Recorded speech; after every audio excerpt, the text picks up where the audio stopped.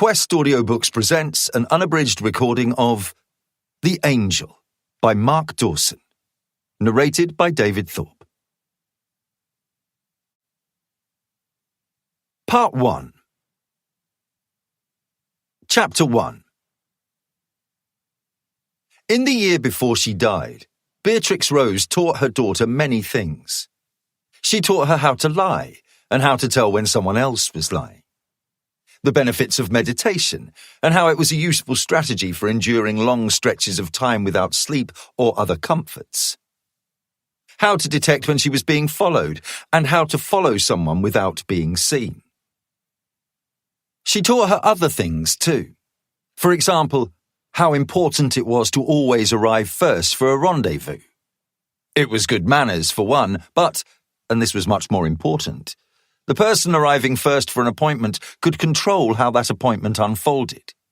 She could choose the environment, a table where it would be difficult to be eavesdropped on, the seat offering the best view of the ways in and out. An agent did not want the seat that put her back to the door. She certainly did not want to be the person arriving last. It was rude, and most important, it decreased your chances of leaving. Control had contacted her a week ago to propose that they meet. He had suggested that he come to Marrakesh, but Isabella had declined. Far better for her to go to him. She had arrived in London 2 days before the appointed time and had selected this location yesterday. She had scouted up and down the river until she found a spot she liked. She started at the huge wheel of the London Eye, continued past the twin pedestrian bridges that led across the water to Charing Cross Station and headed north into the artistic quarter. There was the National Festival Hall, together with the chain restaurants that had been attracted to the area. Farther along the promenade was the Queen Elizabeth Hall, and the Undercroft famed for the skaters and BMXers who gathered there, every square inch of wall covered in colourful graffiti. Isabella had walked on past the painted mime who was entertaining a group of schoolchildren perched atop a box. She had eventually settled on the cafe that was connected to the National Film Theatre. It offered wide windows with good visibility up and down the river path. There was a double flight of stairs leading up to Waterloo Bridge at the side of the building. If she needed to get away quickly, that would be the route she would choose. Isabella reached the coffee shop with 30 minutes to spare. It was quiet this morning, and she was able to take a seat at the back of the room. The only luggage that she had brought with her was the leather satchel that she had bought from a trader in the souk. He had looked at her with hungry eyes, no doubt seeing an easy sale at an inflated price. She had disabused him of that notion very quickly. In the end, they had agreed on a fair price. The bag was new, but she had deliberately scuffed it so that it looked older. She didn't want anything at all to attract attention to her. The doors were wide open, and sounds from the outside drifted in. The cafe was partially beneath the grey concrete vault of the bridge, and the second-hand booksellers who had gathered here for decades were loudly discussing last night's football as they set up their tables. A busker, dressed in a sequined jacket, was serenading the joggers and pedestrians who sauntered past. It was just after 8:30 when she saw Control. He stopped at the door, his eyes adjusting to the gloom after the brightness of the morning. He saw her, smiled, and crossed the room. "Hello, Isabella." "Captain Pope?" "It's Michael," he said. "Please, no formalities. Would you like something to eat? Breakfast?" "I'm fine." "Coffee?" "I'm fine, thank you." "I'm just going to get myself one. You sure?" She said that she would have an orange juice. He nodded his satisfaction and went to the bar.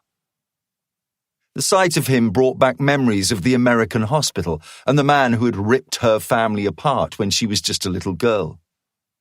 She had killed him when her mother could not, and Pope had driven her away as the police swarmed into the area. He had promised to get her out of the country, and he had been true to his word. He had driven them west to Charlotte Douglas International Airport. They had taken a domestic flight to Atlanta and then flown from there direct to Paris.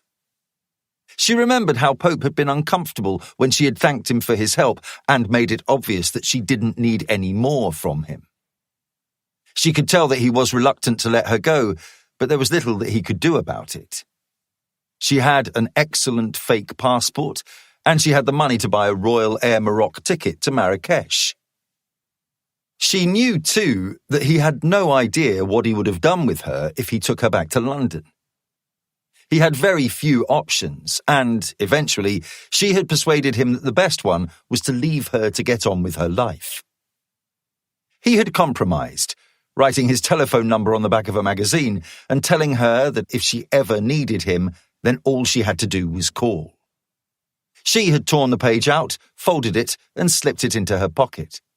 She still had it in a drawer in the kitchen at home, but it had never even been unfolded. And then an email had found its way to her Gmail account. She had no idea how he had found the address. Isabella had treated that as a salutary lesson. She had considered herself well hidden, and the fact that he had discovered her online had pulled her up short. She had determined that she would do better. Pope returned with a cappuccino and a glass of freshly squeezed juice. He lowered himself into the spare chair and passed the glass across the table to her. "Thank you for coming." She nodded. "I would have been happy to have gone to you." "No, that's all right." "Still being careful?" She gave a little shrug. "Sitting with your back to the wall, too?" "I like looking out at the river." He smiled. "Your mother taught you well."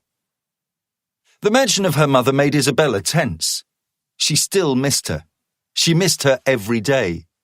She still had nightmares of watching the news bulletin with footage of the burning car, the remains of the bomb that had obliterated her. Pope could see that she was pensive. He was trying to ease her into the conversation. "How have you been?" "I'm all right." "What have you been doing?" She shrugged. She could have told him about her course of self-improvement, about her fluency in Arabic and French.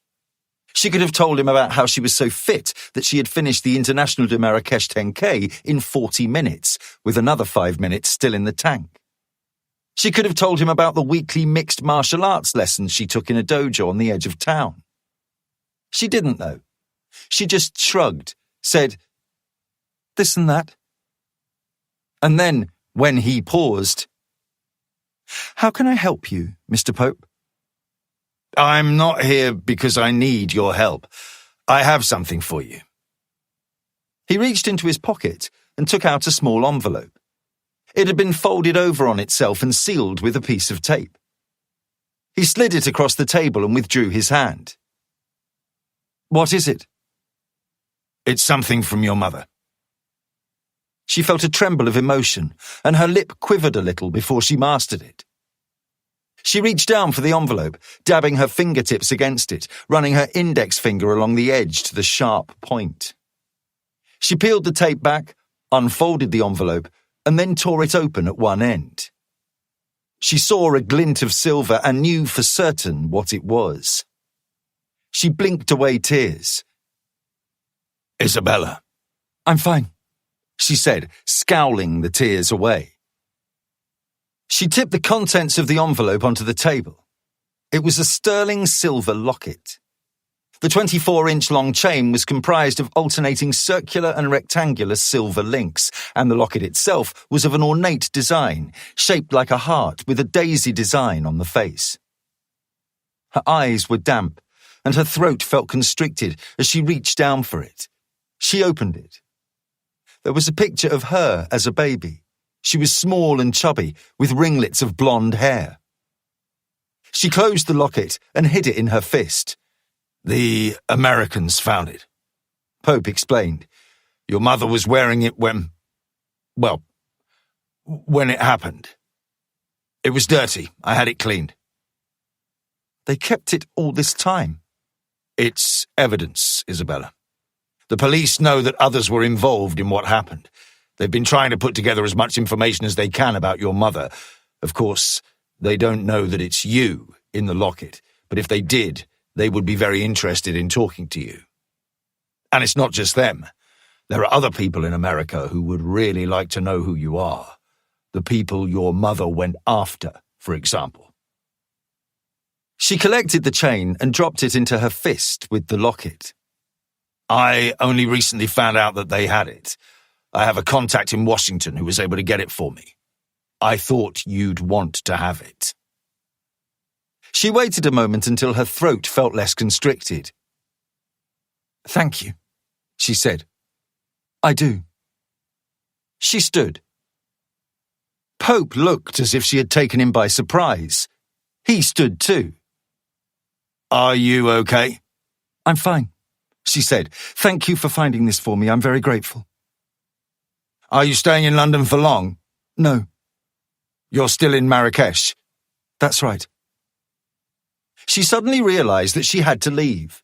She barely managed to choke down a sob and, although she managed it, she knew that it was obvious that she was upset. She hated to show weakness. Her mother had drilled that into her too. She was barely managing to maintain her composure, and she knew that she needed to get away from him and get outside. He was standing in her way. When are you leaving? Today. Would you like to have something to eat with me later? No, she said, adding a thank you. When she realized that she must have been coming across as a rude and ungrateful brat. My flight's already booked. I have to leave for the airport this morning or I'll miss it. I'm sorry. He was still standing in her way. He put out a hand and she took it. His grip was firm and his palm was warm. She wondered, just for a moment, whether she could stay a little. There was no reason for her to rush. There was nothing waiting for her at home. And Pope had looked out for her. He had taken a huge risk to save her life in America. And now there was this. She wavered just for a moment until she remembered her mother's stern words. You don't need anyone else. The only person you can trust is yourself. Her resolution returned. She released his hand and waited for him to step aside. It was good to see you, Isabella. Remember what I said before. If you ever need me, you know where I am. Thank you. She found a smile and managed to hold the tears back until she was out of the door and into the brightness of the morning beyond.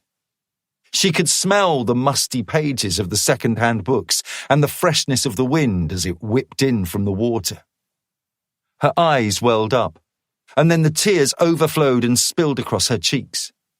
She felt the locket inside her fist, the silver warmed by her skin. She sobbed aloud, turned to the left and then again to the left, and ran up the steps to the bridge above. Isabella might have been older than she looked, but she was still just 15 years old, and she wanted to get home. Chapter 2.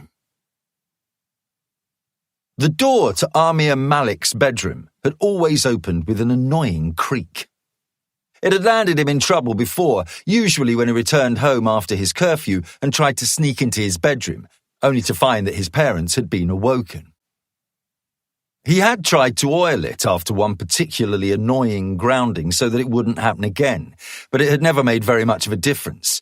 The mechanism seemed to soak up the WD-40 that he sprayed onto it, but just kept creaking. He couldn't afford for it to be a problem today. He pulled it as carefully as he could, managing, for once, to keep the resultant noise to a minimum. He'd set his alarm for 5, 3 hours earlier than he would normally have arisen, and he didn't want to disturb anyone else in the house. His parents were in the bedroom to the left, and his 2 brothers were in the room directly opposite across the hall. He could hear his father's snoring and the soft breathing of his twin, Akil. His older brother Yasin sometimes got up early to play World of Warcraft, but he was asleep today. That was good. There was a loose floorboard on the landing, and he avoided it, stopping in the bathroom to quickly brush his teeth and splash a little cold water on his face. His mother and father would not usually have awoken for another hour and a half themselves. His mother was an invalid, confined to a wheelchair after the local hospital had botched the birth of Amir's sister 10 years earlier. His mother had suffered serious brain damage. The local boys called her a vegetable, and Amir's father had quit work so that he could care for her. There had been a large compensation payout, but that wasn't really the point. The money had been exhausted with the modifications they had made to the house, and then there was the ongoing cost of care when his father needed assistance. No, he thought, the money was beside the point. Their lives had been ruined. Amir had never really gotten over it. None of them had. He smoothed back his hair, set it with gel, and then went back into his room to dress. Hakim had taken him to Gap and bought him the clothes that he wanted him to wear. He took off his pajamas and dressed in the black jeans and black t-shirt, liking the smell and the feel of the fresh cotton as he pulled it over his head. He opened the curtains and looked out of the window onto the street beyond. He lived in Moss Side, a run-down area of Manchester. Before his mother's accident, his father had owned a fish and chip shop and had been a respected figure in the local community. Amir could see the shop at the corner of the street and, beyond it, the recreation field where he and Akil played cricket and football in the summer. Beyond that, just visible through the green foliage of the trees, was the dome of the mosque where he had been spending so much time lately. He gazed at these 3 personal landmarks, from the chip shop to the park to the mosque, and then at the other terraced houses on the street, all so familiar to him, and he wondered, for the first time today, whether what he was doing was the right thing. And then he thought of his mother, and what the Imam had said about that, and he knew that it was. He was still gazing out of the window when he saw the black BMW roll down the street and pull over next to the front gate. The glass was tinted, but the driver's side window was rolled down, and he saw Hakim looking out. His friend looked up at him in the window, smiled, then raised his arm and tapped a finger against his watch. Amir nodded in return, pulled the curtains, and looked around his bedroom for the last time. He saw the PlayStation he had saved so long to buy, the games scattered across the floor, the posters that he had stuck to the wall with blue tack. He felt another moment of reluctance before he remembered that Hakim was waiting for him and dismissed it. He had made a promise to him, and he couldn't let him down. He crept through the door, stepped over the creaking floorboard, and made his way down the stairs. Hakim had said they would get some breakfast on the way. He took his coat from where he had slung it over the banister, unlocked the door, and stepped outside.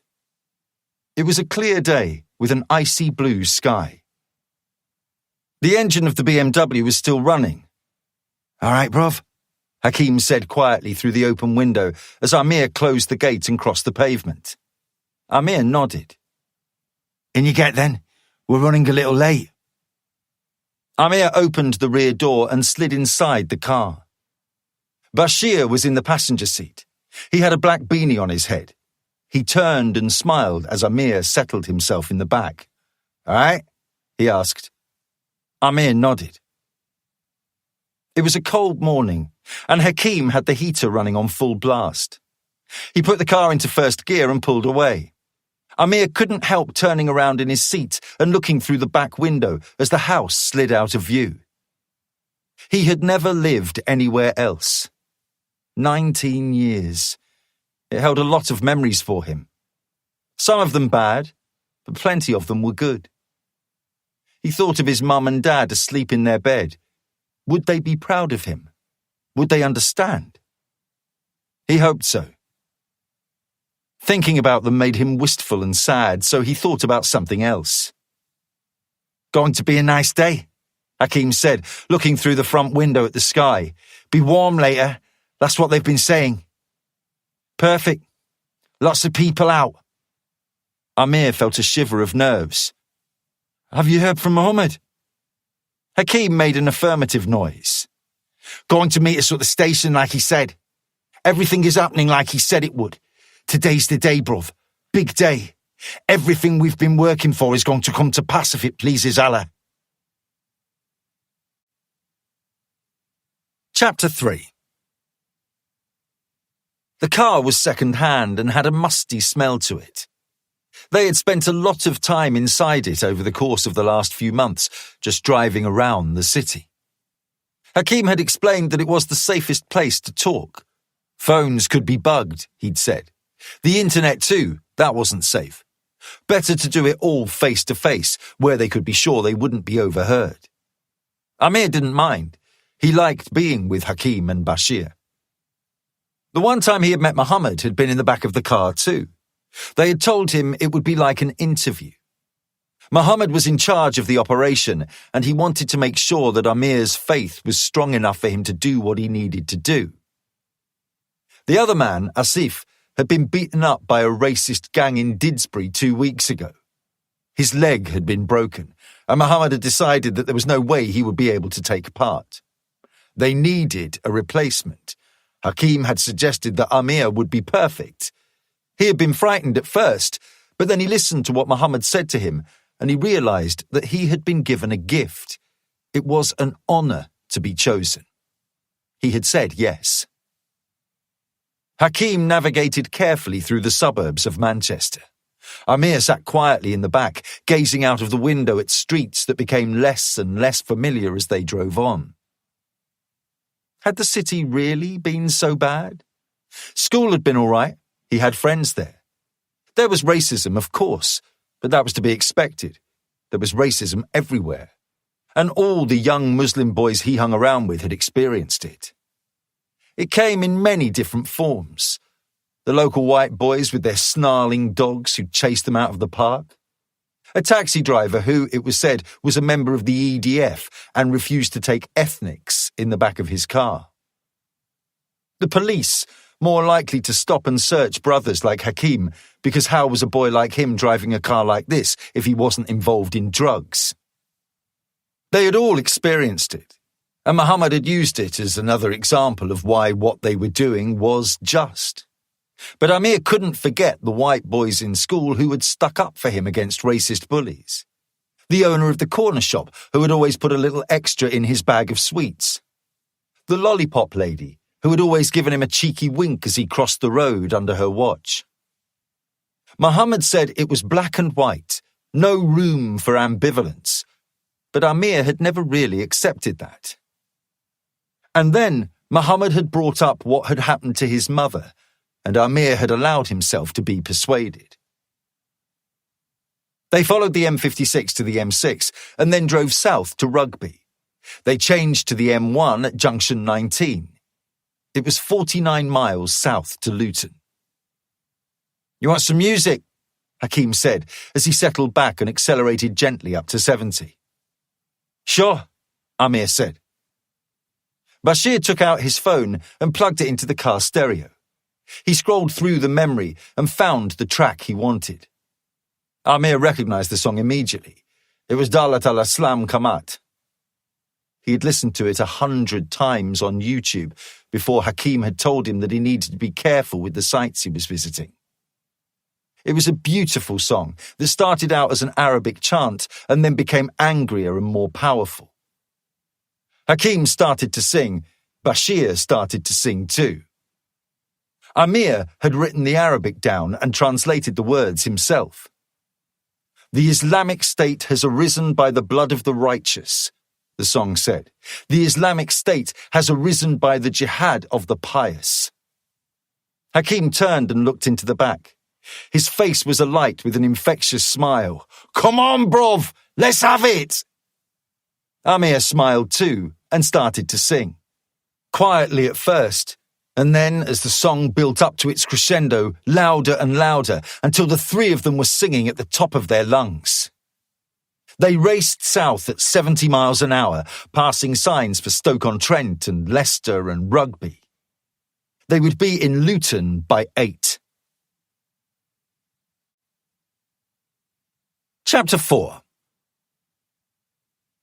The firm had buildings across London. Its headquarters in Whitehall was in the old War Office building. It had been denied the largesse that had been lavished on those buildings nearby that accommodated other governmental departments. It was in an alleyway off Horse Guards Avenue, a backwater that was easily missed and where the men and women who went to work there could be easily forgotten. Each of the 10 floors was low-ceilinged and dusty, crammed with steel filing cabinets and ancient furniture. The firm had taken up residence after the war and had never moved. It was a collection of narrow alleyways and corridors, each as anonymous as the next. The waiting room was on the 7th floor. It had a single small window that looked onto a parapet. Beyond the parapet was a narrow street that accommodated government functionaries insufficiently grand to warrant an office on Whitehall itself.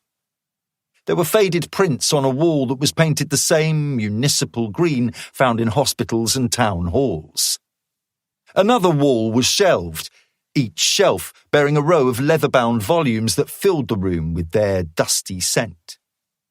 There were 2 doors. One led to the lobby, where an old-fashioned lift wheezed and groaned as it carried people up and down between the floors. The other led to the conference room. Michael Pope looked around. The waiting room was small, and the 3 men waiting inside it were large. It felt cramped. The atmosphere was tense.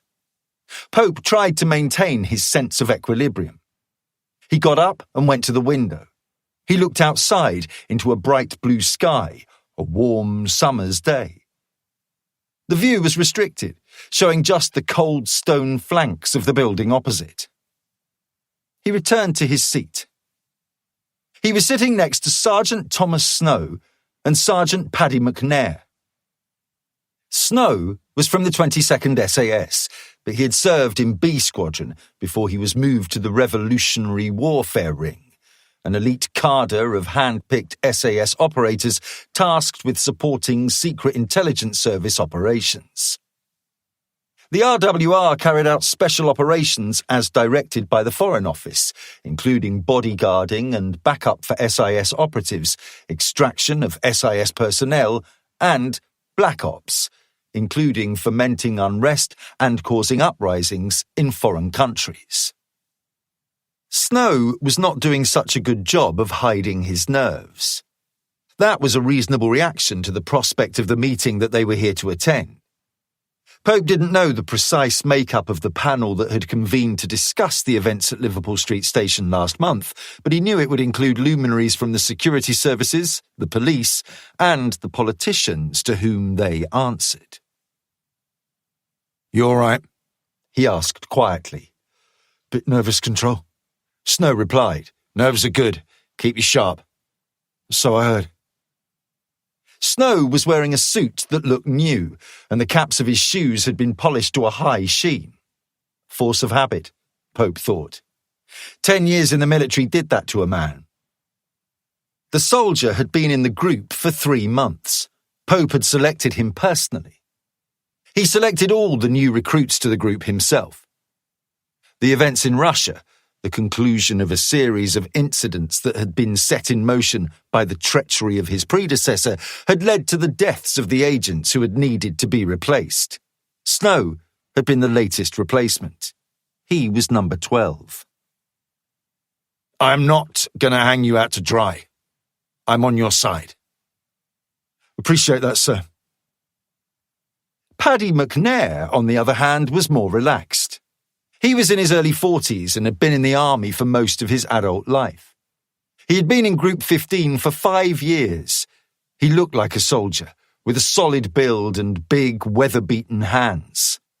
His face, too, had been scoured by the elements until the lines had been etched deeply.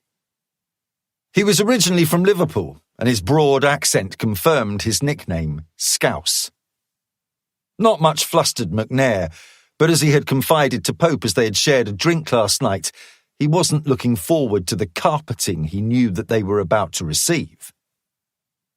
The operation that had led to them being summoned to the office had been Snow's first in the field. He couldn't have wished for a more inauspicious beginning to his new career. One of the watchwords, the watchword of Group 15, was secrecy. Operations were supposed to proceed in such a fashion that the agent carried out his or her task without attracting attention. But this operation had led to Snow's image being plastered over the front pages of all the national newspapers. The Ministry of Defence had issued a D-notice requiring all speculation as to his identity to be curtailed, and they had managed to insist that his face be pixelated. But those undoctored images were out there. They would surface tomorrow or the next day or sometime in the future. That probably meant that Snow's first mission would be his last. McNair and Pope knew that. Snow did too. He also knew that it would mean a change of identity and a life spent watching his back. Chapter 5. They made up time on the drive south and pulled into the car park of Luton railway station at a little before 8. It was the height of rush hour, and it was almost full, with just a handful of spaces left. Hakeem drove all the way to the far end of the car park. He slid the BMW into the first of two spaces between a Range Rover and an Audi and turned off the engine. The music died, and the car suddenly felt very different. The atmosphere changed, and Amir felt a twist of apprehension in his stomach. Hakeem turned. "Everything all right?" Bashir nodded. "Amir?" "Yeah," he said. "I'm cool." Bashir looked at his watch. "We made good time. It'll be here soon." Amir watched as a train left the station and rumbled along the side of the car park, slowly picking up speed. It was packed. He could see passengers standing in the aisles, some of them looking out of the windows with blank expressions on their faces. "He's here." A Mazda slowed and pulled into the space next to them. Amir looked over and saw Muhammad behind the wheel. He reached down to switch off the engine and got out. He was tall and slender, with a tanned complexion and a growth of clipped stubble on his chin. He opened the back door and slid in next to Amir. "Good morning, brothers. Is everything all right?" "Yes, Mohammed," Bashir said. "We did everything as you said." "Very good. This is a wonderful day." He turned to Amir. "Hello, brother. Are you feeling well?" "Yes," he said, unable to hide his nerves. Muhammad had a cruel mouth with thin lips. He had heavy brows and dark eyes. Amir remembered what it was like to be pinned in his lizard stare. "You remember what is next?" "I remember." "And you remember why this is necessary?" "Yes," he said quietly. Amir knew that Muhammad could see he was nervous. "We have to do this. You understand that, I know. We can talk and talk and talk, but our words have no impact on them. They will keep ignoring us. We are going to talk to them in a language that they will understand. Remember what Muhammad said. Our words are dead until we give them life with our blood." "I know," he said. "I remember." Muhammad fixed him in his powerful gaze. "Thousands of people like us are forsaking everything for what they believe. We are not doing it for worldly things, are we? We do not care about that, about them, about the tangible things that this world has to offer. Our religion is Islam, obedience to the one true God, Allah.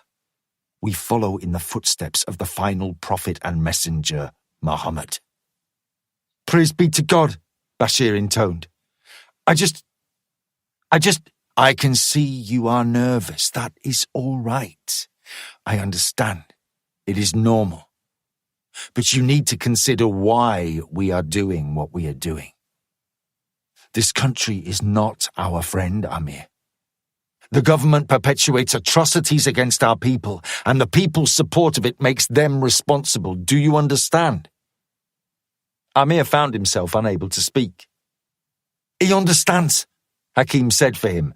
I need to hear it from him. Amir nodded. I need you to say it. I understand. Muhammad clasped his shoulder and squeezed. Good. When you get to London, there will be no time for second thoughts. You want to stop, you just say so now. You can get on a train and be back in Manchester in time for lunch. But I know you will not do that. I know you are a good soldier. I know when you feel doubt, you think about your mother and what happened to her. You keep that close to your heart, Amir. That is where your strength comes from. That is where you will find the certainty when you feel doubt. Amir frowned. He hated it when others suggested that he was weak. He wasn't weak. He was just as strong as Hakim and Bashir.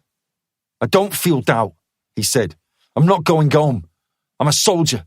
I've got a job to do. Hakim grinned at him and held up his hand.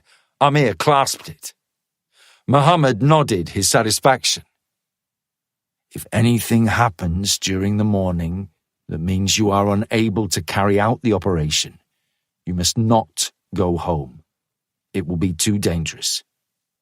You must come to me. There is a safe house in London. I will be there. You must come to me, and I will take care of you. They said that they understood. Muhammad gave them an address and made them repeat it to him 3 times. It was a road in Bethnal Green. They satisfied him that they remembered it, and then he led them in prayer. Amir closed his eyes and intoned the familiar words. The cadence was almost hypnotic, and he felt himself beginning to calm. When they were finished, Muhammad opened the door. I have the bags. They are in the back of my car. They went around to the rear of the Mazda and Muhammad opened the boot. There were 3 rucksacks nestled inside. He reached down, lifted the first one out and set it on the ground. It looked heavy. He took the second and third rucksacks and put them on the ground too. Amir looked inside the boot and saw a large leather-bound case, the sort of case that a musician might use to carry his instrument. He didn't know what it was, and he didn't feel that he could ask. Muhammad shut and locked the boot and then stooped to collect one of the rucksacks. He hefted it up and slung the strap over Amir's shoulder. The rucksack was heavy. May Allah go with you, Muhammad said. You will be rewarded in paradise. Allahu Akbar. They repeated it. Allahu Akbar. He hugged them one at a time and then got into the Mazda, backed it out of the parking space and drove it away. This is it, boys, Hakim said to them both. No turning back. I ain't going anywhere, Bashir replied. Me too, Amir said, and meant it, but his mouth was dry. I'm proud of you both. I'll see you in heaven. Hakim nodded. Let's go. Chapter 6. Pope went through his report once again. The shooting had been 2 weeks ago, but it was still fresh. It had dominated the front pages of the newspapers every day since then and had been the subject of a quickly assembled BBC documentary entitled Death of an Innocent. For a man like Pope, required to work in the shadows, the publicity was exquisitely uncomfortable. The establishment could not possibly allow the truth of his unit's involvement to come to light. That was a rabbit hole down which no investigation could ever be allowed to stray. And an extensive cover-up had been put into play. That, too, was embarrassing. But it was none of his fault. The Metropolitan Police and MI5 were searching for the members of a terrorist cell suspected of being in the final stages of an attack on the London transport system. A member of the public had found a bag that had been discarded on a common in Wanstead, East London. The dog walker had opened the bag and discovered that it contained a pipe bomb and a detonator. A large police investigation and manhunt began immediately. An address in Homerton was written on a video rental shop membership card that was found inside the bag. The card was in the name of Ramzi Hassan Omar, and the address was a block of flats designated for those on low incomes. It housed a collection of working-class families. Some were locals who had been driven out of the more affluent streets as property prices were pushed up by the influx of workers from the city. Others were first- and second-generation immigrants from all around the world, the kind of men and women who came to do the jobs that no native Londoners would do. Felix Rubio was a cleaner who lived in one of the flats with his sister, her husband, and their children.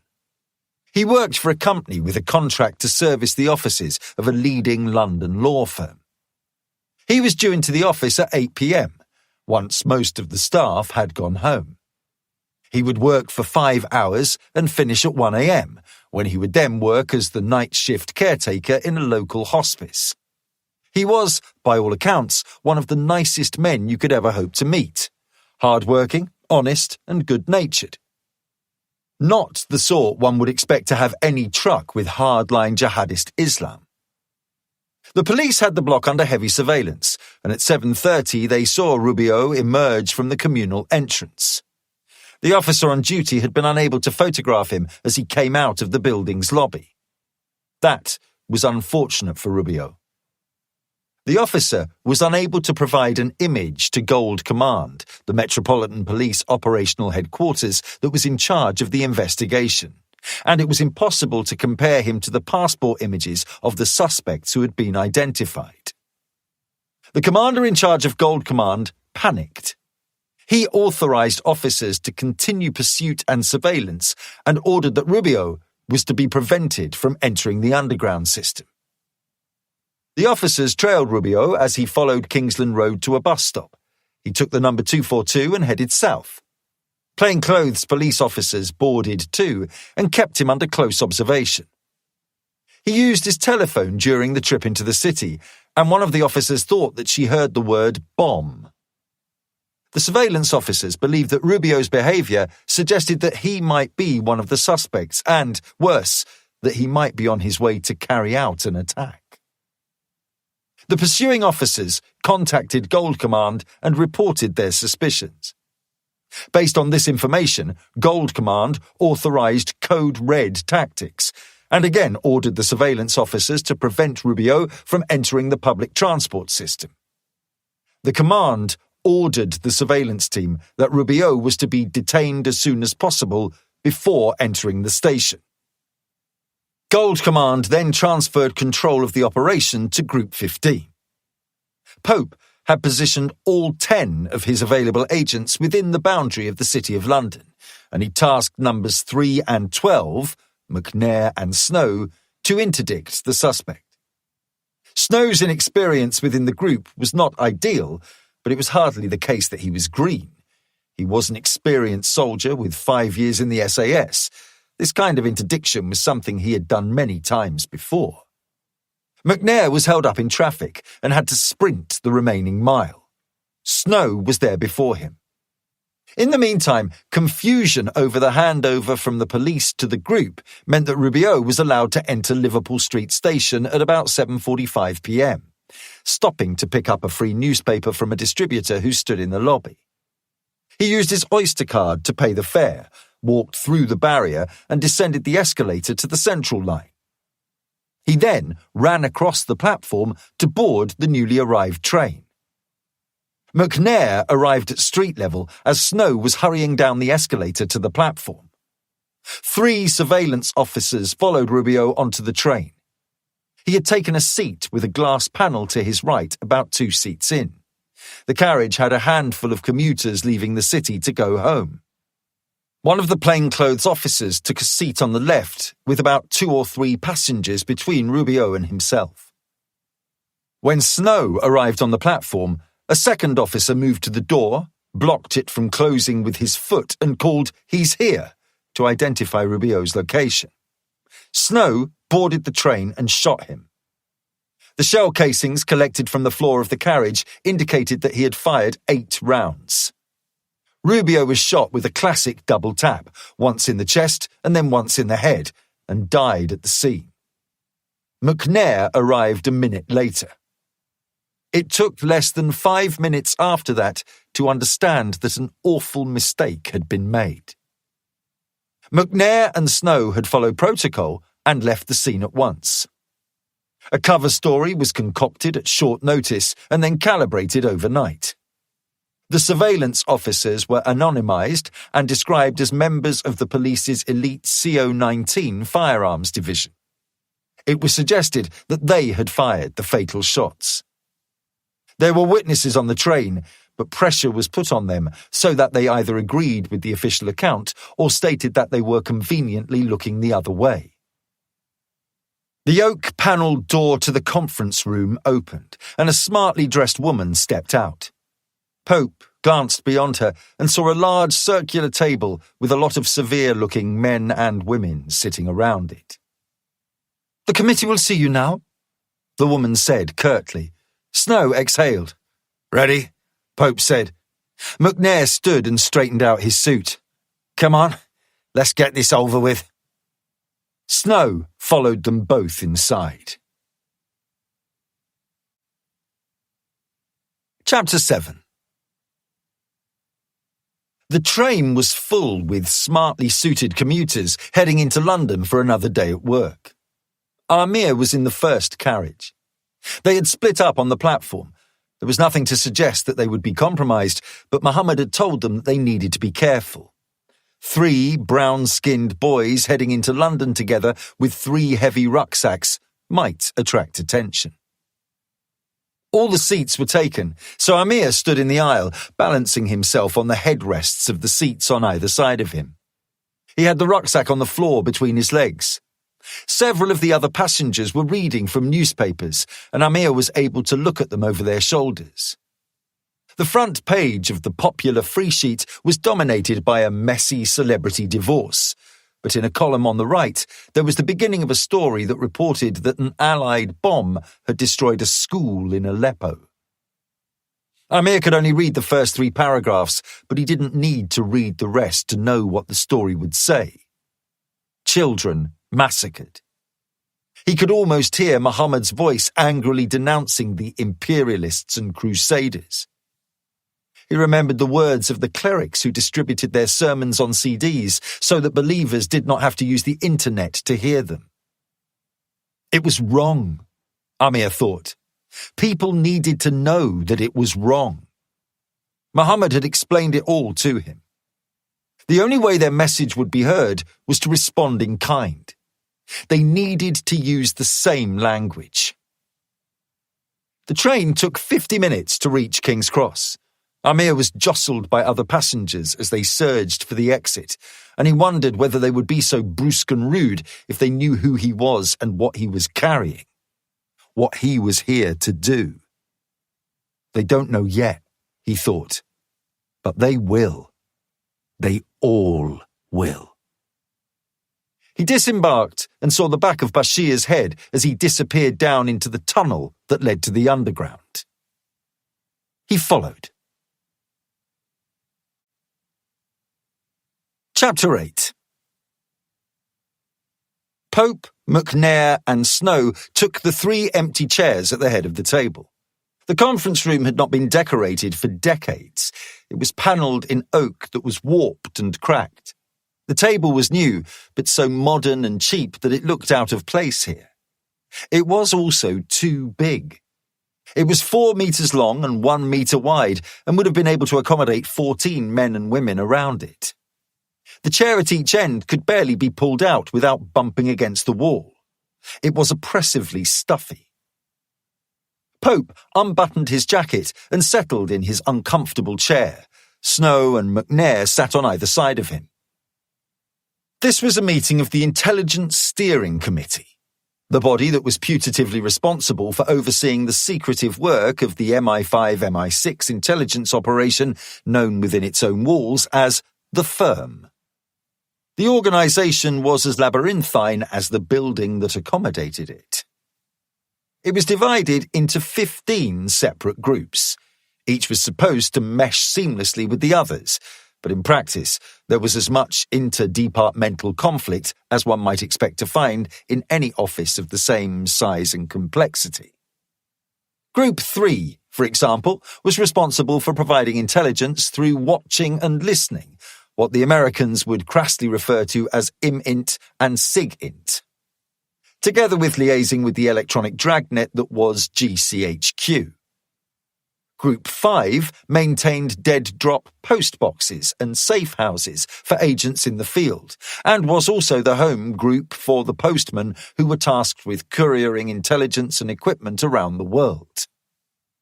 Other groups were dedicated to research and development, cryptography and cryptanalysis, interpreting and transcription, forgery, vetting, interrogation, and research. Each group was led by a man or woman referred to as control. Pope was responsible for Group 15. His agents were regarded with a measure of fear by the other staff. In the fashion that the operatives of Group 5 were known as postmen, and those who worked in cryptanalysis were crackers, the agents of Group 15 were referred to as headhunters and cleaners. Assassinations and other wet work comprised a large part of their responsibilities, but not all of them. They carried out the firm's extrajudicial dirty work, burglaries, kidnapping, blackmail. They were responsible for bodyguarding other members of the intelligence community, emissaries of the government, or businessmen and women who were important to British interests overseas. They were all well-regarded soldiers before they were selected, but after their year of training at the Manor House, the group's establishment in Anstey, Wiltshire, they emerged as something else entirely. Ethically flexible operators who were adept at submerging themselves within foreign cultures. When so ordered, they became murderers who emerged from cover to eliminate their targets without regret or compunction, before disappearing again like wraiths. The committee had been imposed on the firm following the scandals involving John Milton and Beatrix Rose, two Group 15 operatives who had gone rogue. The government had installed it as an extra layer of control that would act as a suppressant to a potentially flammable political situation should the full details of the organisation's activities ever come to light. The committee was a mixed, interministerial body composed of representatives from Westminster and Whitehall. It brought together senior members of the Cabinet and Whitehall mandarins and was placed between the intelligence fraternity and the government as a guiding light or, as required, a brake. Sir Benjamin Stone, the chief of the Secret Intelligence Service, was on Pope's right. He was in his late 50s, a shade under 6 foot tall and with a large gut. The woman opposite him was Home Secretary Elizabeth Morley, a high-serving member of the Cabinet ever since the election. Appointed Home Secretary 3 years ago, she was hawkish, aggressively right-wing, and possessed of an infamously short temper. The woman to her left was Eliza Cheetham, the Director General of the Secret Service. She was in her early 60s, and more handsome now than the beauty that he knew she had been when she was younger. She was dressed in simple, loose-fitting trousers and a shirt with a jacket over the top. There was one other man. Pope knew him too. His name was Vivian Bloom. He was the permanent liaison between the firm and the government. He had briefly been the sub-rector of Lincoln College, Oxford, and his previous profession was the reason for the nickname by which he was most commonly referred to within the firm. The Reverend. Bloom must have been in his late 70s and had held on to his position through dint of the knowledge he had acquired over the course of his long career and, Pope assumed, the secrets he held over those who might otherwise have ushered him into his dotage. He had cut his teeth during the Cold War, and his successful work in recruiting agents at Berlin Station was legendary.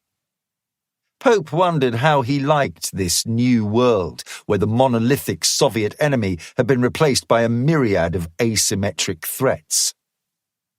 Bloom was plain and average, remarkable only for his dreadful sartorial sense. He dressed like a man with a modest budget but no taste whatsoever. His suit was a little too baggy for him around the shoulders and waist, and his shirt had been washed too many times.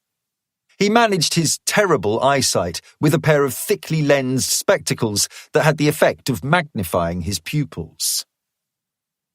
Cheetham cleared her throat. "Thank you for coming, Captain Pope, and these are Sergeants McNair and Snow?"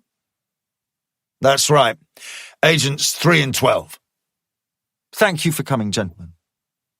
Snow nodded but didn't speak. McNair grunted. "We've been briefed by Benjamin," she said, "but we wanted to speak to you before we reach a conclusion." The atmosphere in the room was tense, and Pope got the feeling that a decision had already been made. This, he worried, was just window dressing. An attempt to give the impression that a thorough inquiry had been undertaken, an exercise to provide the justification for the course of action that would follow. "Of course, Mum," he said. Bit of a mess, wasn't it, Captain? Chapter 9. Pope rehashed the events of that day with as much detail as he thought prudent. He was honest and forthcoming, and when he was finished, he answered their questions candidly. The tone in the room was aggressive and did nothing to dissuade Pope from his initial assessment that blame had already been assigned. "Sergeant Snow," the Home Secretary said, "what can you tell us?" "Captain Pope has said it all out, Mum. I agree with everything he has said." "Yes, Sergeant," Stone said. "Of course you would say that." Pope looked at the chief. He answered to the spook and did not hold him in high regard. His experience suggested that he was a self-serving career civil servant who would not hesitate to throw him under the bus if he thought it was to his advantage to do so. Stone gestured to include all of them in his next comment. "The police tell the story very differently. They say that they aborted the operation between the time that you entered the station at ground level and the time you reached the platform. The commander has testified to us that she told you that the target was not a suspect and that you should stand down." "That's not true," Snow said with sudden heat. "How can you say that, Sergeant?" When was this communicated?" Pope asked, intervening before Snow could lose his temper. "The radio log records it at 7:48 p.m. The message transmitted was as follows: Target is not a suspect. Incorrect ID. Stand down. Repeat, stand down."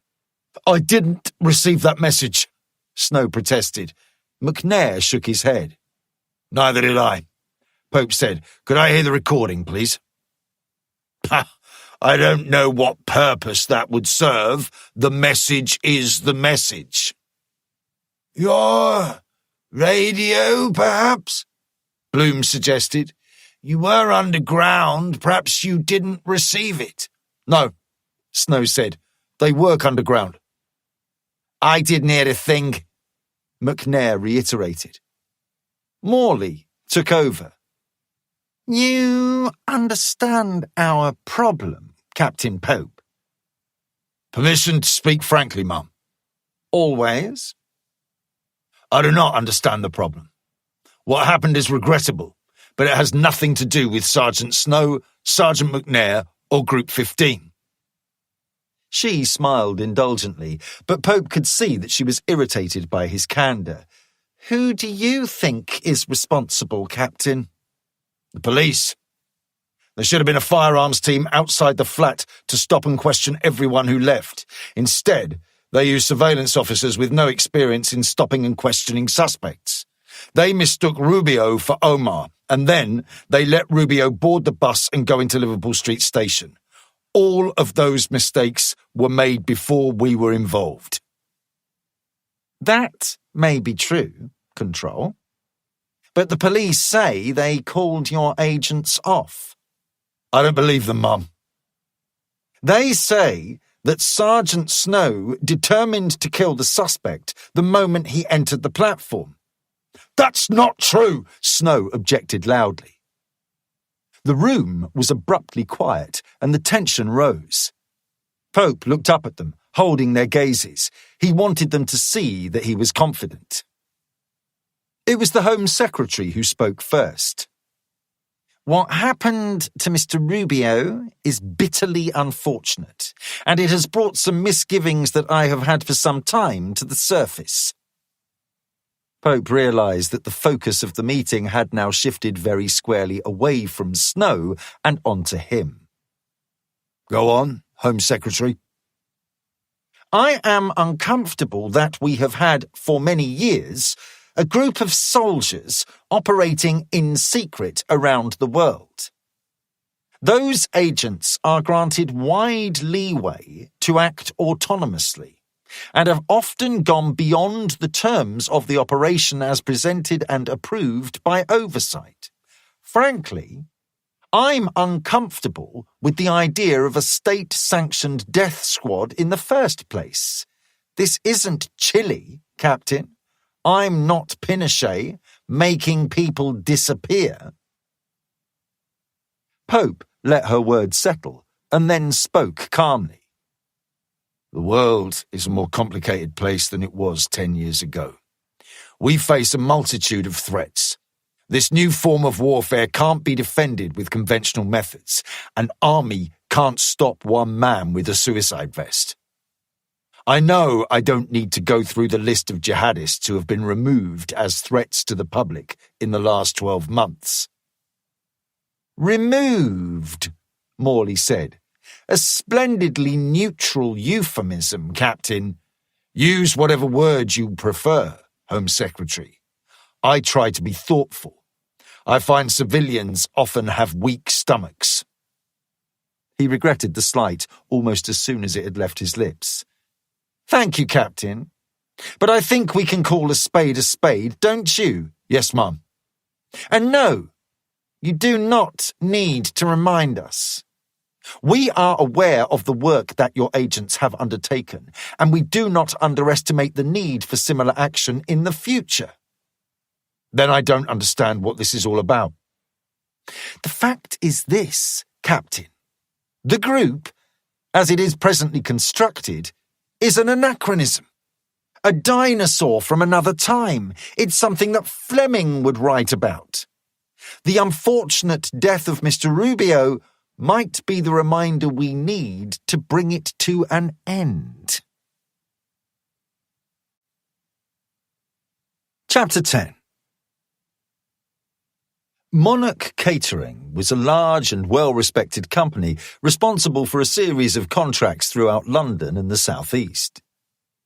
Established 10 years earlier, it had since that time enjoyed fast growth and numbered several blue chips among its impressive roster of clients. It had secured the main hospitality contract for the Palace of Westminster 2 years previously and had, by all accounts, performed well enough to suggest that the relationship would be long-lasting. The warehouse that served the contract was at 19 Crown Road in Edmonton.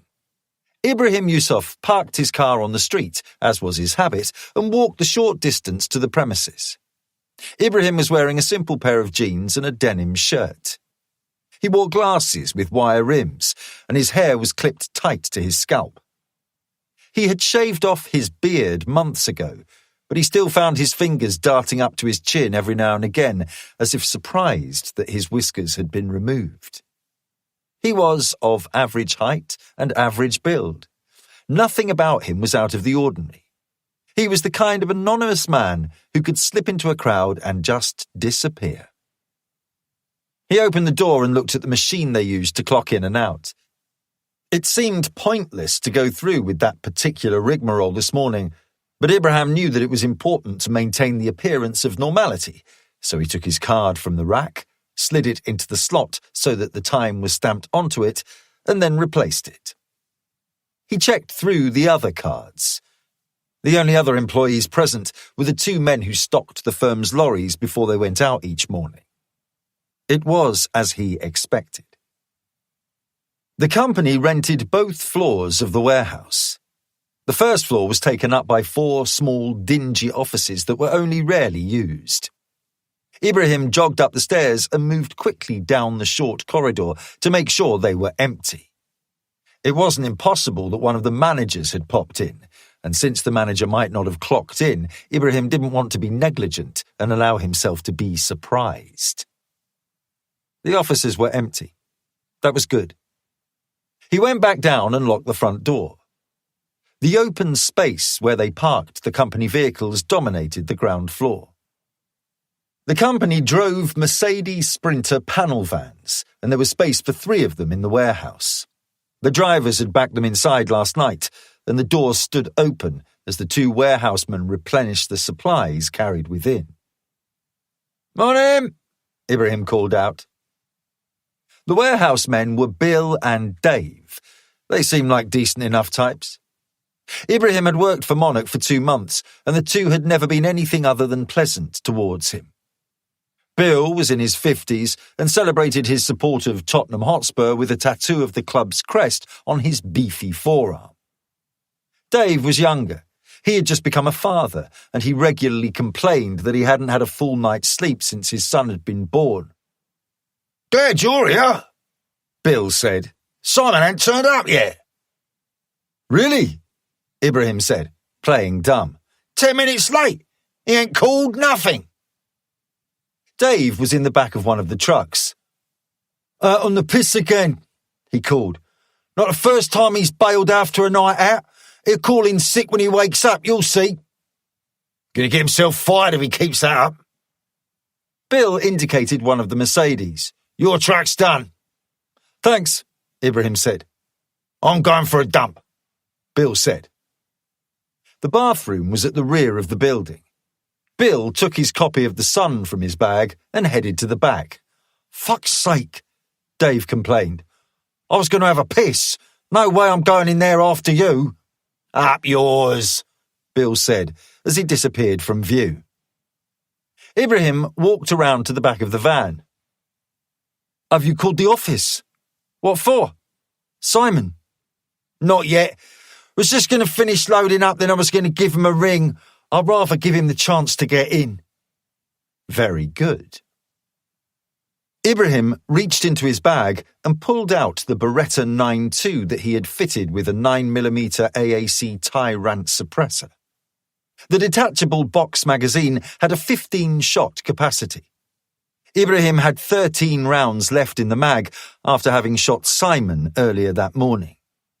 He had broken into the man's disgusting flat and found him still sleeping in bed. He had held a pillow over the silencer for added suppression and put 2 rounds into his head. Ibrahim knew that Simon lived alone. The body wouldn't be discovered for hours. Not until it was much too late. Dave was stepping down from the back of the van, and there was nowhere for him to go when Ibrahim aimed the gun and fired.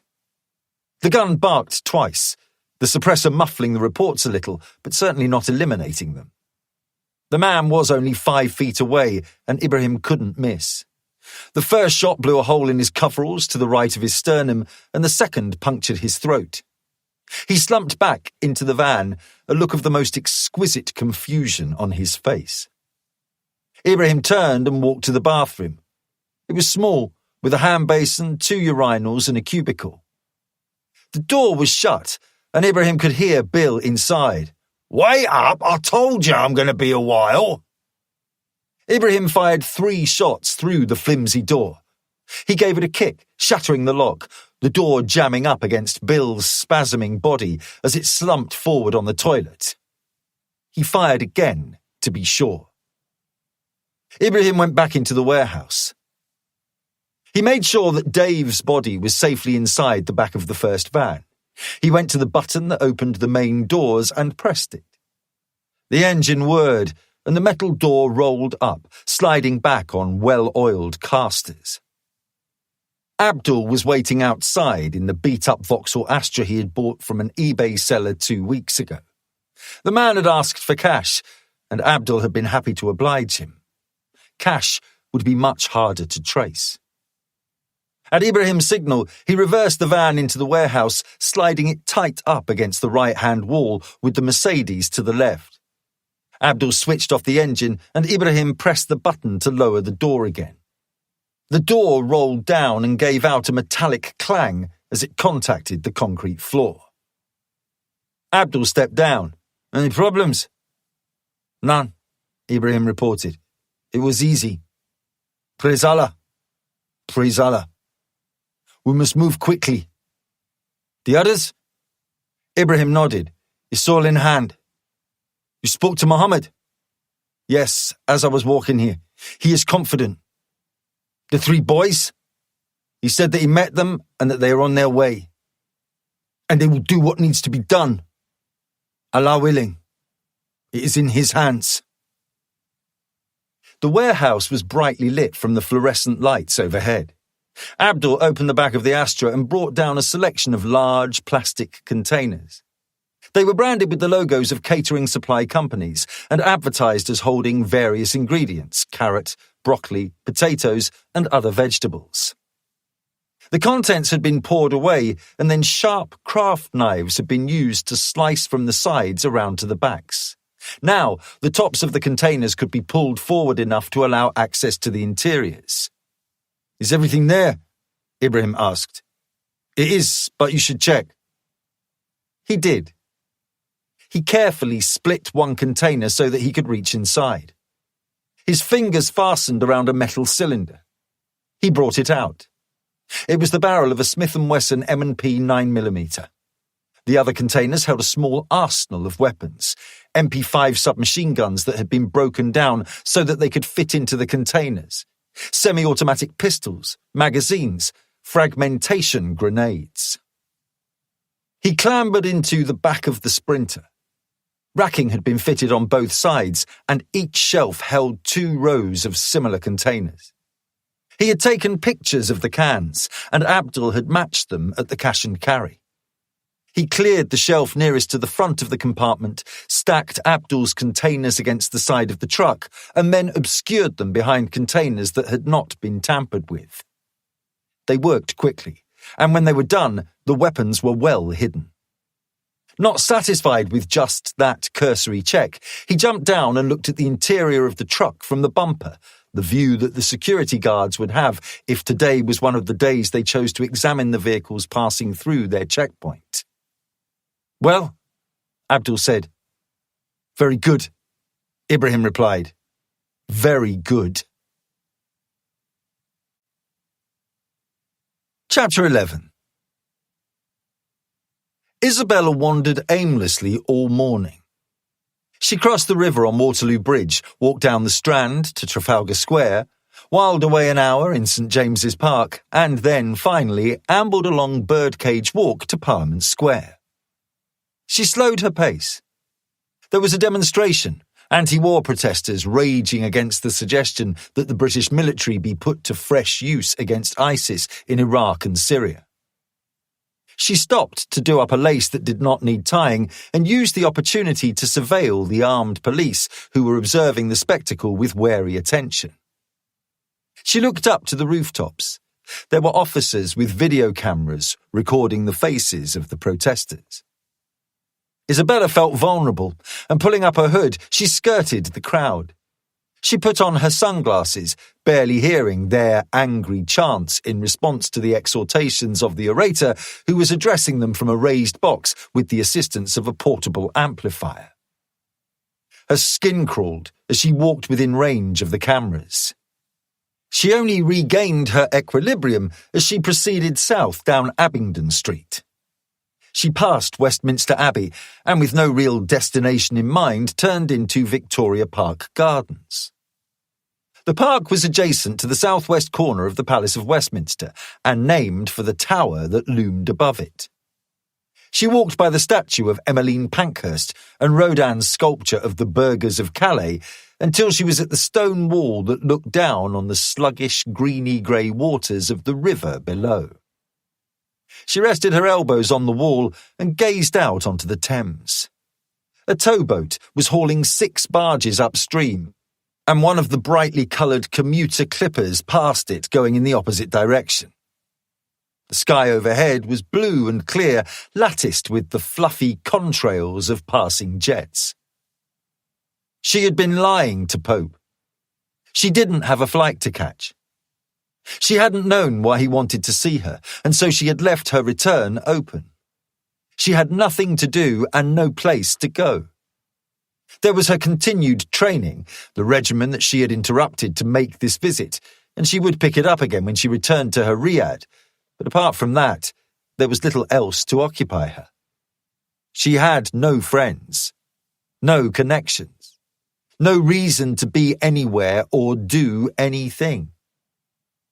Usually that was something that did not concern her. She preferred a life with no tethers. Today, though, looking down onto the water, she wondered whether she had it all wrong. She turned her head and looked at the Palace of Westminster. Her mother had dedicated her life to furthering the interests of the government whose decisions were debated within those imposing walls.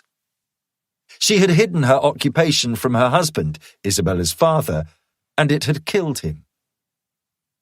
She thought about the things that her mother had told her during the short time that they had spent together. Beatrix had explained the betrayal that had inspired her vendetta. She had been unable to complete it before the cancer that had raged through her body had rendered her too weak to follow through with her original plan. She had sacrificed herself in an effort to complete her revenge.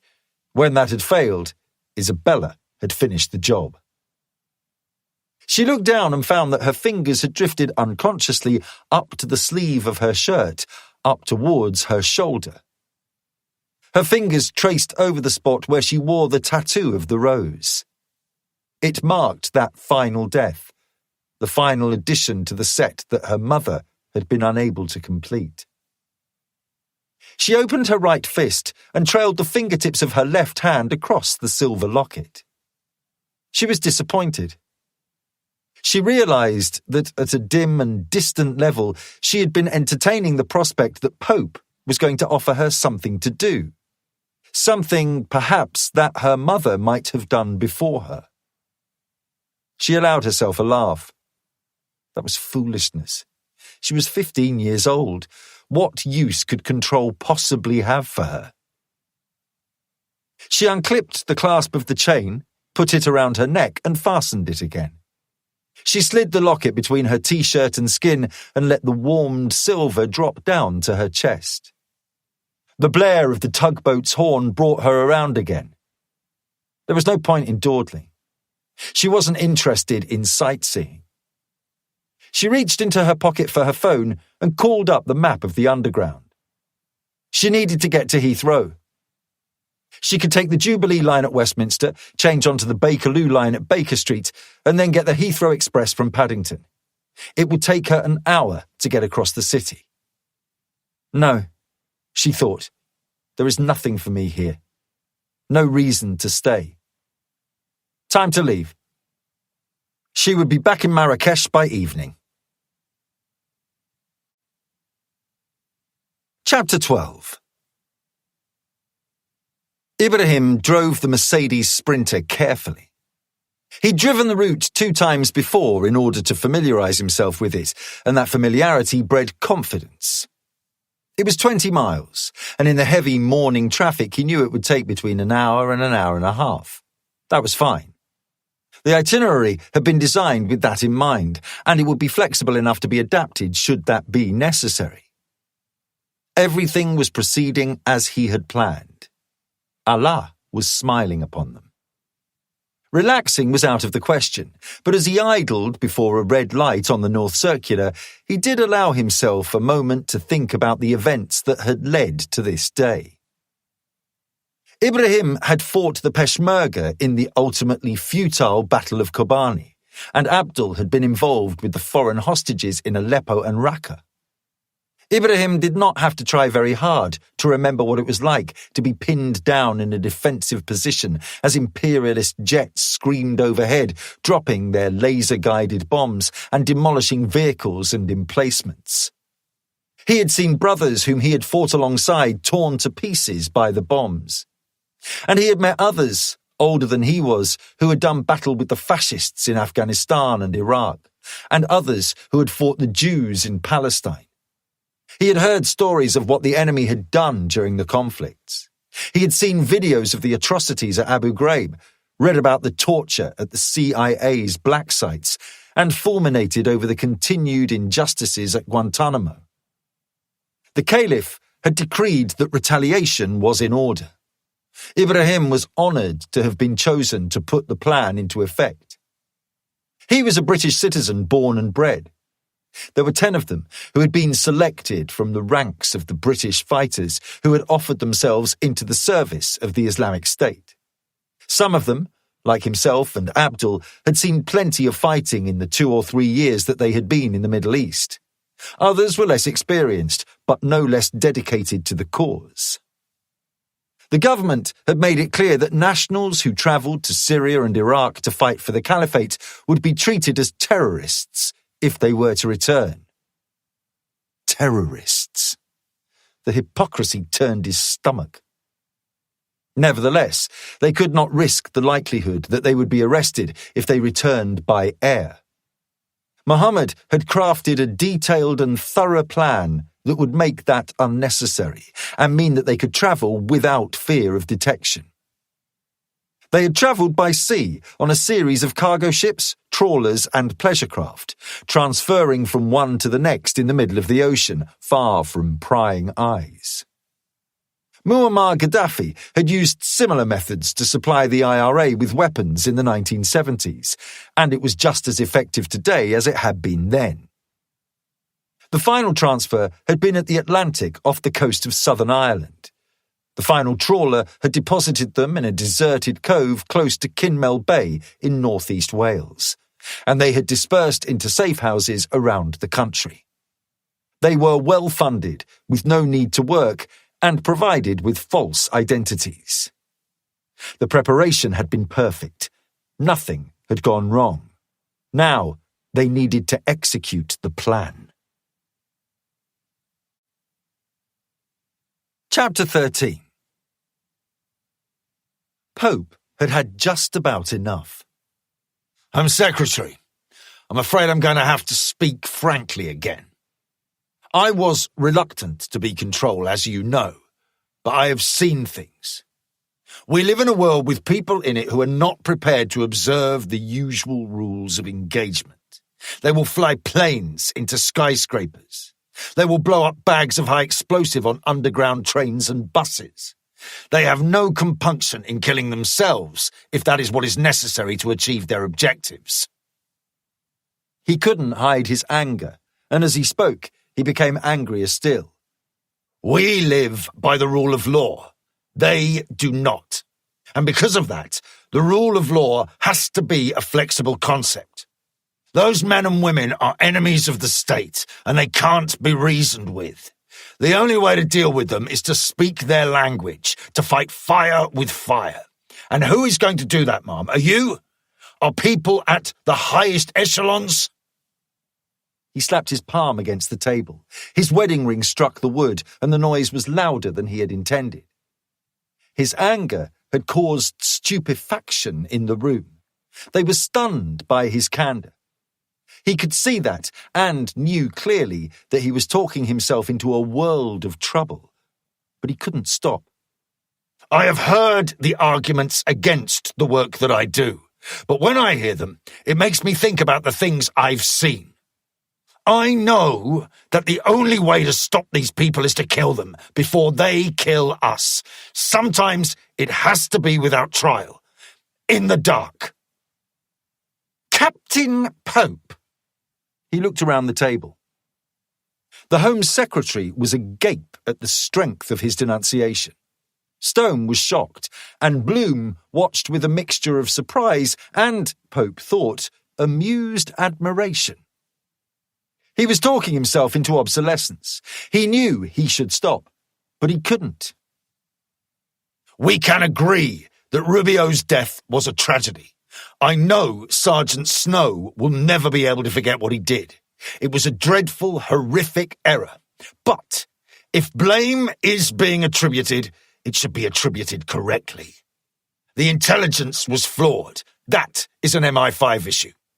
The police response was badly flawed. That is an issue for them and for you, Home Secretary. My agency is a tool. We were given a target, we eliminated the target. You don't blame the tool when it is put to the wrong use. Captain Pope! Nearly finished, Ma'am. The fact is, you will be put in a position again very soon where a similar call will need to be made. Another threat will be identified at an early stage, and we will have a choice. We either strike and run the risk that the intelligence is incorrect, or gamble and hope that it isn't right. But if you get that wrong, it won't be one jihadi we are mourning, and it won't be a single innocent man who was wrongfully killed. It will be tens or hundreds or thousands of civilians. We have to be strong enough to keep making those decisions, because they will save more innocent lives than they cost. And that means that the existence of an agency like Group 15 is necessary. You can talk about due process all you like, but when it comes down to it, you need the cutting edge we provide. And I think if you are honest with yourselves, you'll admit that's true. Pope stood. Snow was pale. McNair was shaking his head, his mouth open, and an expression of good-humoured surprise on his face. He was wise enough to have read the same signs as Pope. Morley was red in the face. Is that all? Yes, Ma'am. You are suspended, Captain. Yes, Ma'am. What shall I tell my agents? That the group is suspended. Everyone is to stand down. Everyone. Anyone in the field is to return home. Everything stops. Effective immediately. Very good, Ma'am. Snow and McNair stood, and Pope took a quarter turn before he stopped. In for a penny, he thought. The writing was on the wall. They were going down. Might as well go out swinging. One more thing. With respect, I am not interested in defending my position to a civilian. I wouldn't expect you to understand. But what I would say is this. If you are serious about suspending the group, then you should be prepared to explain to the country that your morality is worth more than the blood of the men and women who will die to pay for it. I suspect that will be a difficult speech to write. You should probably ask your aides to start thinking about it now. He straightened out his suit with 2 brisk downward brushing movements. Good day to you all. Chapter 14. The van pulled up at the Goods In-Out entrance on Abingdon Street at 5 minutes before 12. A service road led off to the left, passing through a gate and then a checkpoint beyond that. Ibrahim waited patiently as the van was photographed. Software compared the registration with the list of permitted vehicles, and when a match had been found, the gate slid aside. Ibrahim edged ahead, stopping before the metal bar of the checkpoint. Beyond that, a ramp was raised. There was a small office built into the archway through which the road descended, and inside sat 2 armed policemen. The security was impressive. Ibrahim had passed through the checkpoint many times before, and he knew the procedure. The detail changed regularly, and he didn't recognize the policeman who came out and approached the van. "Is this usual?" Abdul asked nervously. "It is fine," Ibrahim murmured. "Just act normal. Relax." The policeman came up to Ibrahim's window and indicated that he should wind it down. "Name, sir?" "Ibrahim Yusuf. Purpose? Food delivery. Your friend?" "Abdul Mansour." "Wait there, please, gents." The man went back into the office and spoke with his colleague. Ibrahim rested his fingers on the wheel and drummed them lightly, presenting as normal a picture as he could. He was nervous, and he could see that Abdul was too. He knew that he was as well prepared as he could be, but it would only take a moment of inattention on his part, or intuition on the part of the guards, for the scheme to be compromised. There was a plan B, of course, but that was not the point. Plan A was what he had worked so hard to bring to fruition, and to fail at the final hurdle would be the cruelest of ironies. Ibrahim had studied the Palace of Westminster for 6 months. It was simple enough to glean information from online searches, but he had supplemented this with 2 field trips, posing as a tourist on the official tour and visiting his local MP. It was an impressive building. The Gothic edifice covered an area of nearly 9 acres and presented a river frontage of nearly 1,000 feet to the east, with a centre portion sandwiched by towers, 2 wings, and wing towers at each end. He was particularly interested in its security, especially when it had been breached. Everyone knew about the failed gunpowder plot, commemorated every November with the burning in effigy of Guy Fawkes. Spencer Perceval had been shot here in 1812, the only Prime Minister ever to have been assassinated, and the building had been the target of Fenian bombs in 1885. The Irish Republican Army had struck it twice in the 1970s. In 1974, a 20-pound bomb exploded in Westminster Hall, rupturing a gas main and causing extensive damage. 5 years later, a car bomb claimed the life of Airy Neave, a prominent Conservative politician, while he was driving out of the Commons car park in New Palace Yard. The subsequent threat of jihadist terrorism had upped the ante once again. Today, the place was guarded by armed officers from the Metropolitan Police's elite SC and 019 unit. The policeman returned. Ibrahim couldn't help but look at the Heckler & Koch MP5 SFA3 semi-automatic carbine that was slung across his chest, his finger resting outside the trigger guard. "You're on the list, sir, but not your friend."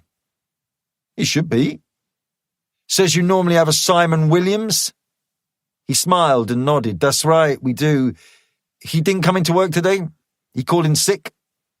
"I'm afraid I don't have clearance for an Abdul Mansour. I can't let him in." Ibrahim sensed Abdul's tension and spoke quickly before Abdul could say anything stupid. "Really? He's been with us for as long as I have." "Doesn't matter." "Call the office. I'm sure they'll be able to clear it up." He reached forward and took a business card from a holder that had been glued to the dash. He handed the card to the policeman, who still looked dubious. "I'd really appreciate it if you could clear it up. It's going to take me twice as long to do on my own, and we're already running late." "All right." The man went back to the gatehouse. Ibrahim saw him take a telephone and put it to his ear. "There's no one in the warehouse," Abdul hissed. "I know." "So, the number forwards to Muhammad's phone. He'll sort this out." But would he? They had taped the Smith & Wesson 9mm to the underside of his seat, and he allowed his arm to fall down next to the door so that he could feel the cold metal with his fingertips. The policeman came back. "I spoke to your boss. It's some kind of oversight. I'll let it go for today, but you need to get it fixed. And I'll need to take a look in the back. Could you come around and open up, please?" "Of course, not a problem." The man drifted to the rear of the van. "We will be discovered," Abdul said, his voice tight with tension. "Relax. Whatever happens is his will. Be calm." Ibrahim reached for the keys to switch off the engine, but his hands were trembling and he fumbled them. Damn it. He needed to be calm too. He managed to kill the engine, extracted the keys from the ignition and stepped out. He glimpsed the second policeman in the doorway of the little office, his carbine similarly held on a strap and angled down to the ground. He unlocked the rear doors and opened them. "What have you got in here, sir?" "Ingredients for the kitchen, meat, fish, vegetables, that sort of thing." The policeman took a half step forward, and for a horrible moment, Ibrahim thought he was going to climb inside the van. Their doctored hiding places would not stand much scrutiny. But he did not. He stepped back and nodded his satisfaction. "Sorry to bother you, lads. We're being careful." Ibrahim knew why that was. The assassination of Felix Rubio had caused all manner of consternation in the press, and there had been protests and demonstrations afterwards. His funeral last week had ended with a riot that had been put down with brutal efficiency. There was talk of retaliation, of radicalization, of increased terrorist chatter. They had no idea. Ibrahim knew that the man's murder would be of benefit to their cause in the long run, but he wasn't interested in that. His focus was on the short term, and the increase in security would make it more difficult to do what he had promised to do. He got into the van. "Are we good?" "We are. Just smile and relax." He started the engine again. The policeman gave him a nod of recognition as his colleague raised the barrier and lowered the ramp. Ibrahim put the gearbox into first and pressed down gently on the accelerator. The van bumped over the exposed lip of the ramp and was swallowed by the narrow tunnel. Chapter 15. Isabella bought a ticket to Heathrow from the machine, used it to pass through the gate, and joined the queue that was shuffling toward the escalator. It hummed as it carried her down the long shaft to the vestibule below.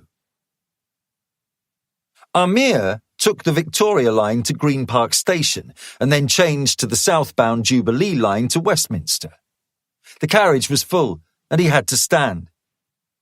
The Jubilee line was newer, and the trains and the stations were all much sleeker and more modern than the others that they had used when they had scouted the capital last month. Westminster in particular was an impressive vaulted space, a cavern that had been carved in the earth at the side of the Thames. It was one of the main stations that served the offices of government around the Palace of Westminster and Whitehall. Many of these men and women, waiting patiently for the train to carry them to their destinations, were puppets of the state, putting into effect the pernicious policies that had led to decades of misery for their brothers and sisters in the Middle East. Had they seen the effects of those policies, as Amir had?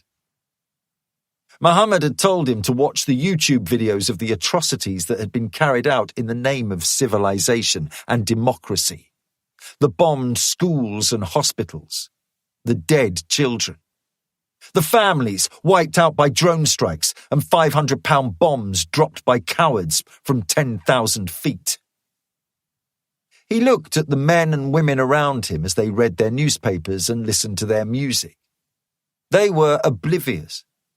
They had no idea what he could do to them with just a simple click of the trigger in his pocket. And yet, as the train rushed through the dark tunnel, the doubts returned. These people were not soldiers. They did not drop the bombs. They had families. They were mothers and fathers, not so different to the brothers and sisters in Iraq and Palestine and Afghanistan and the other Muslim lands. He closed his eyes and tried to remember what the Imam had said to him, the words of the sacred Quran. Fight in the cause of Allah those who fight you, but do not transgress limits, for Allah loveth not transgressors. And slay them wherever ye catch them, and turn them out from where they have turned you out. For tumult and oppression are worse than slaughter. But fight them not at the sacred mosque, unless they fight you there. But if they fight you, slay them. Such is the reward of those who suppress faith. He could almost hear the cadence of Alam Hussein's deep, sonorous voice. He closed his eyes and let the rhythm of the verse play through his head. Fight in the cause of Allah those who fight you, and slay them wherever ye catch them. Such is the reward of those who suppress faith. The weight of the rucksack brought him back around. The strap was cutting into his right shoulder, so he carefully transferred it so that it was slung across his left. The bag itself was against his chest. He wrapped his arms around it so that he could cradle it and reduce the downward pressure from the strap. He thought about what was inside the bag and what it would do when he detonated it. what it would do to him and all these people. The train eased into Westminster Station. The screen doors on the platform opened first, and then the doors to the train. This was where he had agreed to detonate the bomb. Right here, in the carriage, catching some as they stepped out and others as they stepped in. His would be the first blow to be struck. The second and third blows would be triggered by his actions. A series of attacks that would amount to a grievous blow against the infidels, deep in the heart of their country, right next to the seat of their democracy. The scrum of passengers shifted and eddied as people elbowed their way to the carriage's exit. A man told him to move out of the way, and a woman tutted at him. And as he took a pace to the left to allow them the space to squeeze by, he was pushed towards the exit himself. He disembarked, not really thinking, clutching the heavy rucksack to his chest. The tide of commuters carried him towards the opening that led to the main vestibule and the escalators that would take him to the surface. He thought he saw Bashir. The tide shifted, people bustling into his line of sight, and he couldn't be sure. He craned his neck. "Come on, buddy," a man said, nudging him. "Sorry." Amir was bustled onto the escalator. He was breathing quickly and his pulse was racing. He looked for Bashir and couldn't see him, even as they ascended. He gazed at the others, the long queue of people going down to the platforms on his left, the others heading up to the surface with him. Men and women and children. A woman staring at the screen of her cell phone. A man reading a book on a Kindle. A couple balancing a child's stroller between them. A pretty blonde girl not that much younger than him, a leather satchel hung over her shoulder. No, he couldn't do it. He turned back, closed his eyes, and waited for the escalator to deliver him to the surface. Hakim's train had rolled into the station 5 minutes before Amir's. That was what they had planned. He needed time to get into position. The rush hour was long since ended, but this was a busy station. He had seen Bashir get onto the train, but he had lost sight of Amir in the scrum at King's Cross. He was a little concerned about the young brother. It had been harder to persuade him that what they were going to do this morning was necessary. Muhammad had worked on Amir. Hakim thought that the young recruit could be relied upon, but he wasn't as certain about Amir as he was about Bashir. Hakim looked at the oblivious men and women around him. They were like cattle. They had no idea what was about to happen. It gave him a wild thrill of excitement. He walked from the platform into the vestibule that accommodated the escalators. He separated himself from the throng and found a place where he could wait without being too obvious about it. The plan called for him to stay here until Amir had detonated his bomb. The boy would kill and maim dozens of the infidels in the confined space of the train carriage. His bomb would also cause panic and send hundreds of them dashing headlong to where he, Hakim, would be waiting for them. He would press himself into the middle of the crush and close his eyes. He would pray to Allah that he would kill as many of them as he could. He looked at his watch just as he heard the sound of the next train easing into the station. This must be Amir. Not long. Moments. He knew this was a martyrdom operation and that he wouldn't live beyond this day. He knew his span on this earth could be measured in minutes now. Seconds. He was content with that. He was clear-headed and calm, prepared to sacrifice himself to the greater good.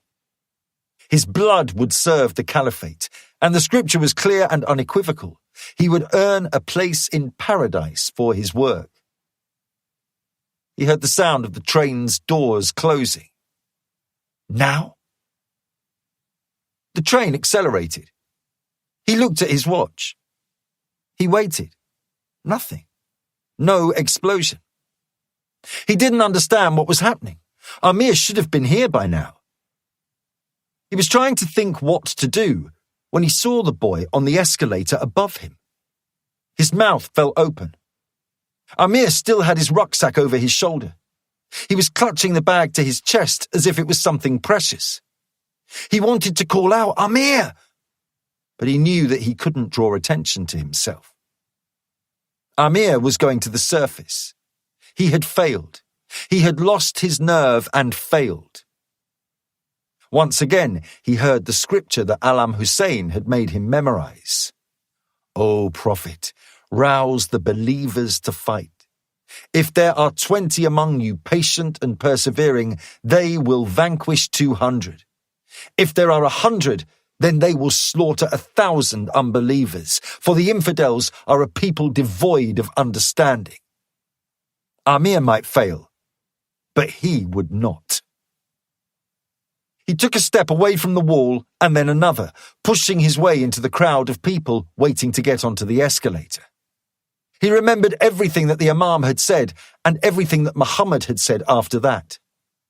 He closed his eyes, ignoring the angry words as he bumped into men and women. He put his hand into his pocket and felt the trigger. He grasped the switch and felt its sharp edge press into the flesh of his thumb. "Allahu Akbar!" he yelled. "Allahu Akbar! Allahu..." Chapter 16. "Allahu Akbar! Allahu..." Isabella heard the chant as the doors of the carriage closed behind her. She was adjacent to the passageway that led through to the escalators, and she was looking out into it as the train slowly eased into motion. The angle changed, and her attention was snagged by a poster for a new film she had been thinking of seeing. Then came the explosion. Isabella saw a bright white light that seemed to go on for seconds, and then she heard a dull crump. It was loud, but blunt. It was like a thud, a physical sensation that she could feel passing through her body. She saw a gout of smoke punch out of the passageway and onto the platform. At the same time, the glass screen doors shattered and the side of the carriage was peppered with tiny pieces of debris that rang out loudly. A jagged crack appeared in the window, and further down the carriage an entire pane shattered and fell onto the passengers. The train jerked to a sudden stop. There was silence for a moment, and then came the sound of screaming from the platform and the vestibule beyond. One of the women in the carriage had been lacerated by the falling glass, and as the other passengers saw the blood that was running down from her scalp, some of them started to scream too. The lights on the platform flickered and died. Smoke drifted in through the smashed window. The lights in the carriage winked out too, and in an instant it became completely black. The smoke was acrid. She heard people retching and coughing. The carriage lights came on again. A man was stumbling along the platform. Isabella looked at him and saw that he had no face, just a mask of blood and skin. A passenger yanked down the handle of the carriage's intercom and tried to speak to the driver. Other men and women appeared on the platform. Their faces were blackened with soot and dirt and blood, and their clothes were torn and shredded. The whites of their wide eyes stood out against the muck on their skin. A man tried to wrestle the doors open. He managed to part them a crack and call for help. Two others pushed through the scrum and tried to force them all the way open. She was buffeted to the side, and as she put her weight on her right foot, she felt the crunching of broken glass beneath it. The lights flickered and died for a second time. A shower of sparks drifted down from the ceiling to the floor of the platform. The screaming got louder. Chapter 17. Allahu Akbar! Allahu! Amir was at the top of the escalator when he heard Hakim's strident chant. His call was enveloped by the crashing roar of the bomb as it exploded in the vestibule below him. It was a loud, sudden boom, closely followed by a pressure wave that pushed up the shaft and flattened everyone in its wake. It lifted Amir up and tossed him, dropping him on his front, the rucksack beneath him. The rumble was followed by the sound of shrapnel striking against the concrete walls of the shaft and the metal treads of the escalator. The sound was like a whoosh, the noise that a very strong wind might make. It almost felt electrical, and his hair stood up on end. There came a sudden silence. Amir heard the sound of his own breathing, in and out, ragged and on the edge of panic, and then came the shrieks and screams. The horror. Smoke coursed out of the mouth of the shaft, black and choking, and Amir felt it sting his eyes. Amir shook the rucksack from his shoulders and left it on the floor as he scrambled to his feet. He forgot about it and ran. He crashed into a large man in a London Underground uniform. He was old, his kindly face absorbed with shock and horror. The man was trying to forge a path through the onrushers so that he could get to the escalators. Amir looked up and saw the white of daylight from the station exits. He had to get outside. Amir ran to the gate line, bumped and balked by the others around him. The gates were all open, and he squeezed through, climbed the steps, and emerged into the bright sunlight. He looked up. Big Ben stretched overhead, and behind it the towers and crenellations of the Palace of Westminster.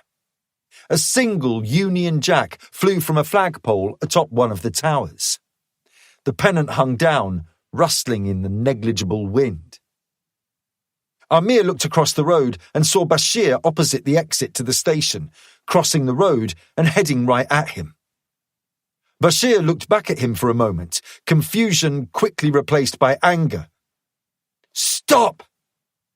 Amir saw the bulk of his rucksack and knew what was about to happen. He ran. Chapter 18. Pope, McNair and Snow stepped out of the office. The street was shaded by the tall shoulders of the buildings on either side, but as they walked on, they passed into the sunshine that shimmered down onto Whitehall. He'd said too much. He knew he would if they pressed the wrong buttons. He had promised himself that he would be diplomatic, hold his tongue, and ignore all the provocation that he knew was coming his way, but he just couldn't.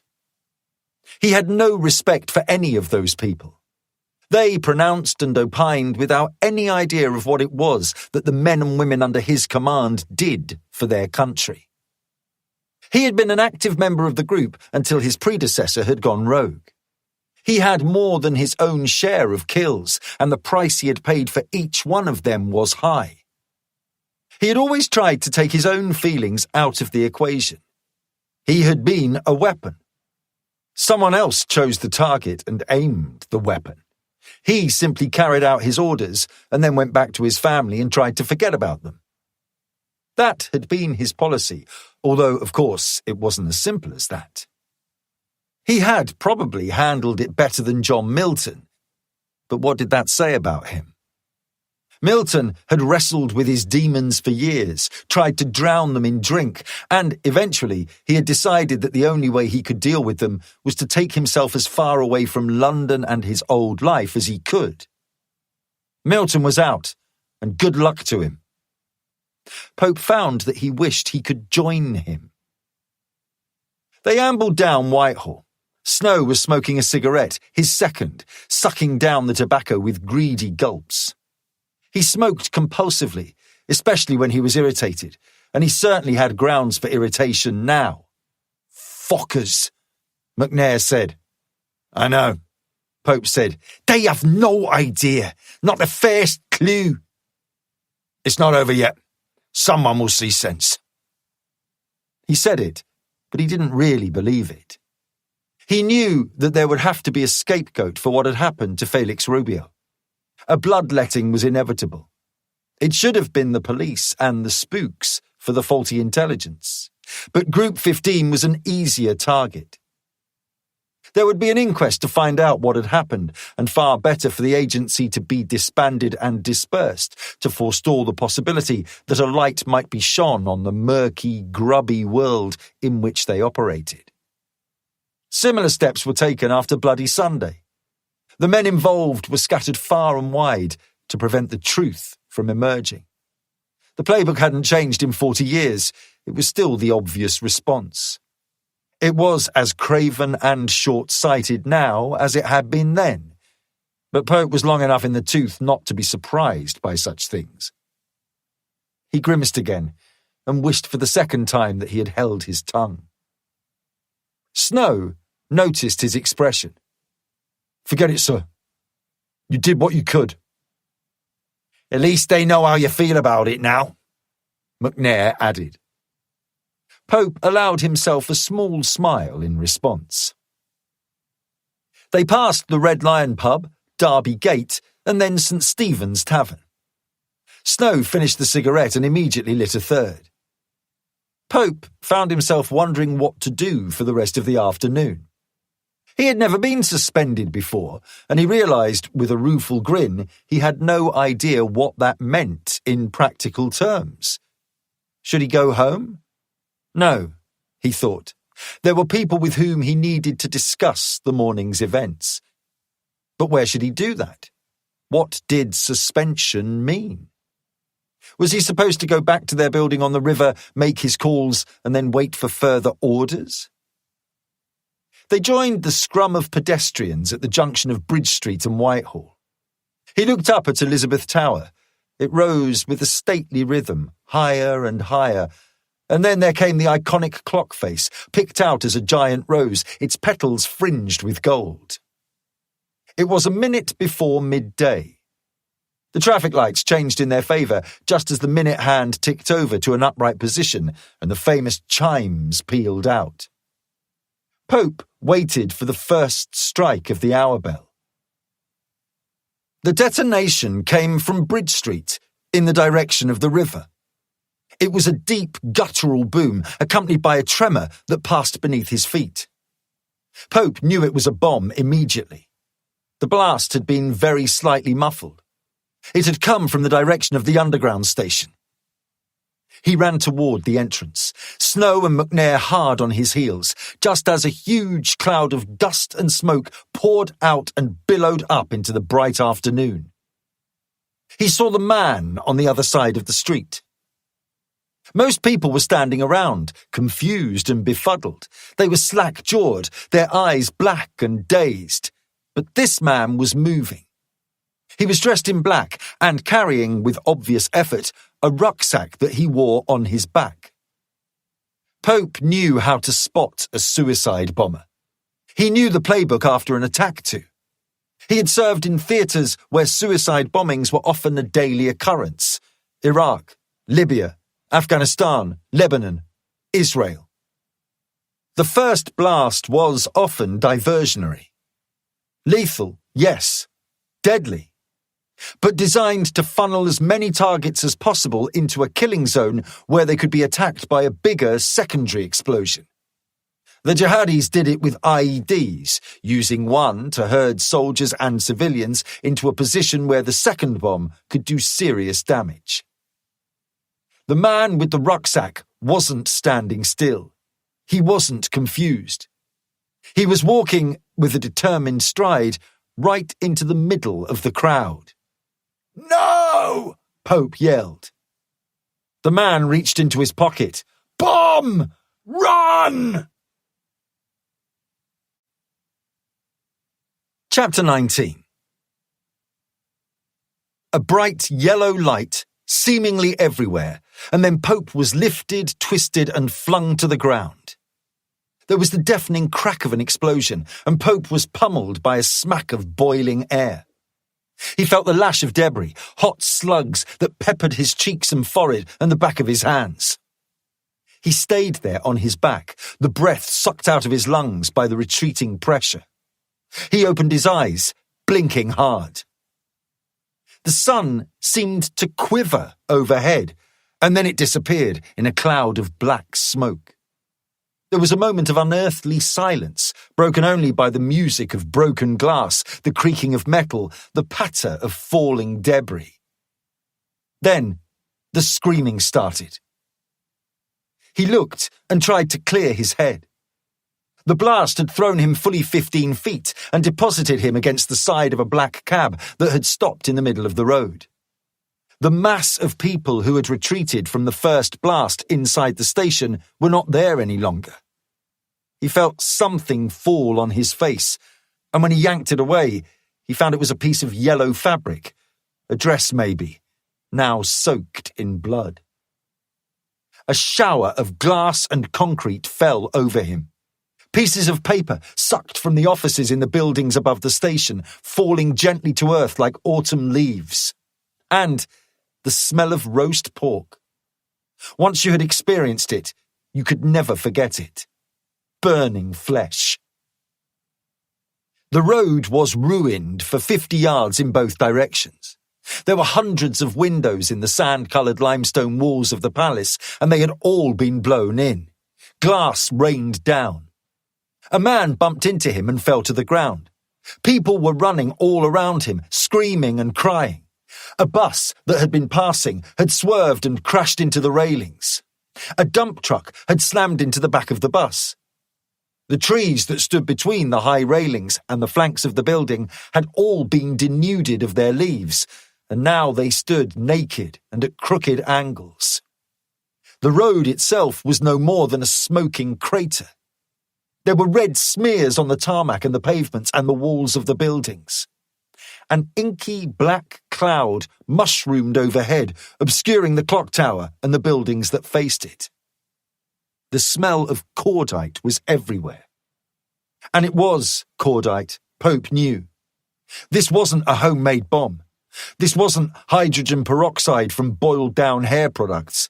It wasn't HMTD from hexamine tablets and citrus acid. This smelled like military-grade explosive. Control! It was Snow. I'm here. Number 12 emerged from the smoke. He was covered in ash and soot. He had been a little closer to the seat of the explosion than Pope, and the blast had ripped his jacket from his back and torn his shirt. He wore his pistol in a shoulder holster, and Pope watched as his hand flicked up to it and yanked it free. It made him think of his own Sig Sauer, and he was grateful as his fingers found that it was still there too. 2 explosions, Pope said, although he knew that Snow would be aware of that. First one in the station, second one just outside it. Fucking hell, Snow said. You all right? I'm fine. You? Cuts and bruises. Number 3? I'm here, McNair said. He was on the ground, 10 feet away, carefully pushing to his feet. Hurt? Scratches? Nothing? We were lucky. Pope looked around, trying to focus. There were dozens of bodies on the ground. Many of them had been torn apart. The bomb had been laced with shrapnel, and the metal debris would have lacerated the flesh of anyone who was within 20 yards. He took in the bloody devastation with as clinical an eye as he could. Dismembered limbs, a torso impaled on the railings, the disembodied head of a man, his expression of open-mouthed surprise starting to set as the muscles stiffened. There were moans and cries for help. In the distance, there came the sound of sirens.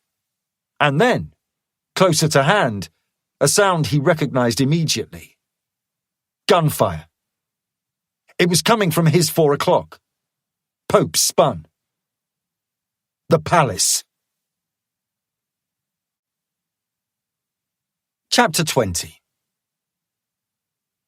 The man they called Muhammad was waiting inside the empty warehouse.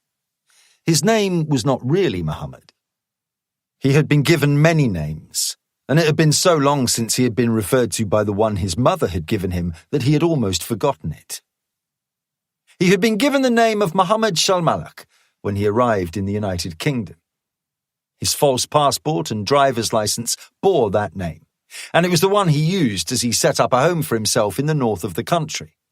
It was the name he had used when speaking to the young suicide bombers that the Imam Alam Hussein had provided.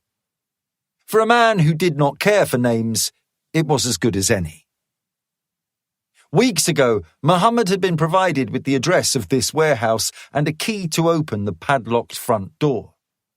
He had not questioned its provision, but he had been scrupulous in ensuring that it was vacant. The warehouse had seemed derelict and had obviously been empty for months.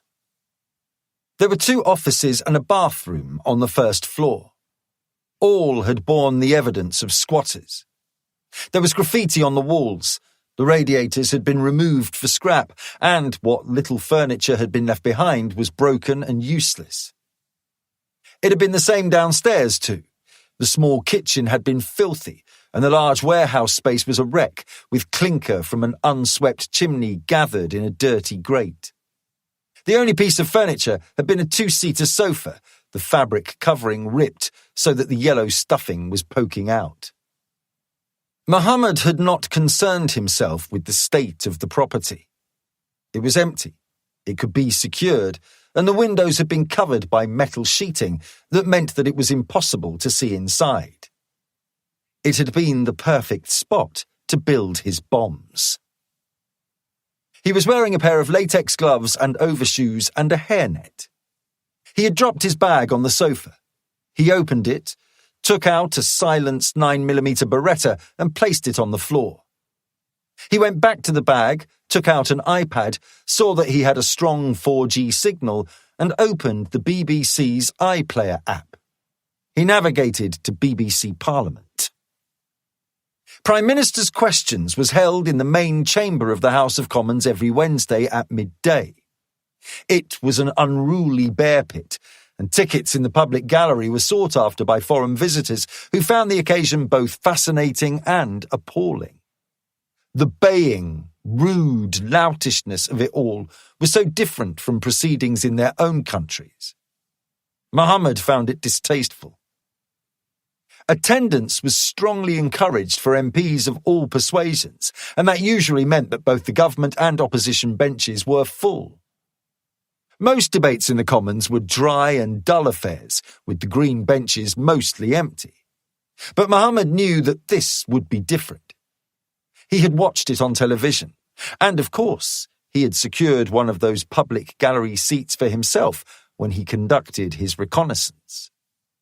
It was, to borrow a term that the Americans used, target-rich. And security, although improved since the day when 2 protesters had lobbed condoms stuffed with purple flour at Tony Blair, was still unimpressive. He was confident that they would be able to surmount it.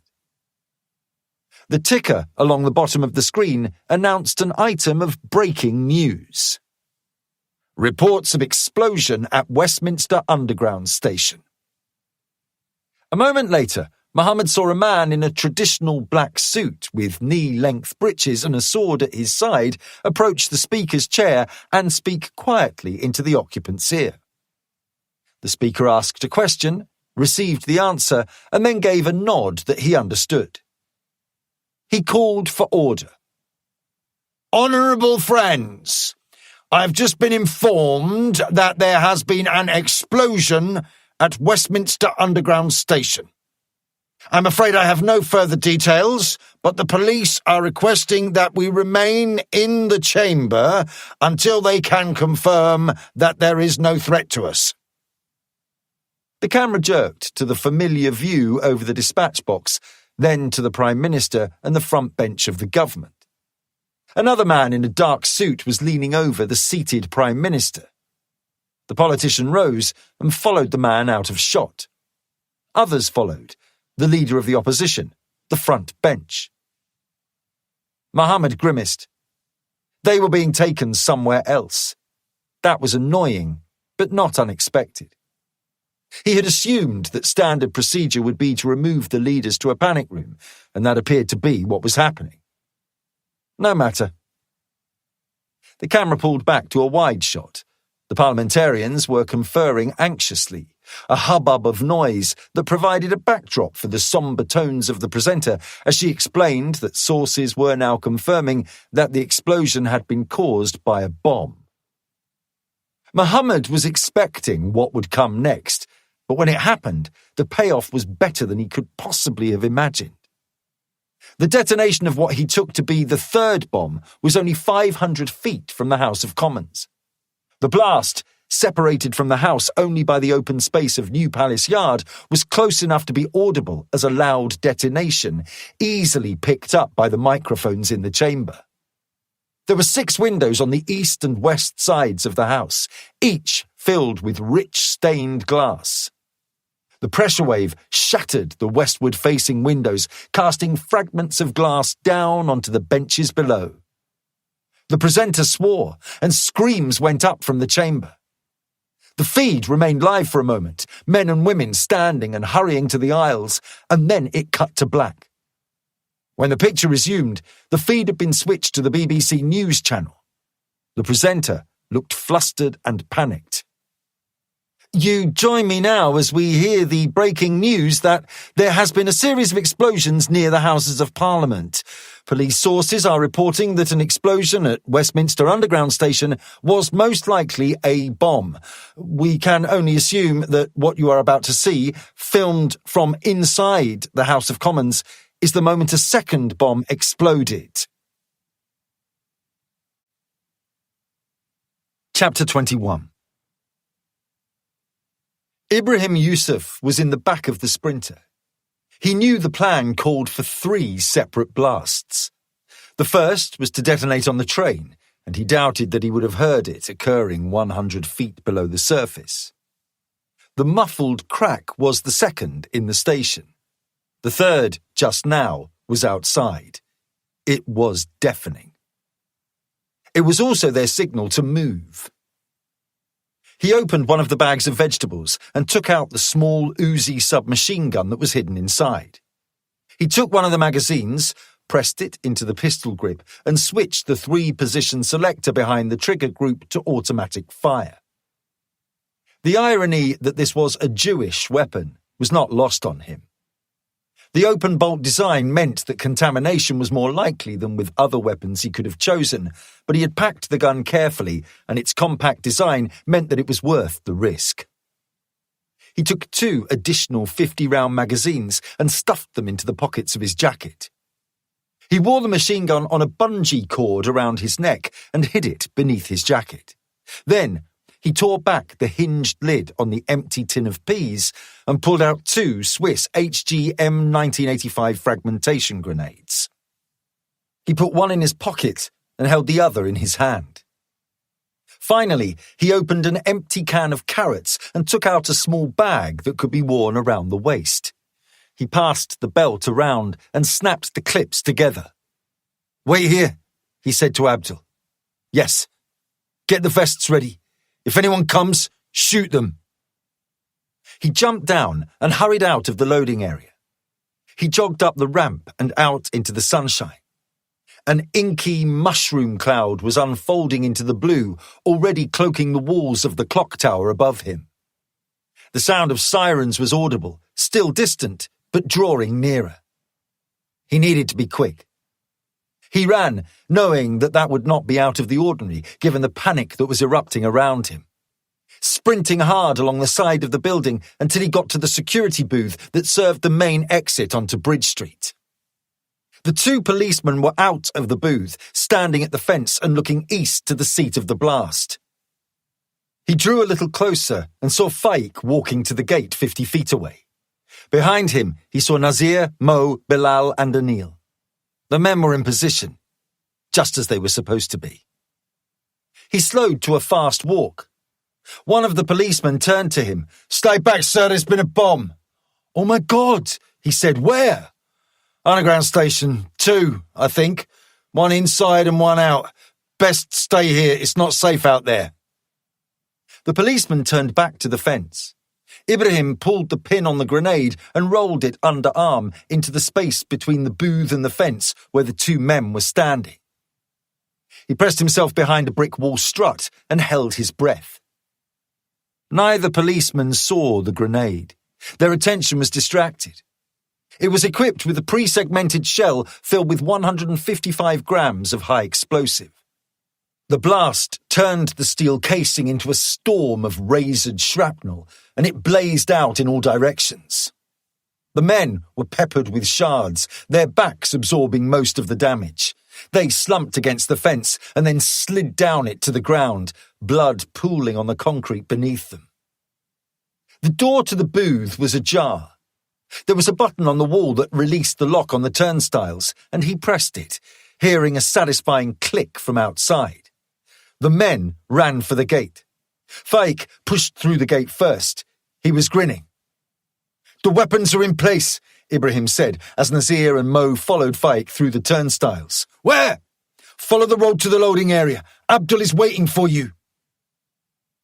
He was still inside the booth when he saw the man with the gun. He was covered in ash and soot, and his clothes were torn, but he did not appear to have been injured. He was walking to the gate, a pistol held out before him in a steady two-handed grip. Ibrahim shouted a warning, but it was too late. Bilal was negotiating the turnstile, his range of movement severely curtailed. The man with the gun adjusted his aim and fired 2 shots from 20 feet away. They both found their target. Bilal was struck in the leg and the back and fell forward, jamming the gate with his body. Anil was behind him, and now the turnstile was blocked. Ibrahim watched helplessly as the man changed his aim and shot him too. Ibrahim tensed, expecting one or both of them to trigger their suicide vests, but they did not. They must have died before they could reach for the triggers. He shouldered his way out of the booth, raised the Uzi, and fired a long burst through the railings. The man dropped to the ground and rolled behind the cover of a bus. He ran. Faik, Nazir, and Mo were ahead of him. "Bilal!" Faik called back to him. He hadn't seen what had happened. "Shot by the police. And Anil. Put them out of your mind. There are 5 of us. That is enough." They ran down the ramp back into the building. "We must be quick. They will start to move the targets." Ibrahim took off his jacket and dropped it as he ran, freeing the Uzi. He led the way back to the loading dock, the other men following behind him. As he turned onto the ramp, he saw 2 members of the resident catering staff coming towards them. He raised the submachine gun and sprayed them with automatic fire. The man and the woman were close, and it would have been difficult to miss them. They were stitched with several rounds each, both of them stumbling, halting and falling to their knees. Ibrahim ran by them to the van. Abdul was in the back. He opened the door and handed out the hidden weapons. Each man had a submachine gun, a handgun, multiple magazines, and 3 grenades. Ibrahim turned to the newcomers. "Do you have your vests?" He could tell from the bulk that was evident beneath their jackets that they did. Faik unzipped his coat. He was wearing an armless gilet with stitched-on loops into which 6 pipe bombs had been fitted. Each explosive was surrounded by a fragmentation jacket that was stuffed with nails, screws, nuts and ball bearings. It was the shrapnel that effectively turned each jacket into a crude, body-worn claymore mine. Muhammad had made them in his workshop and delivered them yesterday. "Take off your jackets! Let the infidels see them!" They did. They had smuggled their own vests into the building inside 2 paper sacks of potatoes. Abdul had put on one of the vests. He handed Ibrahim the remaining one. Ibrahim put it on. It was heavy, around 40 pounds, but it felt good. It made him feel potent. He would have liked to pray, but there was no time. "You know what to do." Each man nodded that he did. There was nothing else to say. Ibrahim took a breath to ready himself and then led the way into the heart of the building.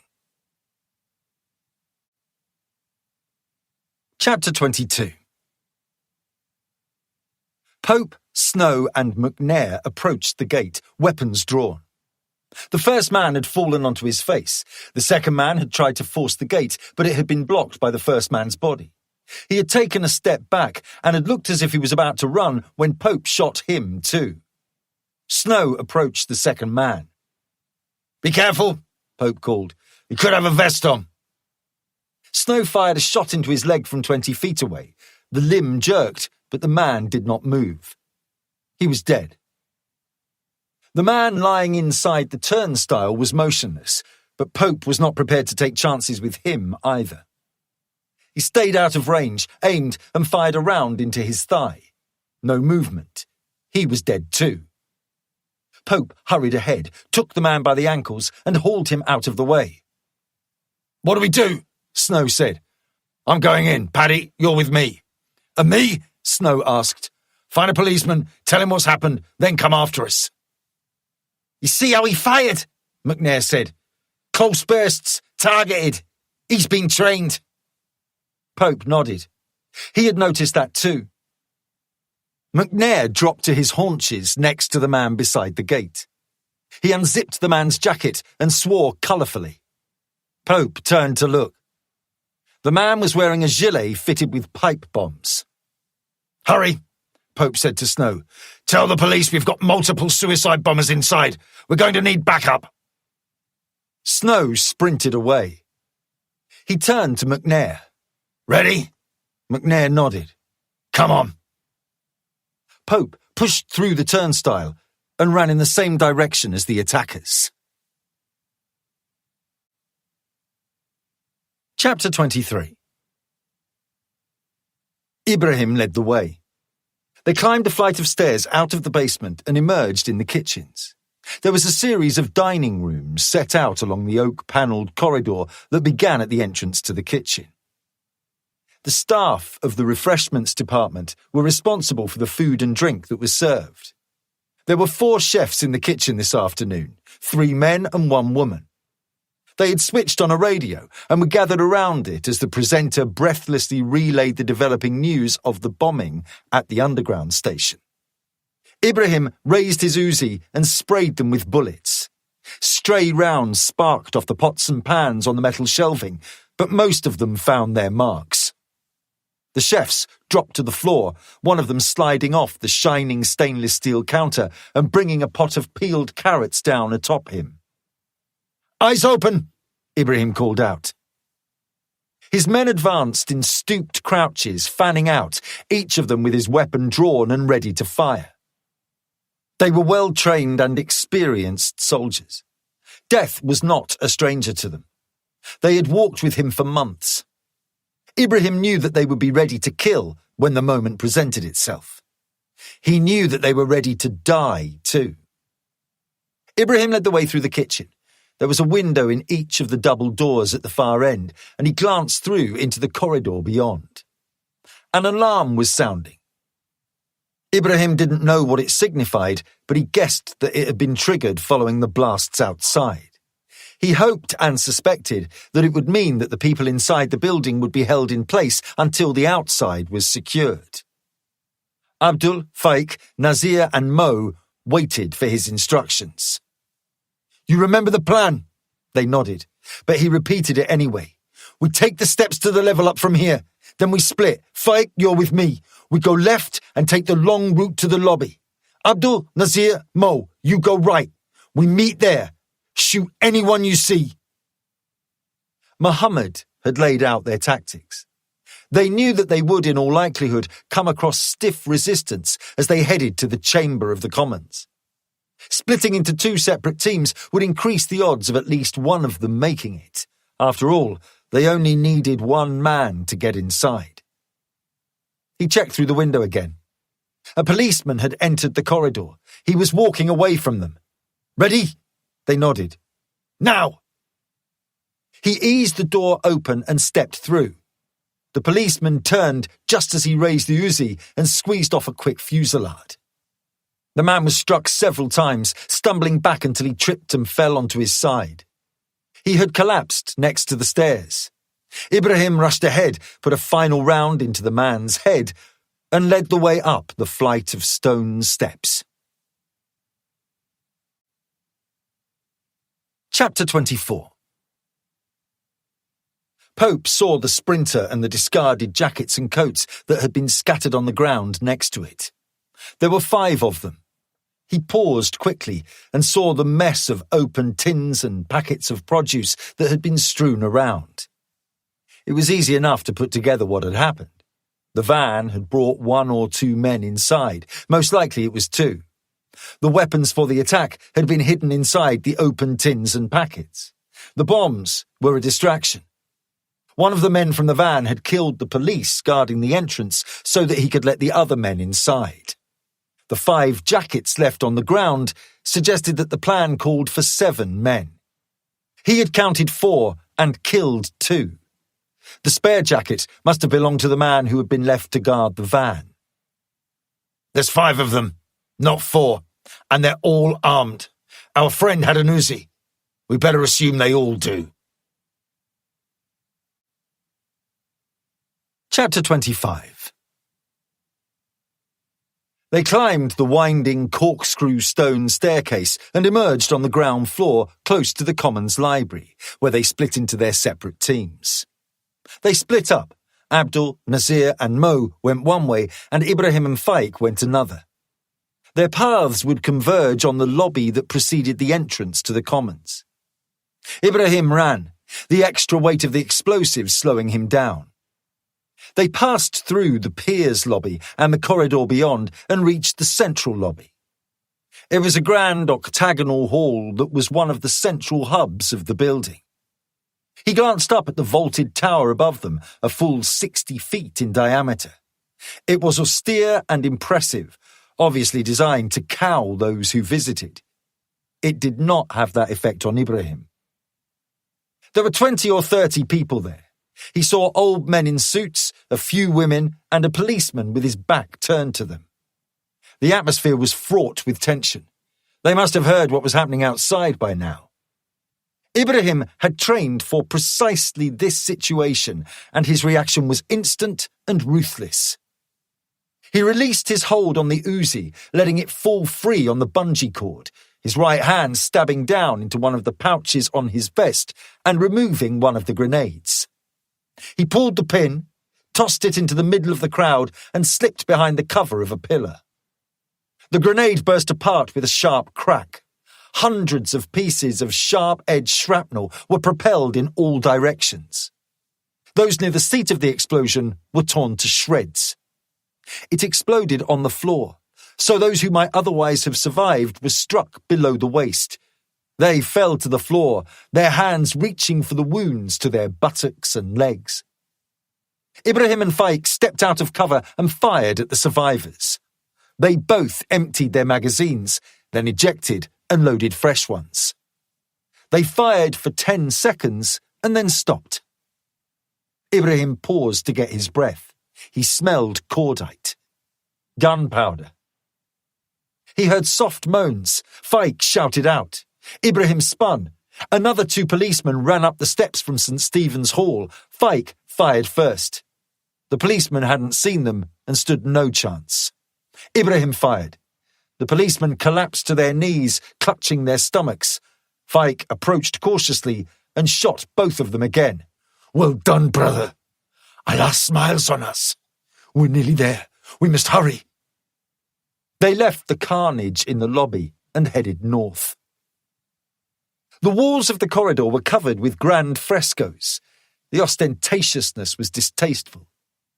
He thought of the austerity of the caliph's quarters in Raqqa. The comparison was instructive, the worldly against the spiritual. He knew which he preferred. He was at the entrance to the Commons lobby when he heard more gunfire from behind him. He spun around and saw a man crouched low, aiming a pistol. He realized dimly that it was the man who had shot Bilal and Anil as they had tried to pass through the turnstile outside. There was a second man a few steps behind him. Ibrahim tripped over his feet, just managing to launch himself into a deep recess as the pistol barked again and bullets winged out toward him. He crashed against the wall. No hits. Lucky. Faik? Nothing. Faik! He's dead, a man's voice called out. You're next. He risked a quick glance back. Faik was laid out on the floor. He had been shot as he had left the central lobby. He was on his belly, unmoving, a pool of blood inching out from an open wound in his temple. A gun fired again. He pressed himself deeper into the recess as a cloud of dust and stone fragments exploded just overhead. The firing stopped. Do not come any closer, Ibrahim yelled. Throw out your weapon. No! You're trapped. Throw it out. I have a suicide vest. My finger is on the trigger. If I see you, I will detonate it. We will both die. Ibrahim heard the sudden clatter of gunfire from the other direction. Screams. He turned his head.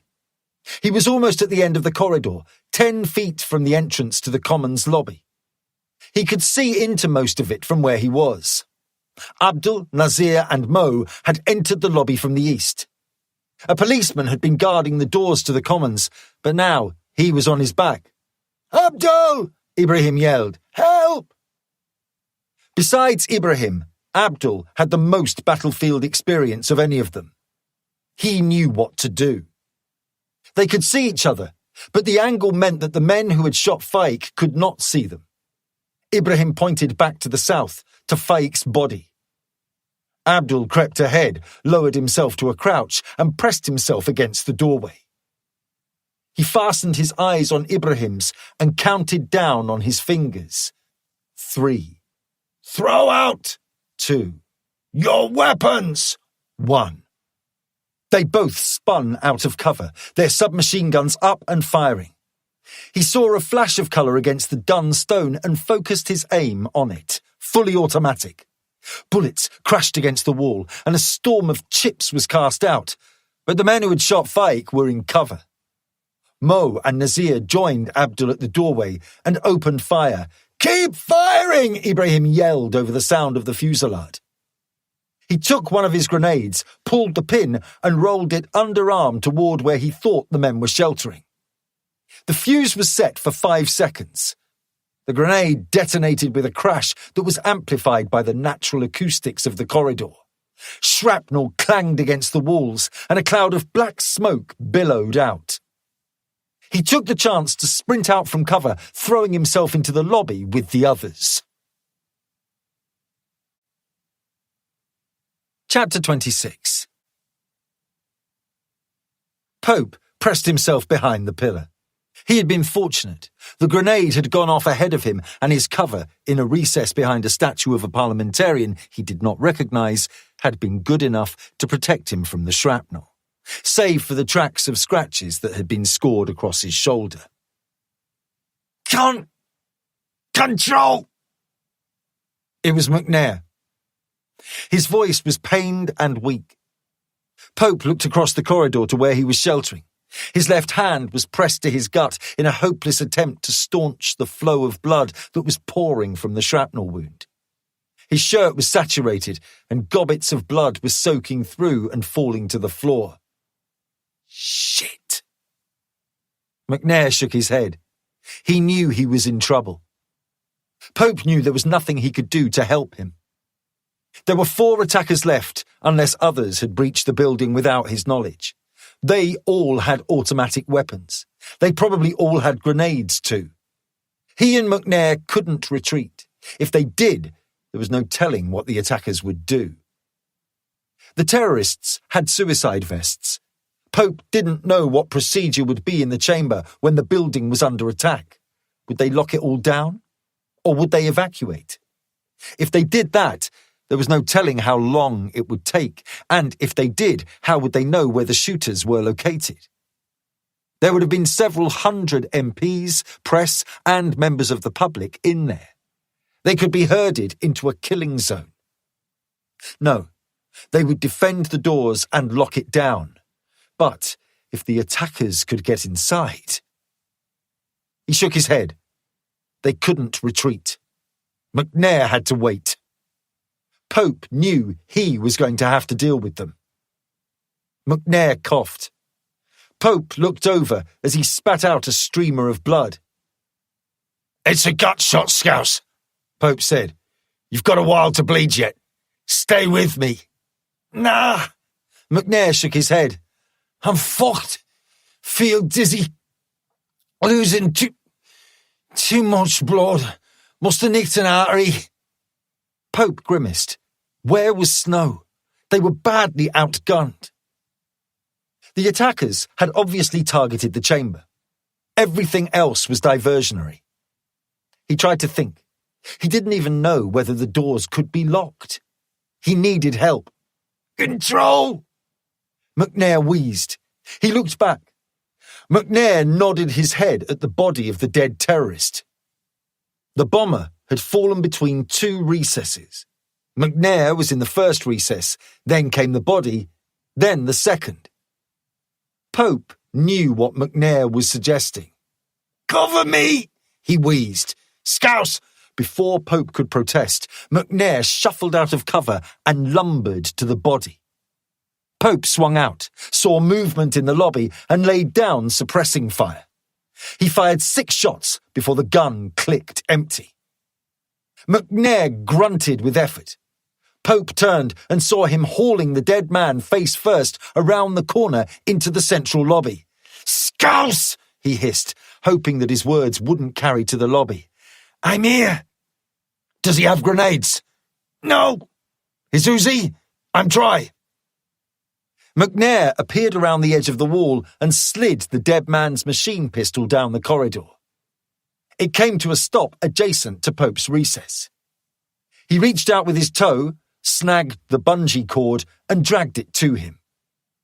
He collected it, checked that the magazine was properly engaged, and leaned with his back against the recess. They couldn't have very long. Either the attackers would get into the chamber and do what they had come to do, or, if they had more grenades, they would roll a couple more toward him, and maybe he wouldn't be so lucky the next time. "Control!" McNair's voice was weaker. "I'm here." "Ready!" He tried to compose himself for what he knew McNair was about to do. "Good luck, Scouse. Been an honour." Chapter 27. Ibrahim aimed his Uzi at the entrance to the corridor. If anyone was foolish enough to follow him out of it, he would pepper him. The Commons lobby was about 45 feet square, with a door at each side, and all 4 sides formed alike. Each was divided into 3 equal parts, the central of which contained a deeply recessed doorway, while the remaining parts, which included the corners, were divided into 2 stories. Mo was at the double doors that offered access to the main chamber. "Come on!" Ibrahim shouted. "The doors!" Mo took aim at the doors and fired a blast from the Uzi. Chips of wood were thrown into the air, each impact marked by a little explosion of sawdust, but the door was too solid to be disturbed by the small caliber rounds. "They've locked themselves inside!" Ibrahim glanced at the door. He set his Uzi on the ground and unhooked the bag that he wore around his waist. He unzipped the bag and took out 2 fist-sized portions of military-grade plastic explosive, the fused detonator and the battery. "Cover me!" Nazir grinned. He turned on a diagonal so that he could cover the door to his right and the door from which Ibrahim had entered. Mo and Abdul faced in the opposite direction so that they could cover the door to the left and the main door. They couldn't see down into the corridor where Faik had been killed without presenting a target. But if anyone tried to storm the lobby, they would be able to shoot them before they got very far. Ibrahim took the plastique and tore off the strip of adhesive backing. He had taken 2 steps towards the door when he heard a loud shout from behind him. "Hey!" He turned. A large white man had staggered out of the corridor. He was wearing a pair of suit trousers, a blood-stained white shirt, and a suicide vest. Faik's vest. The trigger was in his hand. Nazir raised his gun. "Don't shoot!" Ibrahim screamed. If a bullet struck the vest, it would set off the explosives. Nazir fired and missed, but it didn't matter. The man pressed the trigger, closing the circuit and sending an electrical charge to the detonator. The vest exploded. Ibrahim was picked up by the blast and tossed across the lobby. As he slammed against the wall, he was just vaguely aware of another huge, tearing explosion. The last thought that passed through his mind, obliterating even the promise of heaven and 72 virgins, was that it was his own vest. Chapter 28. It had been easy enough for Amir to get away from the area. The streets around the Houses of Parliament had been chaotic. He had turned onto Whitehall and run all the way to Trafalgar Square. He had made it to the cenotaph when the first unmarked police car screamed by, its lights flashing and siren wailing. He stopped for breath when he was at the entrance to the square as another 3 police cars raced south. By the time he had crossed the stalled jam of traffic around the monument, he had counted 10, and overhead the first helicopter was clattering to the scene. He ran to the entrance of Charing Cross Station, but the metal gate had been pulled across. A harassed member of staff was telling people that there had been an incident on the underground and that the whole network was suspended. He climbed the stairs again, the muscles in his legs burning from the exertion, and looked around. He saw a bus. He didn't notice the number or the destination, but it had its doors open and it looked as if it was still running. He climbed aboard, stuffed a hand into his pocket and fumbled around until he found a £1 coin. He dropped it in the driver's tray and clambered up to the top deck. There was a spare seat a third of the way down, and he slumped down in it. The woman next to him had her phone out. She was reading a page from the BBC News website. He saw the word bomb before a gout of vomit pulsed up from the roil of his stomach. He fought it back, the harsh acidity burning the back of his throat. The bus lumbered away into the crush of traffic. Whitehall was jammed now, too. He watched through the windows as 4 armed policemen sprinted south, their weapons cradled before them. Chapter 29. Amir had called the number Mohammed had given him 30 minutes after the bombs had been reported on the news, just as the story was switching to the drama inside the Houses of Parliament. The boy had called on a public phone as he had been instructed. That was good. He had been frantic. That was not good. Mohammed had spent the first 5 minutes just calming him down.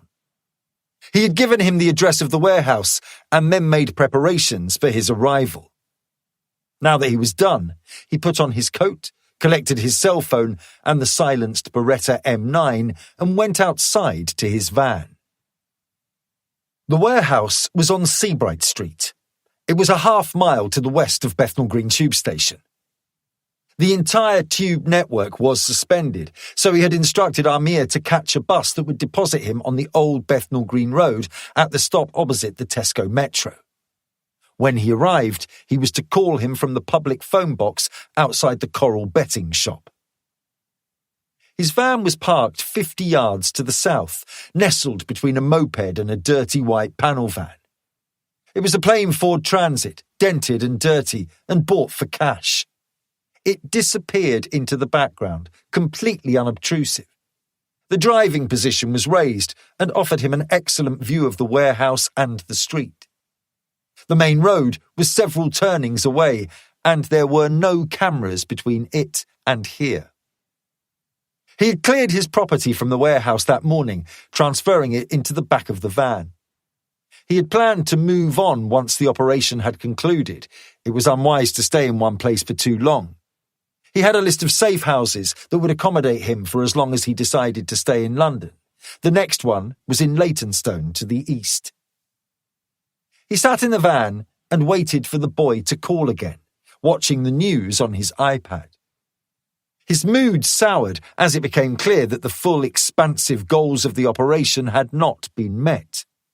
He already knew that the first bomb, the one on the train, had not been detonated. Worse, the bulletins eventually confirmed that the 6 attackers had not been able to get into the chamber of the House of Commons.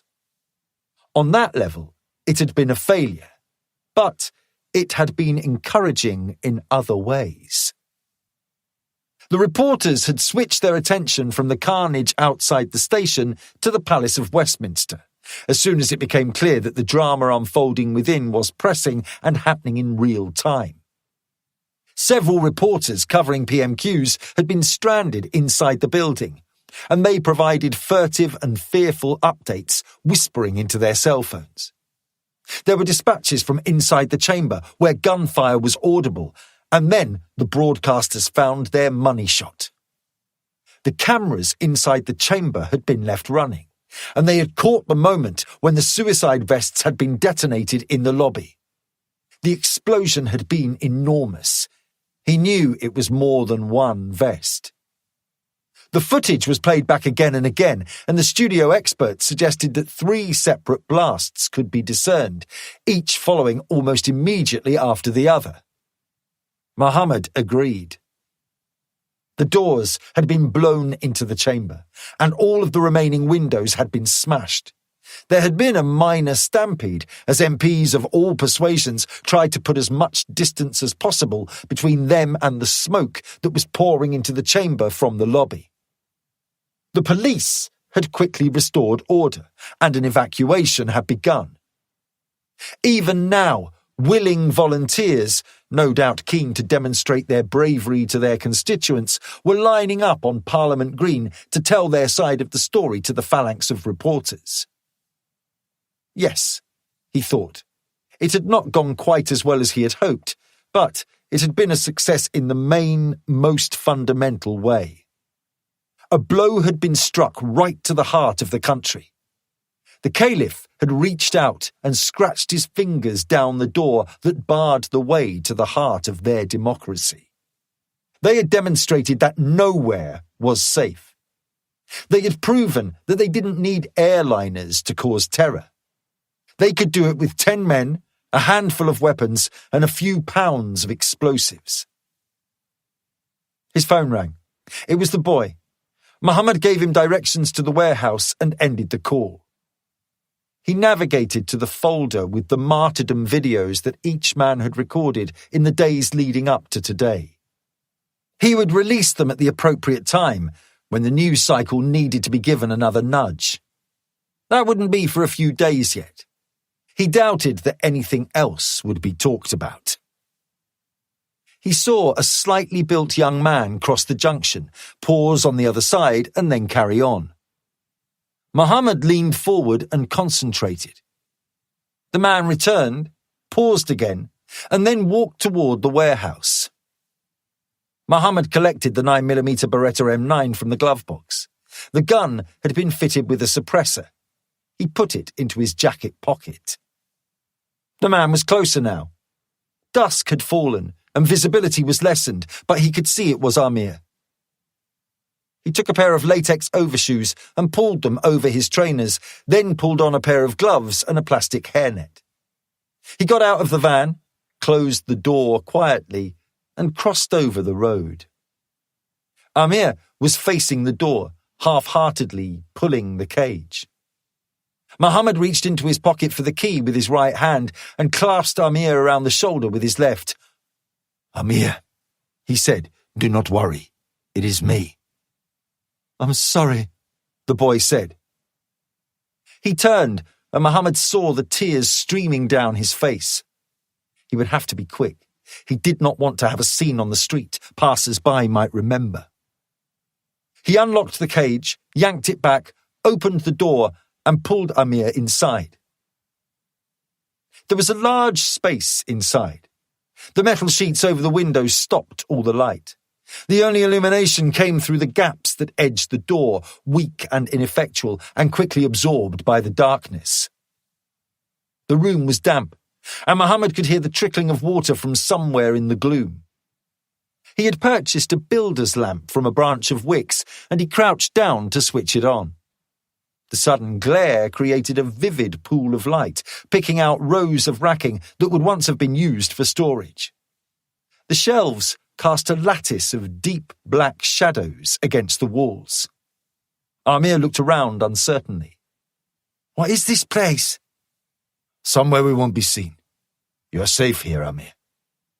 "I'm sorry." He couldn't finish the sentence. "What happened?"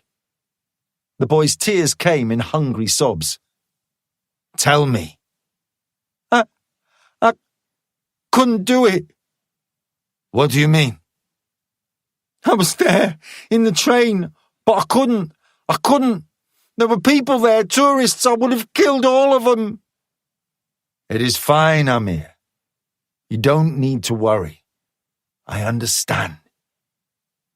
The boy looked at him, confusion evident on his face. Muhammad knew why.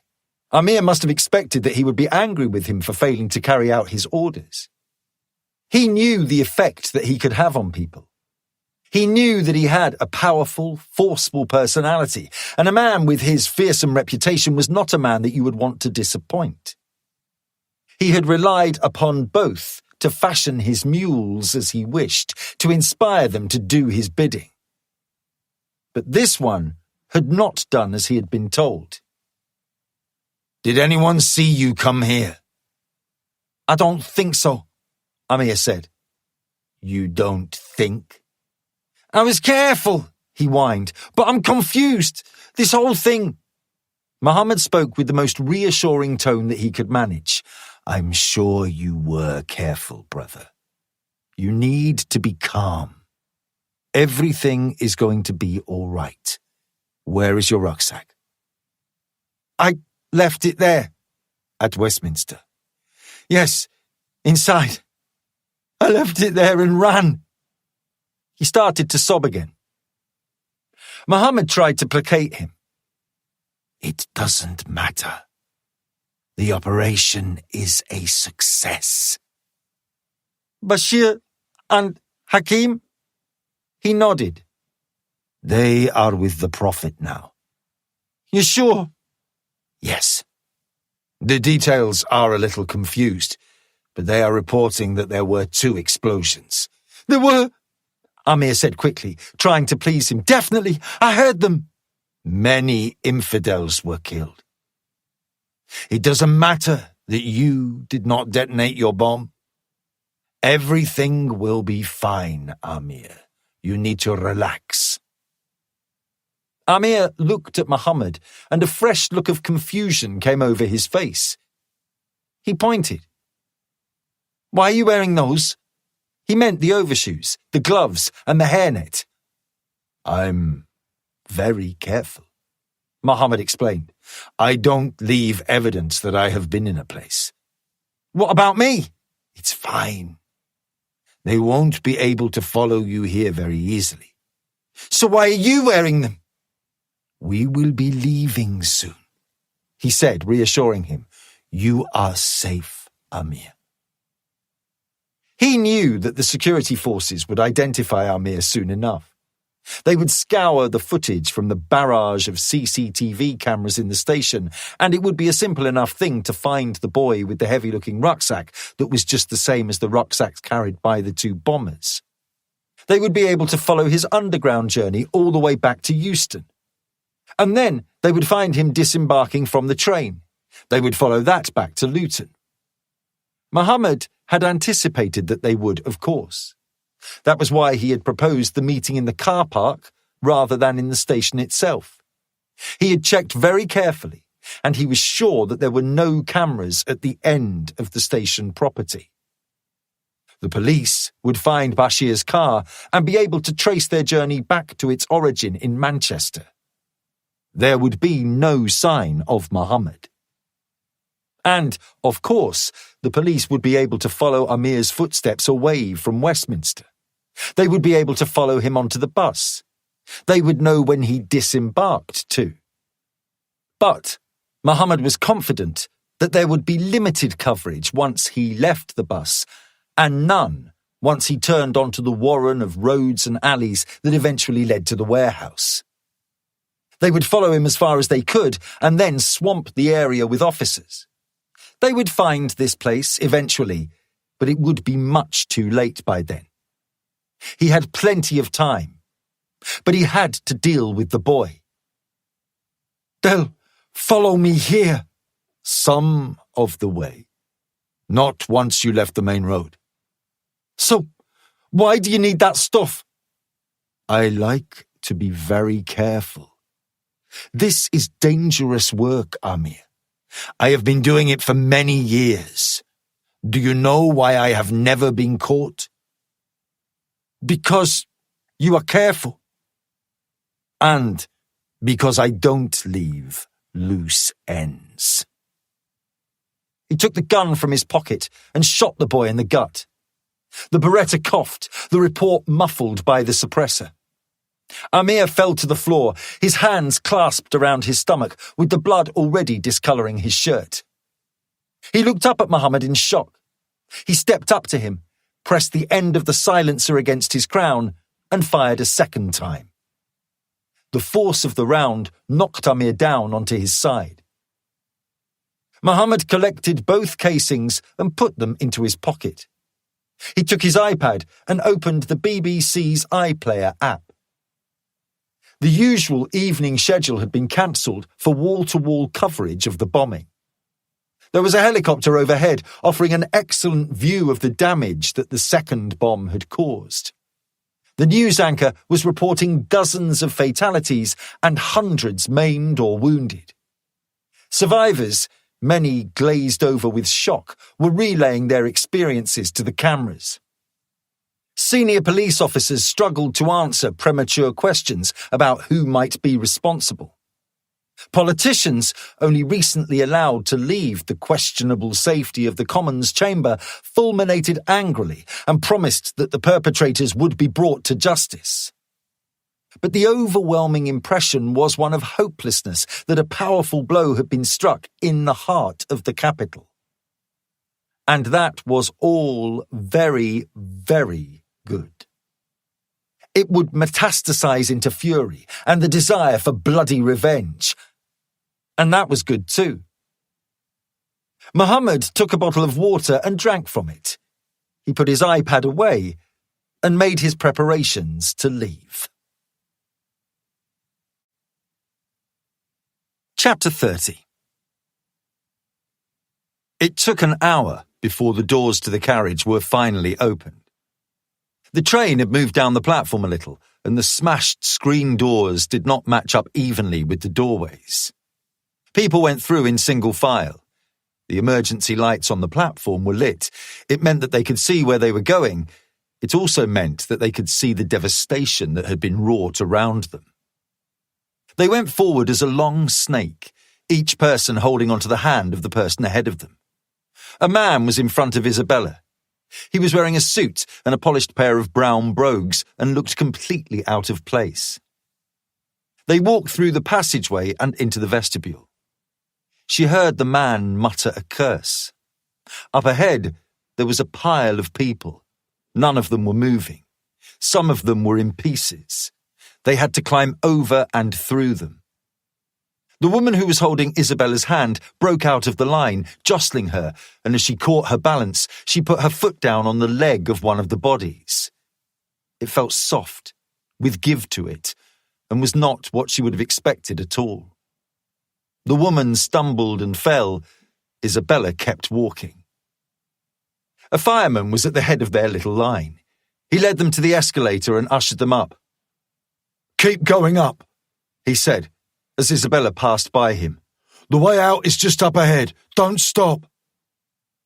The shaft was blackened with soot, and chunks of the plaster had been gouged out by debris. They reached the top, and Isabella saw a woman who was hobbling. She had been in the line ahead of her, and now she was struggling to keep up. She was wearing a trouser suit, and because people were walking in single file, she was holding back the queue. Isabella released the hand of the man in front and went over to her. "Are you all right?" "No," she said, gesturing to her leg. Isabella looked down. It was horribly bent. She didn't know how she could walk on it at all. "Can I help?" "Thank you." The woman rested her weight on Isabella's shoulder and, straining with the effort, she helped her walk towards the gate and the daylight beyond. Part 2. Chapter 31. Isabella Rose idled the engine of her Kawasaki Ninja. The bike had belonged to her mother, and she had taught her how to ride it. It was big and powerful, and riding it was one of Isabella's favourite pleasures. She waited at the end of the road with the row of industrial units. The little industrial quarter was next to the Route de Safi, 4 kilometres south of Marrakesh. It accommodated dozens of studios that produced made-for-export goods for tourists to take home with them. She had noticed the workshops as she was riding out to the south. There was a sign staked into the baked ground advertising cheap space. She had been looking for somewhere more secure than the garage that her mother had left her in the city. That place was in a bad part of town, and she was concerned that it wasn't secure. She had visited it one afternoon to find scrapes and gouges around the lock. Someone had tried to get inside. Squatters, maybe, or junkies looking for an easy score. It didn't matter who. They must have been interrupted. She had been fortunate. She had no intention of losing the equipment that she stored there. A car arrived, passing Isabella and slowing outside the vacant unit. The engine stopped and a man got out. She guessed that it was the Samsar. Property in Morocco was let in various ways. Some leases were arranged with traditional realtors, whereas others were more ad hoc, employing the services of a Samsar. They worked in every neighborhood and knew where all the available property could be found. The landlord and tenant paid a small commission to the Samsar for his services if the property was rented. Samsars tended not to have dedicated offices and advertised their business in tea cafes and convenience stores. The man was in his late middle age, wearing a cheap suit that was dusty at the ankles and cheap shoes. It was obvious that his profession did not offer him a particularly lucrative return. She revved the engine and rolled down the road to him. He checked her out, a quick glance, and then looked right through her. "Monsieur?" He looked at her with surprise. He replied in French, "Hello?" Isabella's French was excellent. "You have an appointment?" The surprise became mild annoyance. "Yes, but not with you, with Melody Attica." "My mother." "And where is she?" "I'm here on her behalf." "And what is your name?" "Sabrina." "I really need to speak to your mother, Sabrina." "She would have come, but she has been detained. She sends her apologies, but she thought it was sensible that we keep the appointment." "But you—" He paused, trying to find the right words to convey his disappointment. He managed to smile. "But you are just a girl, mademoiselle." Isabella ignored the man's patronizing tone. "She trusts me to make a decision on her behalf." He sucked his teeth. "I think it would be better to wait, though, don't you?" "No, I don't. Neither does she. I've come all the way out here, so have you. If the premises are unsuitable, I can tell my mother and save you a second trip. But if they are suitable, perhaps you make your commission." The man still looked uncomfortable, although she could see that she was gradually persuading him. She pointed to the door. "Open it up. I'll take a look." The Samsar sighed but gave up. "Fine," he said, reaching into his pocket for a key that was fastened to a bright red fob. He unlocked the door, bent down to the handle, and heaved the door up and over. Isabella ducked down and passed beneath the half-open door and into the unit. There were no windows, and the only illumination was the daylight that seeped in through the door. The Samsar pulled a drawstring, and a bulb flickered and caught. She looked around. It was a small space. She could walk from the front to the back with just 5 paces, and it was the same from left to right. "It's tiny," she said. "The details are all on the website. The dimensions are listed as 10 by 10. This is, what, half that?" "The dimensions—" "Never mind," she said. "How long can it be leased for?" "As long as your mother would like." "How much is it?" "It is 10,000 dirhams a month." She shook her head. "That's extortionate." "I'm afraid that is the price." "My mother will pay 5. "You can negotiate on her behalf?" 5. He narrowed his eyes. 7. 5.5, and she'll pay the first year up front. "She will agree to that?" The man was a bumptious oaf, and Isabella had to fight to keep the irritation from her voice. "Yes, she will." in cash. He couldn't disguise the greed that passed across his face. "Tell her if she can bring the money to the cafe tomorrow, I'll personally make sure that it is all arranged." Isabella said that she would.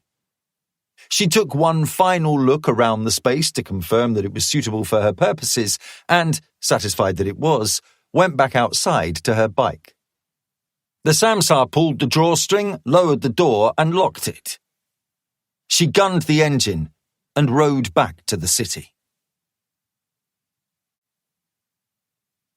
Chapter 32.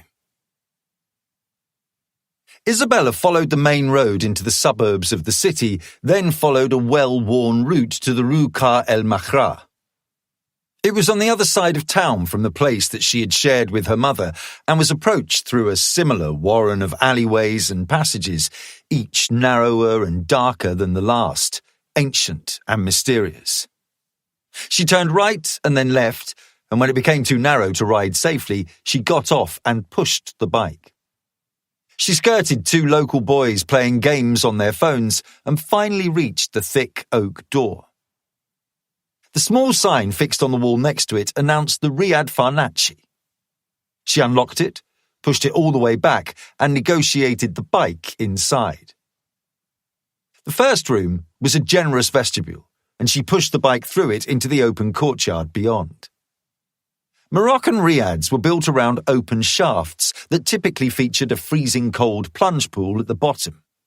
The warm air was drawn down into the shaft, cooled at the bottom, and then recirculated so that the rooms arranged around the opening were colder. This riad was smaller than the one she had shared with Beatrix and much less opulent. It had been a wreck when she had purchased it, using some of the bequest that her mother had left to her. But a year of hard work had seen it brought back to life again. There was still a little work to do, but most of the big jobs had now been completed. The crumbling bricks had been renewed with fresh courses. The rotting window frames had been taken out and replaced. The decor, which had been so dated, had been brought up to date. The walls had been painted a slate grey, with colourful pieces of local art hung to provide splashes of colour. She had bought second-hand furniture from the souks and then refurbished each piece herself. She had bought carpets from the Berber markets in the mountains. The plunge pool had been retiled in emerald green, and her favourite pastime was to sit beside it in one of her lime green easy chairs and stare up at the square of sky above. She climbed the stairs to her bedroom on the second floor, found the false floorboards underneath the Berber rug and lifted them aside. There was a small cavity beneath, with a leather satchel inside. She took it out, opened it, and withdrew 2 bundles of banknotes. She still had a lot of money in a bank in the Caymans, but she always ensured she had enough to manage without needing recourse to it. She had $20,000 in the bag. A rent of 5,500 dirhams a month meant that it would cost 66,000 for the year. That was a touch over $6,500. She counted out $7,000, put the rest back into the satchel, and replaced it in its hiding place. She laid the floorboards over it and covered those with the rug. She returned to the ground floor and made herself a glass of mint tea. It had been a relief to escape London and return home. The aftermath of the bombing had been chaotic. A triage centre had been established in a nearby branch of Marks & Spencer, and the police were insistent that everyone pass through it. The reason they said was that they wanted to check that those people who had been in the station had not been injured by the first blast. Isabella had checked herself immediately and was happy that she was unscathed. The police also required that everyone leave their name and contact details. Beatrix had been very clear that she should never leave a record of her presence, and so, using the routine that had been taught to her, Isabella provided a fake name and address and then pretended to cry. The policeman who had been talking to her went in search of a box of tissues, and Isabella took the opportunity to make her exit. It had been difficult to get to the airport. The entire tube network had been suspended, and there had been no cell phone reception until the early evening. She had walked for 2 hours before she was able to find an empty taxi. Heathrow had been operating, albeit under the watch of armed soldiers. Anyone who had looked remotely suspicious was stopped. The terminal had been loud with the sound of raised voices and accusations of racism. She had found a space on the floor where she could lean against a wall and watch the looped footage of the atrocities on the 24-hour news channel. Her plan had been to return to Morocco that day, but she had concluded that it would not have been prudent to fly directly to a Muslim country.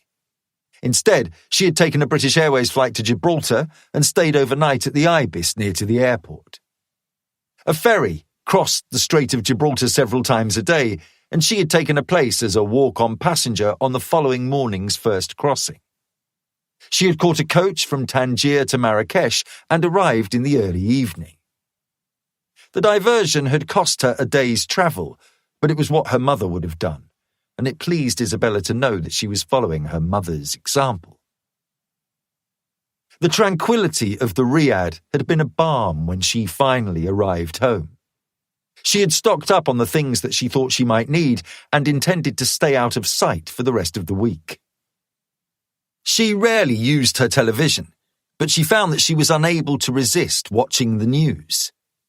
That it was a terrorist attack was beyond question, but the authorities were unable to suggest who might have been responsible. Pundits filled the spaces with incessant speculation. Isabella was not interested in international affairs, and she would not have pretended to have the knowledge to qualify her for making her own determination. But even to her eye, it was obvious that the authorities were floundering.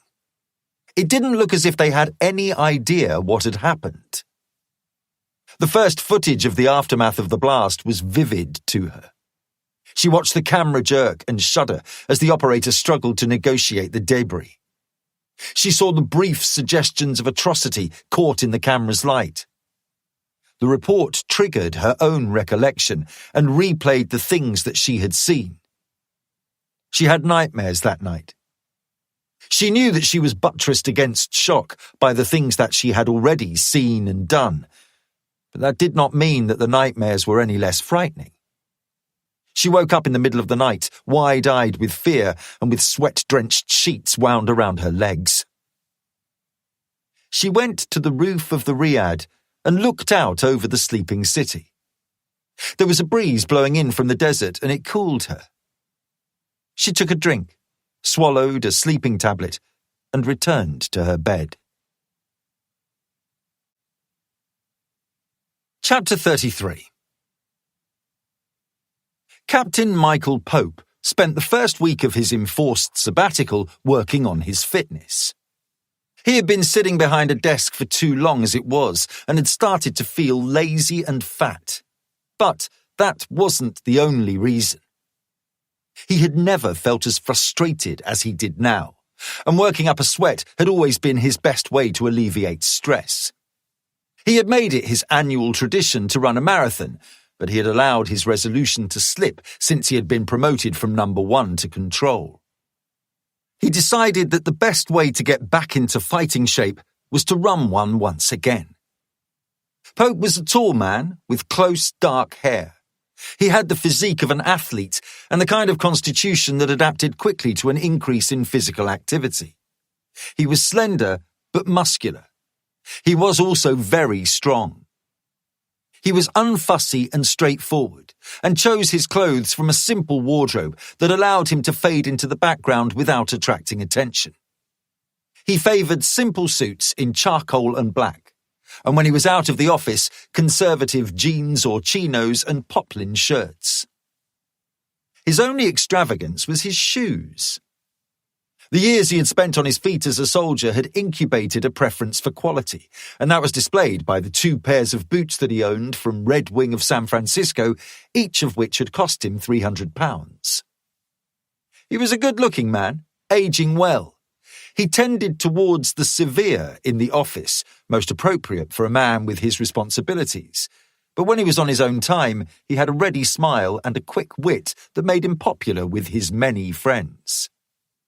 He looked like a man who could handle himself, a man who would be a better friend than an enemy, and a man who could be trusted to do what he said he would do. He had been born in a village on the outskirts of Salisbury in the southwest of England. It was close to Salisbury Plain, an important army training facility, and the town and its surrounding villages were full of soldiers. He had flunked his way through school, and with no trade to follow, he had enrolled as a soldier at 16, joining the Royal Green Jackets. There had been time in the sandpit for the First Iraq War, a transfer to the 1st Battalion when he got back, and then the first of several tours of South Armagh. A friend of his brother served in the 23rd SAS Reserves, and he had invited Pope to join him for a weekend's training. Pope excelled and repeated the trip several times after that, attempted selection, and passed it. He did well, carrying out both covert and overt operations around the world until his predecessor as control picked him out as a man with promise and offered him a transfer to the firm and, more specifically, to be the new number 12 in Group 15. He had served his country as a Group 15 headhunter until his predecessor's treachery had been revealed and he had been asked to take over. He had accepted reluctantly. He did not consider himself to be a desk man, and he felt that he was young enough and better suited to continue as a field agent. Stone, who had asked him to consider the promotion, had insisted. Pope realised that the choice he was being given was illusory. He was being ordered to take over. His promotion had come with more generous remuneration, and Pope had moved his family to a thatched cottage in the heart of the Cotswolds. It was a pretty part of the country, known for honey-coloured limestone buildings and the miles of dry stone walls that divided the lush landscape into parcels. One of the benefits of living here was the number of pleasant roads that he could use in his daily runs. He had gradually increased his distance as he got his legs back beneath him, and this morning, the start of a cold and frosty early autumnal day, he had planned to run the full length of the local amateur marathon. He started in Broadway, climbed Broadway Tower for the views out over the Vale of Evesham, and then crossed to Snow Hill and Stanway. He reached the halfway mark in Winchcombe, the walking capital of the Cotswolds, passing Sudeley Castle, before attacking the final big hill of the route.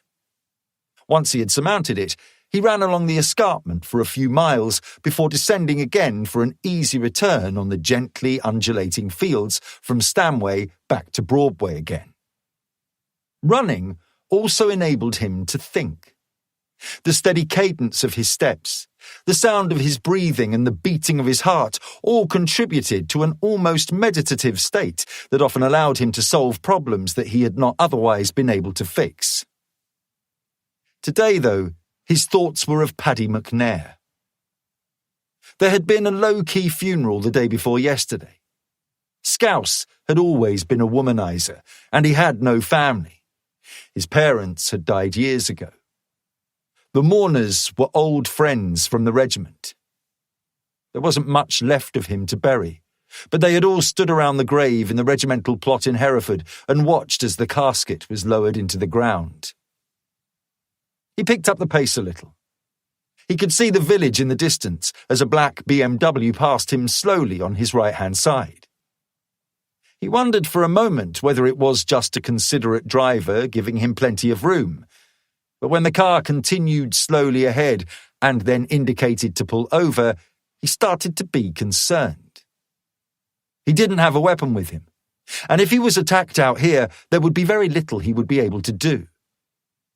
He scanned left and right, identified a gap in the hawthorn hedge at a spot just ahead of the car, and tried to find the energy to sprint should that be necessary. It wasn't.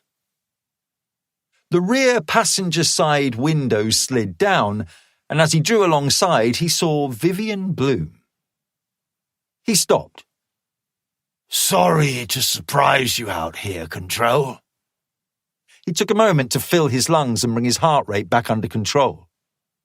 "You couldn't have called to make an appointment?" "You know better than that, old boy. Do you have 15 minutes? There's something we need to talk about." Pope looked down at Bloom through the open window of the car, scrubbed the sweat from his face, and looked away to the road leading back to his home. He didn't know much about the Reverend. Almost nothing, in fact, he realised with discomfort. The man was well connected, but difficult to assess. Pope remembered how Bloom had behaved at the meeting when Group 15 had been shut down.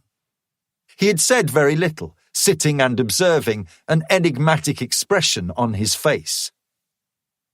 Pope didn't trust very many people, and he didn't trust Bloom. He exhaled. He couldn't very easily tell the man he didn't want to talk to him and run back home. His country had just been attacked, and Pope was a soldier. He had responsibilities. He opened the door and slid inside. "Thank you, Captain," Bloom said, shaking Pope's hand. Pope took it gently, like a doctor probing brittle bones, but Bloom surprised him with the firmness of his grip. "You can probably guess what this is about," he said. "Yes, sir, I expect I can."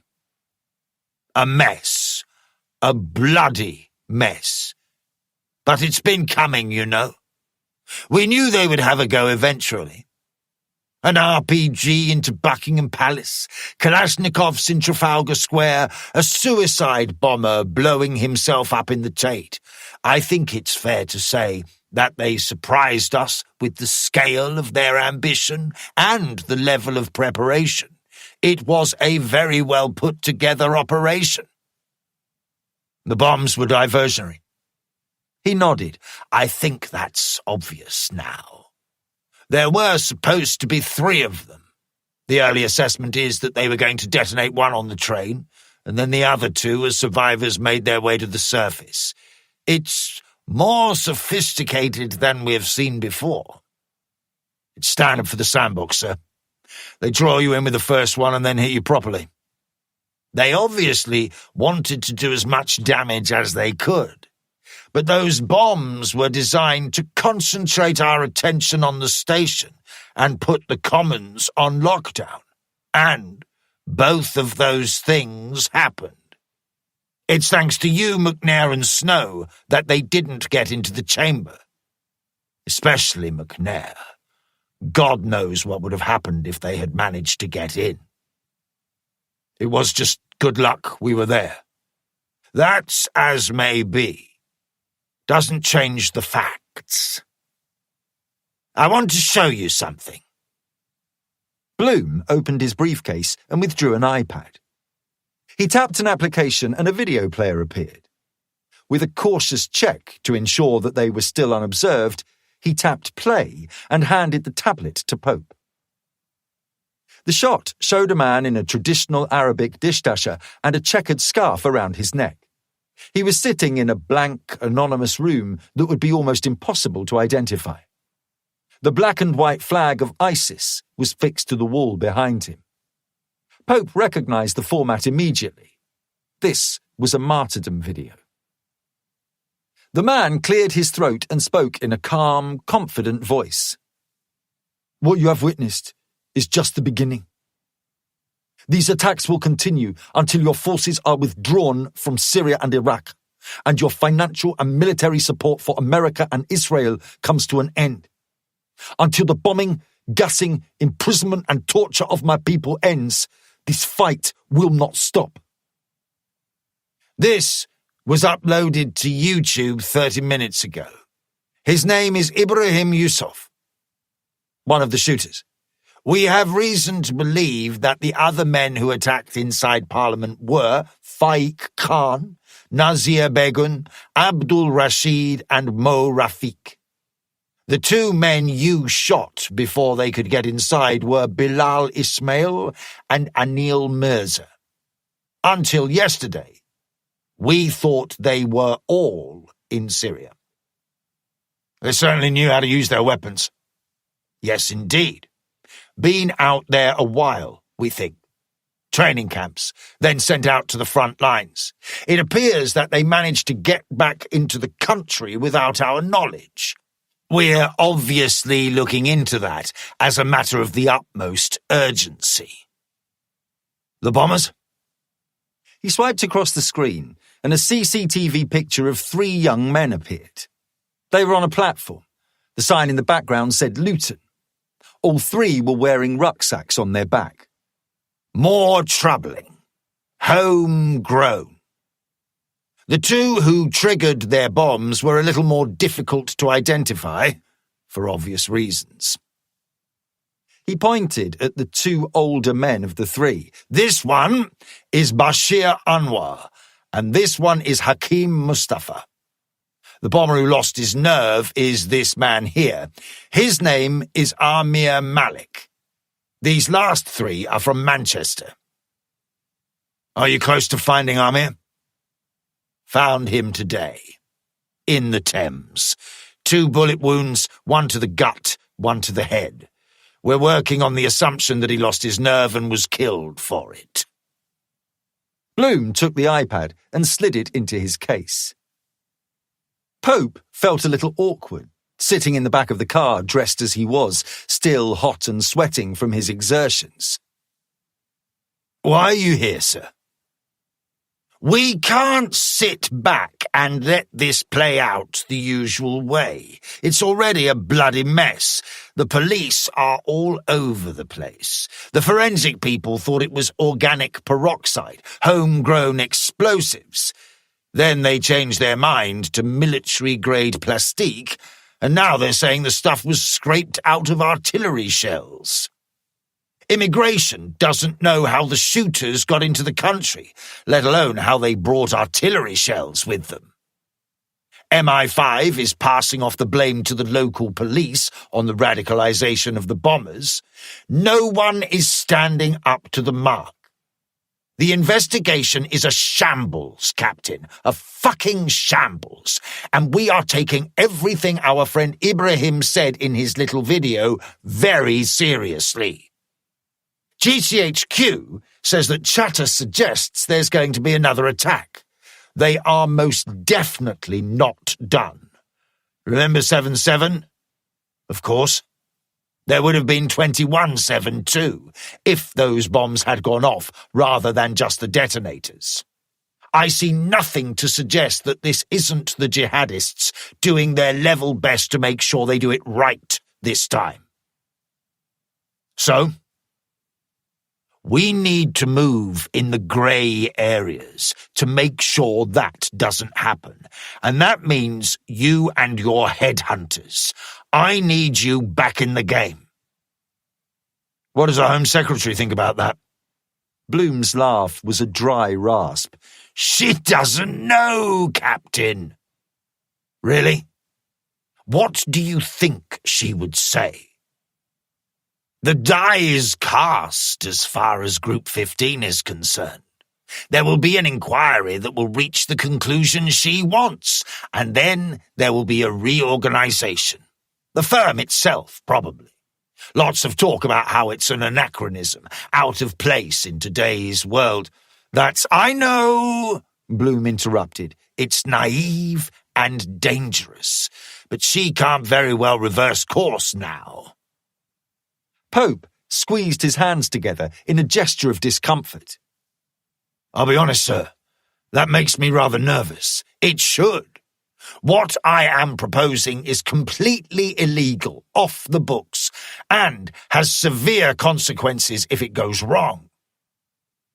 I'm going to speak frankly, sir. Please do, Bloom said with a chuckle. It was quite something the last time. The meeting was clear. No one was in our corner. I'm a little confused. You don't need to be. I'm on your side. I always have been. I don't trust the police. I know it was their mistake that got Rubio killed. I agreed with everything you said at the meeting. It's outrageous that you've been blamed. It might have been nice to hear that on the day, sir. Don't be naive, Bloom said with irritation. This is a long game. Things have to be done delicately. Changing opinions can be difficult. I can see how someone trying to shoot up PMQs might have that effect. He smiled at that. Between you and me, Control, the irony isn't lost on us that the reason the Home Secretary wasn't in the chamber for PMQs was because she was having her fun bollocking you. It wasn't all bad then. Bloom collected the iPad again and opened another file. Pope recognized the man in the picture that he called up. Alam Hussein. Most people would have known who he was. He was burly, with a bald head and a long beard that reached down to his sternum. He wore a traditional dishdasher and an eye patch over his right eye. The man had been a hate figure for the right-wing press for months. Much of the media's indignation stemmed from the fact that Hussein had been given asylum when he had fled from Qatar, yet now he railed against the very state that had taken him in. They fulminated that he was happy to take social security handouts and live in a house provided by the local council, yet still he called for the imposition of Sharia law. Pope had always made a point of maintaining a strictly apolitical stance when it came to matters such as this. He and the group had been sent against targets of all political persuasions, and keeping a neutral opinion made things easier. Saying all that, Alam Hussein was a difficult man to like. Seriously, sir? He'd do this? We have very strong intelligence that Hussein was responsible for radicalizing the 3 bombers. We know, for example, that they all attended his mosque. We have had people inside it for weeks. He's been calling for jihad, issuing fatwas against members of the government and military, and distributing propaganda for Daesh. We need you to go and get him. Dead or alive? Alive. Most definitely alive. I realize that's more difficult. A little, but not a problem. We don't want a big team on this. We were thinking of 3 or 4 agents, but I do want you to be one of them. I know I needn't tell you how delicate this is. I need your experience on the ground, not behind a desk. Everything else is completely up to you. Where do you want him delivered? Bit of a drive, I'm afraid. Need you to take him up to Wick.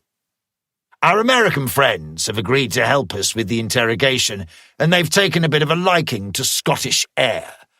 Nice and out of the way, minimal chance of anyone seeing them come in and out. They're going to fly him out of the country, somewhere with more relaxed rules on what can and can't be done during interrogation. You know what I mean, Pope. I do, he said, not saying what he was thinking. I knew you would. Equipment? It'll be minimal, but enough. What else do you know about him? Everything you need. You'll be provided with his address, antecedents and such like. Use the usual dead drop. He does have some rudimentary security that you'll have to consider. There have been incidents with the right-wing headbangers up there, threats and abuse, but it's nothing too sophisticated, just the local police keeping an eye on him. Certainly nothing that will hold you up. Pope found he was tapping his fingers against the leather upholstery. Well, what do you say? Bloom said. Is this an order, sir? Are you ordering me to arrange this? No. Technically, you and the group are still suspended. Will there be any backup? None, I'm afraid. And if it goes wrong? I'm sure it won't, but if it did, then you know how it has to be, Pope. I won't be able to protect you. The story will leak to the press, writes itself. Your recent experience with the shooters will explain why you have reacted this way. You saw the explosion at first hand. It's PTSD, a dreadful shame, but completely understandable in the circumstances. You'll be looking at a good stretch of jail time, a little less if you get a good brief who can make an argument about diminished responsibility. You make a very appealing offer, sir. Yes, well, there you are. Sorry about that. What do you say, Control? I need an answer this afternoon. Pope remembered the aftermath of the bombs with absolute clarity. He could still smell the burning flesh in his nostrils. Of course, sir. I'll start at once. Chapter 34. Pope ran the rest of the way home, showered, shaved, and dressed in a loose-fitting pair of trousers and a sweatshirt. His wife Rachel had come home while he was showering. She was sitting on the sofa in the lounge with her legs curled up beneath her as she read a book. How did it go? Good. How long? 4 hours. Not bad. Not bad, but I can do better. First time, Michael. Baby steps. You're old and fat now, remember? He was unable to keep the anxious smile from his face. She had known him long enough to know what it meant. Work? Yes, I'm going to be away for a while. London? He nodded. Rachel knew better than to press him any further than that. He wouldn't have told her, and their married life had always been bracketed by the reality that there would be things that he couldn't share. It had been the same when he had been in the regiment, and she had learned to accept that he would frequently be out of the country. When he returned, he would often be unable to tell her where he had been. His transfer to Group 15 had simply exacerbated that. She didn't ask anymore. When are you leaving? In an hour. What do you want me to tell the kids? Pope's daughter had a football tournament at the weekend. He had promised that he would take her. That wouldn't be possible anymore. The children were out with their friends this afternoon. He realized that he wouldn't even be able to say goodbye. He sighed unhappily. He was committed to his work, but it put a heavy burden on his family life. He was lucky that Rachel was so understanding. Can you apologize for me? Of course. How long will you be? I don't know. A few days. I'll call when I can. She came over and kissed him. Be careful, she said. She said it every time he went away.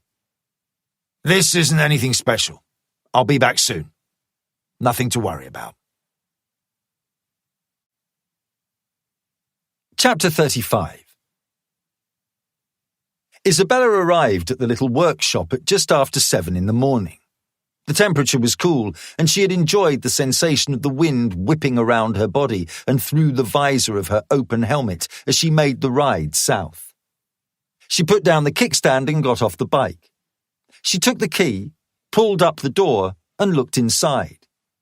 It was small, smaller than she remembered, and she had a moment of doubt that it might be a little too small for what she had in mind. But as she gauged the space again, she thought that it would just about suffice. Isabella had visited the Samsar 2 days previously and completed the formalities. She had taken the lease home with her the day before that, signing it in the name of Melody Attica and providing a photocopy of her fake passport. The lease had been notarized, and then had come the matter of the rent. Isabella had counted out the money into 2 piles and put enough for the year's rent inside a manila envelope. She had put the remainder into a second envelope and taken it to the cafe where the Samsar was waiting for her. She had given both envelopes to him. He had licked his thumb and made a show of counting it all out. She knew that the fee had been much more than he would normally have expected. She didn't know whether he had bought the story about her mother or not. She was buying his discretion, and the fact that he had accepted it without comment suggested that he had received the message loud and clear. The sun climbed into the sky and started to warm the chill from the air. Isabella moved her bike out of the way and got ready. It was going to be a busy day. The delivery lorry arrived at 8. The driver and his mate opened up the back and muscled the goods down to the ground. Isabella had purchased a series of lockers and safes on the internet. She had paid extra for installation, and the 2 workmen hauled the heavy units into place. The units were prepared for wall fixing, with pre-drilled holes in the base and fixing bolts that the men implanted into the concrete. One of the benefits of the workshop was that it was angled so that it was not possible to see into it from the neighbouring units, even when the door was raised. Isabella had noticed this quality at once, and, knowing that she was going to be undertaking a considerable amount of fitting out, was pleased that the work would not be immediately visible to prying eyes. In order to be doubly cautious, she took up a position 50 yards along the road in order to head off anyone who might otherwise wander down to the unit. She had arranged for a locksmith to visit, and she had intercepted him, confirming the work that he would do and directing him to the unit. The man removed the up-and-over door and replaced it with a sturdy new one that was fitted with a chunky lock. It was midday by the time the work was complete. Isabella thanked the 3 men, tipped them well enough so that they would not gripe, but not so well that they would remember her, and then waited until they had driven away before she inspected her new premises. She was pleased. The lockers were constructed from 5mm thick, fully welded steel and were secured by 2 high-security 7-lever key locks. They would be very difficult to open without the key. There was plenty of space inside them for the equipment she needed to store. The new door was robust and didn't rattle as its predecessor had done. She shut the door, locked it, and then tried to force it. It was impossible. If someone wanted to get inside, they would need to fix a tow rope to the handle and use a vehicle to yank it off. The most likely threat to the unit was an opportunistic thief, and the door should be more than enough of a problem to act as a deterrent. But still she was not done. The last visit of the day was an engineer from an alarm company. Isabella had purchased a system to protect the building. She told him what she had in mind, and he took a ladder from his van so that he could climb up and fix the cameras and the alarm. The equipment was top of the line. Apart from internal and external motion detectors, the alarm came with high-resolution day-night cameras that recorded the feed onto a 250 GB hard drive and broadcast it in real time to Isabella's cell phone and tablet.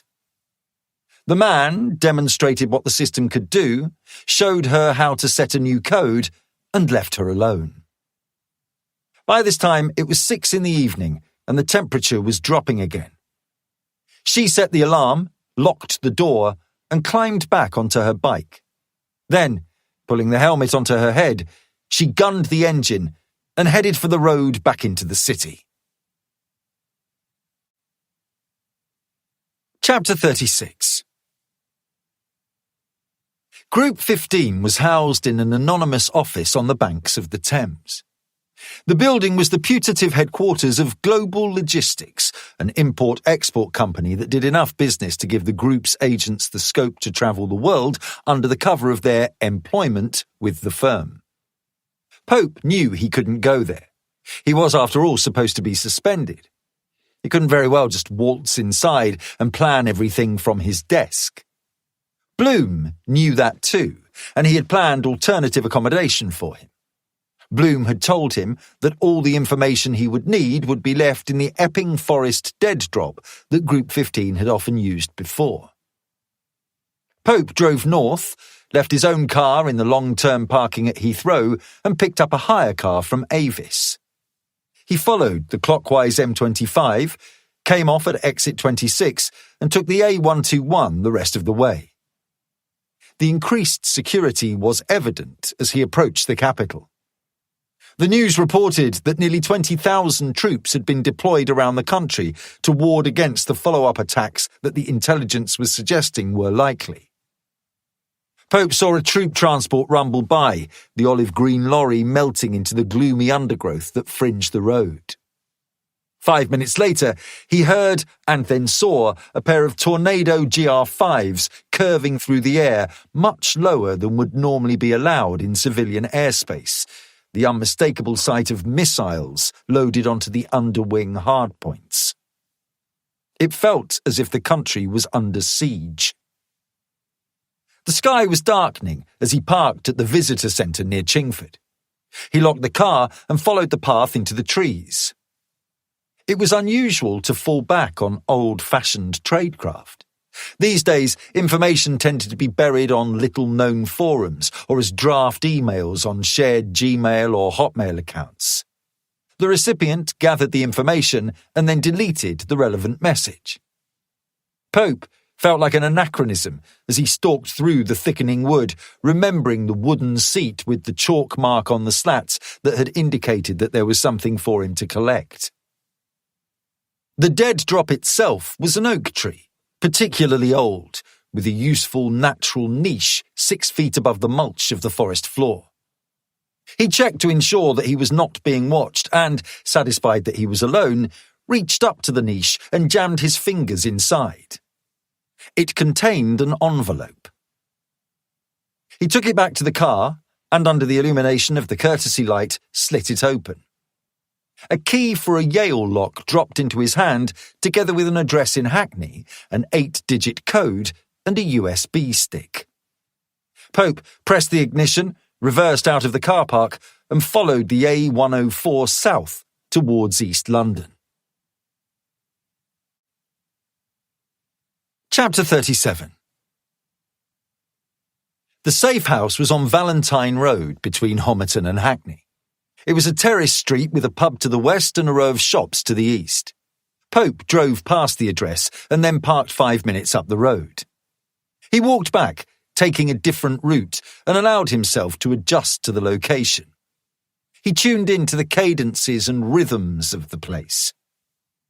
Valentine Road was busy with traffic, the houses a little more fly-blown than those on the quieter streets that fed into it. It was close to a social housing block, and the shiftless youths who gathered around the off-licences and convenience stores regarded him with sour hostility as he made his way along the road past them. He approached the house, climbed the steps from the street, and put the key into the lock. He turned it, the door opened, and he went inside.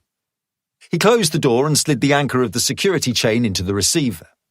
He drew his pistol and stood in the dark for a minute, concentrating on acclimatizing himself to his new surroundings. He heard the ticking of a pipe somewhere towards the rear of the property, a distant car alarm, and a police siren. Nothing else. The place had the dusty smell of somewhere that had lain empty for a while. It felt like he was alone, but he wasn't in the business of making assumptions. Assumptions got you killed. He had to be sure. The house was set on 3 stories. He moved to the stairs and descended, careful to put his weight on the outside of the treads so as to reduce the risk of noise from a squeaking board. The basement accommodated the kitchen, bathroom, and 1 bedroom. He checked each room, opening the door and then going inside with his gun up and ready. The kitchen looked as if it had been recently installed, with stickers and labels fastened to the units and appliances. The fridge was stocked with milk and a supply of ready meals for the microwave. The bathroom was long and narrow, with a bath that had a shower attachment over the taps and a toilet that still had the label from the builder's merchant affixed to the inside of the lid. The sash windows were all secured by sturdy locks, and the rear door that opened onto the back garden was locked and bolted. Clear. The ground floor had 2 reception rooms. He walked from one to the other through a set of open double doors, his weapon primed. The rooms were furnished with IKEA sofas, a low table, and nothing else. Clear. The first floor had a further 2 bedrooms, one with an ensuite and another tiny bathroom that had been crammed at the top of a steep staircase that led up into the roof space. The bedrooms had flat-pack beds and wardrobes. Clear. He opened the hatch to the loft and hauled himself up. There was a badly fitted hatch to the roof, and a breeze pushed through the gaps. He activated the torch on his phone, found a light switch, and switched it on. He saw the large metal crate laid out across the unboarded joists. There was a digital lock on the crate, and when he tapped in the code that had been written on the envelope, he was rewarded with a glowing green light and the sound of a metallic click as the lock stems were withdrawn. He opened the crate. Inside was a small cache of arms. 3 Sig Sauer P226 pistols, together with silencers for each of them, and a dozen boxes of 9mm ammunition. A combat shotgun that had been fitted with an EOTech sight for day or night use, a fixed iron sight, and a telescopic buttstock. Cartridges of solid shot and buckshot for the shotgun. 4 H-4855 personal roll radios and the UHF transmitter receiver issued to the British Armed Forces, together with small notebooks that contained call signs and frequencies. There was also a pick gun, a breaching tool that could be used to force mechanical pin tumbler locks. Not bad, Pope thought. He closed the crate, the lock automatically clicking back into place, and descended to the ground floor. The rear reception room was spacious enough for 4 or 5 people, and when the double doors that separated the large room into 2 halves were closed, it would be impossible to see in from the street. He opened his bag and took out the printouts he had made before he left the Cotswolds and the large-scale ordnance survey maps of Manchester that he had purchased. He had also bought a pack of blue tack and a container of drawing pins, and, working quickly and efficiently, he stuck all of the material onto the walls, adjusting the order until it made sense to him. He spent an hour looking at it and making notes in a spiral-bound notebook that he would burn when he was finished. When he finally checked his watch, it was 9, and he was happy that he had the basis of a workable plan. He slipped on his coat, locked the front door behind him, jogged down the steps, and set off for the car. The others were due to arrive at King's Cross, Euston and Liverpool Street over the course of the next 2 hours. He needed to pick them up. There was a lot to do. Chapter 38. Bloom had given Pope a free hand as to the composition of the team. Each of the 12 men and women who made up the operational strength of Group 15 would have been more than capable of carrying out the mission objectives. The infiltration of the mosque was little more than a simple breaking and entering job, and the kidnapping of Hussein, though more challenging, was nothing when compared to the tasks that they would normally have been given to do. Group 15's current complement was a team of 10 men and 2 women. The men were typically drawn from the ranks of British Special Forces, the Special Air Service, the Special Boat Service, and 18 UKSF Signals Regiment. The women were both from the Special Forces Reconnaissance Regiment. He had chosen 4 agents plus himself. Group 15 operations were usually solo, but teams of 2 were deployed for more sensitive or difficult operations. These were not difficult jobs, but there was absolutely no room for error. Bloom had made that very clear. Pope was not prepared to take the risk that they would deploy below strength, but the 5 of them should be plenty to achieve their aims. He had collected them earlier that evening. Hamish Munro, number 4, had travelled down from Edinburgh. He had served in 22 SAS A Squadron for 6 years before Pope's predecessor had selected him. He was a proud Scot, cantankerous to a fault, and one of the toughest soldiers that Pope had ever served alongside. Number 12 was Thomas Snow. Pope felt obligated to include him. He was already involved. Next to Snow was Victor Stokes, number 7. He was in his early 30s and had been selected from the Z Squadron SBS. He had been a Royal Marine Commando before his Special Forces posting and had made his name during the evacuation of Western oil workers from remote Libyan desert facilities. The final member of Pope's team was Hannah Kelleher. She was number 9 and the youngest of the 4, having recently celebrated her 32nd birthday. She had served with the Special Reconnaissance Unit in Iraq in the recent hunt for the British jihadis responsible for the murder of Western hostages. She was implacable and focused, rarely smiled, and was a dead shot. Pope would not have wanted to be on her bad side. There was a brew kit in the kitchen, and Pope had made tea for all of them. They were sitting in the rear reception room now. Munro and Snow were on the sofa, their feet on the low coffee table that stood between it and the fireplace. Kelleher was on the floor, her back propped up against the wall. Stokes, who was constitutionally cautious, was at the rear window, gazing into the dark garden below. Pope took a sip of his tea and rested the cup on the mantelpiece. "Thanks for coming on short notice." "This is unexpected," Stokes said. "I thought we were stood down." "Officially we are." "Unofficially?" "Not so much." Pope went through the details of his conversation with Bloom yesterday. They had all seen Ibrahim Yusuf's martyrdom video and the subsequent ones that had been posted on behalf of Bilal Ismail and Anil Mirza. Backlash was beginning to hit the security services, anger that they had been allowed to plot without challenge. Pope explained that the Imam of the Stockdale Mosque, Alam Hussein, was strongly suspected by MI5 of involvement in the operation. "How good is the intel this time?" Munro asked. "I only ask because, it wasn't great the last time you were in the field. 12 got it in the neck." Snow sighed at the reference to Felix Rubio and looked away. "I'm just saying. We have orders. We have to assume it's accurate." "What do they want us to do?" "2 tasks.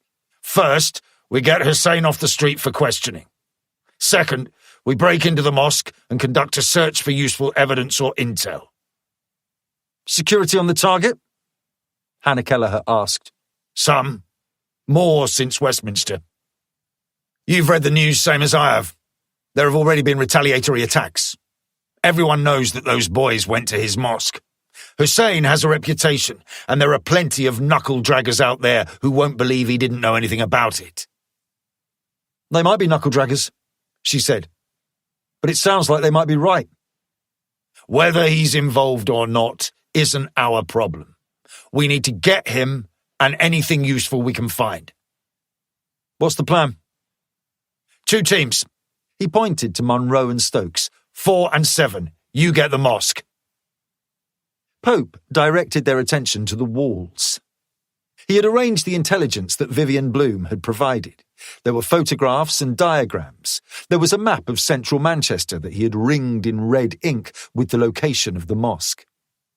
It was standing on substantial grounds between Anson Road and Cunningham Road. "Here it is," he said. He pointed to the photographs around the map. "It's a new building, purpose-built, and they put it up at a time when they knew that making it as secure as they could was probably a decent idea. It's surrounded on each side by a 6-foot-tall brick wall, and there are railings on top of the walls. The main gates are the same height and covered by at least 3 CCTV cameras. Going in the front way isn't going to work." "And the back?" Munro prompted. Pope pointed to another of the photographs. It showed a 5-foot gap in the wall that had been blocked with temporary fencing. "Turns out a car smashed into the wall last week, and they haven't had it rebuilt yet. This is how you get into the grounds. There's at least 1 camera with coverage, but take that out and you should be in and out without being seen." "Easy enough?" "I think so too." He had enlarged the architect's plans of the mosque, and it was to these that he turned next. 2 floors once you're inside. The ground floor is the worship space. Ignore that. Take these stairs to the first floor. There are offices and classrooms up there. You're looking for hard drives, documents, anything you think might be worth a second look. Alarms? Yes, and probably good ones. If you can't find them and they get tripped, Bloom thinks you'll have 5 minutes before the police arrive. I wouldn't plan on staying any longer than that in any event, but the detail of how you structure things is down to you once you've had a look at the target." Munro and Stokes shared a glance and then turned back to Pope, nodding their agreement. "Piece of cake?" Pope agreed with that. A simple B&D, even against a well-secured building, offered no particular problems to operatives as well-trained as 4 and 7. The second part of their orders was more challenging. He pointed to Hannah Kelleher and Thomas Snow. 9, 12, and I will go and get Hussein. He took a quarter turn and nodded across to the other maps and photographs. Alam Hussein lived in Moss Side, a neighbourhood of Manchester that had earned the unfortunate sobriquet of Gunchester over the course of 30 years of gang violence. Hussein's address was a mid-terrace house on Rosebery Street, a road that ran horizontally from east to west among a tight grid of similar streets. The houses were dilapidated, plenty of them sealed with metal sheeting to keep squatters out. The doors opened straight onto the street. Each house had a ground floor window next to the door, and there were 2 narrow windows on the first floor. Every house was disfigured by a satellite dish, a few of them of the larger variety that were powerful enough to pick up transmissions from Eastern Europe. There was a park opposite, including a children's fenced-in play area with a slide, swings and a roundabout. There were no trees. It was enclosed, and there were no obvious spots for surveillance. "Lovely spot," Kelleher said. An alleyway ran north to south, splitting the terrace in the middle, and Hussein's house backed onto it. The narrow space was obstructed by bin bags that had been torn open by scavenging dogs and the remains of wheelie bins that had been set on fire. The alleys were known as ginnels by the locals, and Pope thought this one could be very useful. "Our man lives here," he said. "There's what you could charitably call a park to the south. You've got vehicular access to the east and west, but the locals park on both sides of the road, so there's only likely to be enough space for 1 car. We'll need to plan for that. Once we have him, we'll head for Princess Road, then the A57, M603, M61 and M6 up to Wick." Snow leaned back in his picnic chair and shook his head. "Wick? As in Wick in Scotland? We're going to be handing him over to the CIA. They've been itching to speak to him. Now's their chance. I'm allowing 8 hours to get up there." "Why can't they do things like normal people?" Munro grumbled. "Find me a lockup. Give me a day alone with him, and I'll have him see him whatever they want him to see." "I'm happy to leave that to the CIA," Pope said. "We're in it deep enough as it is." "When do we go?" "We need to get up there and get eyes on. We don't know anywhere near enough about him yet. I've got a hire car and we'll get another. We'll go up tonight and get a better idea of the lay of the land. If we think we can get him tonight, we go tonight. If not, we'll wait. We hit the mosque simultaneously." The 5 of them stood. "Let's get to work," Munro said. Chapter 39. They stopped to hire a second car. Munro and Stokes were in the first, a Renault Megane, and Snow, Kelleher and Pope were in Pope's Volkswagen Passat. Snow was driving, and Kelleher and Pope were in the back. He spent the 4 hours it took to drive north to Manchester reviewing the information on Alam Hussein that had been provided on the USB stick. Hussein was born in Bethlehem in the West Bank in 1960, during a time when the region was under Jordanian control. In 1989, reports surfaced that he had travelled to Peshawar, Pakistan, where he took up a position as a professor of Sharia sciences. While in Peshawar, there were claims that he had crossed paths with Osama bin Laden, though these remained unconfirmed. Following the First Gulf War in 1991, Hussein was among many Palestinians expelled from Kuwait. He returned to Jordan briefly, but by September 1993, he fled with his wife and 5 children to the United Kingdom. Using a forged UAE passport, he sought asylum, citing religious persecution and allegations of torture in Jordan. His request was approved in June 1994, and he had lived in the UK ever since. Although Hussein publicly distanced himself from al-Qaeda, his MI5 file remarked that he was known to have extensive contacts with al-Qaeda operatives in Afghanistan.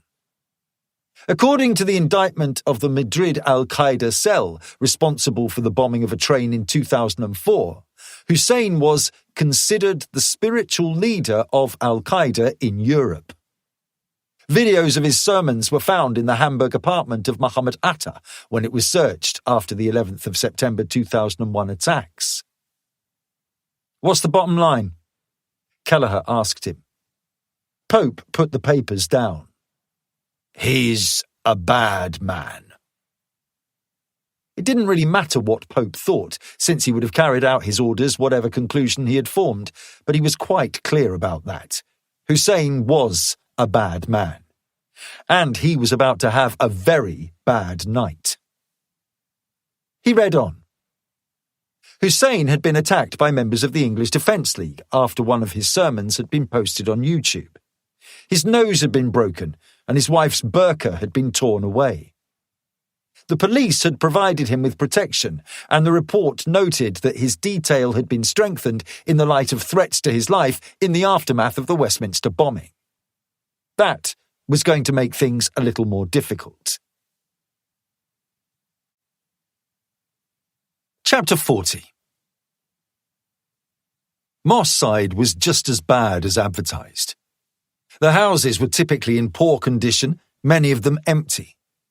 The group drove along one street where all but one had been deserted, the remainder boarded up or secured behind bright orange anti-squatter panels and painted with red crosses to signify that they were to be demolished. A group of boys, their hoodies pulled up over their heads, walked by a house that had been allowed to collapse in on itself. Another pair of boys endlessly kicked a football against the wall of another blighted property. Rubbish blew on the gentle nocturnal breeze. Pope was driving. Snow and Kelleher were in the back. "What a dump," Snow said. Pope followed the sat-nav to the junction of Green Street and Rosebery Street, and then peeled it off the windscreen and dropped it into the footwell. This area was hardly a destination that anyone would want to find, and he did not want the glow of the unit to draw attention. He turned onto Rosebery Street and maintained a steady 20 miles per hour. He would allow a single pass of the address. He rolled west to east and passed 10 feet from the red front door of number 30. The others were quiet, both of them absorbing as much of the surrounding detail as they could. The park to their right was small and unlit, and the pinpricks of red light before the faces of the 3 kids on the swings gave away the cigarettes that they were smoking. Cars were parked on both sides of the road, and there was only space for a single car at any one time. Pope was unhappy about that. It would make exfiltration more difficult. Pope reached Claremont Road and parked in the empty courtyard in front of Mr. McFresh Bakery. He turned and nodded at Kelleher. "We'll go and take a look at it on foot. Snow, take the car. Meet us at the junction of Rosebery Street and Great Western Street." They got out of the car, Snow going forward and sliding into the driver's seat. He pulled away, leaving Pope and Kelleher behind. "Take the alley at the back of the house," he said to Kelleher. She nodded, waited for a pair of cars to pass, crossed Claremont Street, and then set off along Cowsby Street, the road that ran adjacent to Rosebery Street. Pope waited for her to reach the corner. "Comms check," he said into the tiny microphone that was attached to his lapel. "All fine," Kelleher responded, her voice audible in his earpiece. She turned the corner and passed out of view. "Loud and clear," Snow reported. Pope crossed the road and walked north along Rosebery Street. He paid much closer attention to the house this time. It had a plain red door, the paint peeling away at the bottom. The single ground floor window and the 2 windows on the first floor were obscured with patterned net curtains. There was a burglar alarm fixed to the wall above the door and 2 satellite dishes, one bigger than the other, fixed above that. A batten that would at one time have supported an estate agency sign was still screwed into the bricks. The house was unremarkable and similar to all the others on the terrace. He stopped when he was almost upon it, ducking down behind a parked car to pretend to tie his shoelace. "There's an alarm," he said into the mic. "We'll need to disable it. There's a junction box on the other side of the street. Shouldn't be too hard to cut the power. Might not be a bad idea to put the lights out too. Are they in? Pope waited as long as he dared, but he saw no sign of life inside the house. Doesn't look like it. He kept on. Surveillance is going to be bloody difficult if we need to do it. There's nowhere to park, and I can't see any buildings that would work. Pope finished with the lace, got up and walked on another 10 feet. The alleyway that bisected Rosebery Street had an exit here, and as he strolled slowly by the opening, he saw Kelleher walking down it from the other end. There's a paved back garden, maybe 30 feet by 10 feet. The one next door has a dog, so there might be noise. There's a gate at the back to get into the alley. It's unlocked. You've got 2 wheelie bins, then a stretch of concrete. There may be 10 feet with a couple of bikes and an old washing machine before you reach some kind of lean-to attached to the back of the house. There's a door and a window. There's a light above the door. What do you think? That's the way to get in. Can you get a look at the lock? I think so. Pope saw the glare of headlights jerking up and down as a car negotiated the speed bumps in the road in the direction from which he had just arrived. He took a quarter turn so that he could look back and make to fumble with his lace again. The car was a Volvo estate. Stone's intelligence suggested that Hussein drove a green Volvo estate. It was too dark to make out the colour, and the car was too far away to read the plate, but as Pope watched, it slowed and drew up outside number 30. Target might be coming home, he said. I'm coming out. Stay on your side of the street, I'll meet you. Kelleher tapped the Pressel switch on her radio 2 times, universal code for copy that. Control to 12. Bring the car back to the house. We're doing it now? Maybe. Eyes open. Copy that. Pope stood and crossed, joining Kelleher as she emerged from the mouth of the alley. He took her hand and walked back to the house as if they were a couple. The Volvo had reversed into a space outside the house. They were 20 feet away when the car's lights were extinguished. Pope reached his spare hand into the pocket of his jacket and felt the fibres of his woolen balaclava. They were 15 feet away when both front doors opened and 2 people stepped out. He could feel the bulge of his cig in its shoulder holster beneath his left shoulder. The passenger was a woman, her identity hidden beneath her dark burqa. The man, though, was instantly recognisable. He was burly, with a bald head and a long beard that reached down to his sternum. He wore a traditional dishdasha, had an eye patch over his right eye, and he walked with a pronounced limp. They had a positive ID. 10 feet. Kelleher squeezed his hand. He readied himself. They would both draw down on the targets. Pope would get in close and shove the barrel of the cig against Hussein's head, and then he would hustle him off the street and into the back of the car. He would get in next to him. Kelleher would ride up front. 15 seconds maximum. It was going to be easier than he had expected.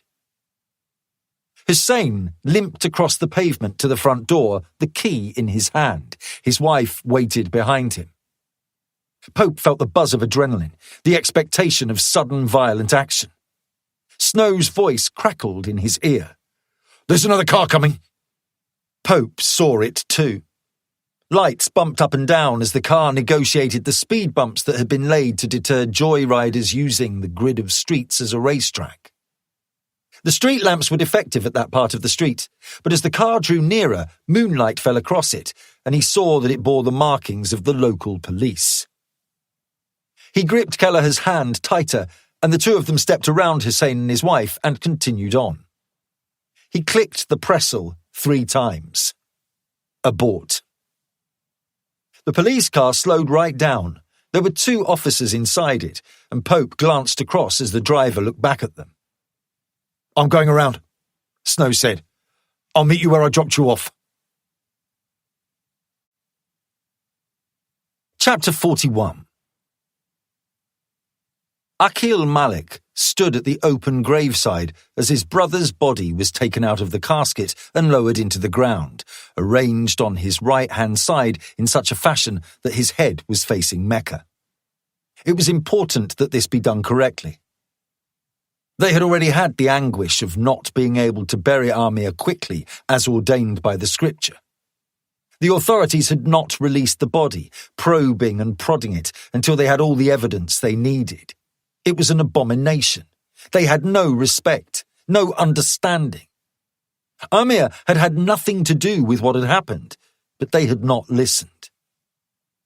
The male members of the family stood around, grim-faced. The women were waiting for them at home. It was a dank afternoon, and rain pattered against the umbrella that Akil's elder brother Yasin held over both of their heads. The Imam finished his short prayer. "Indeed, to Allah we belong, and to Him we will return."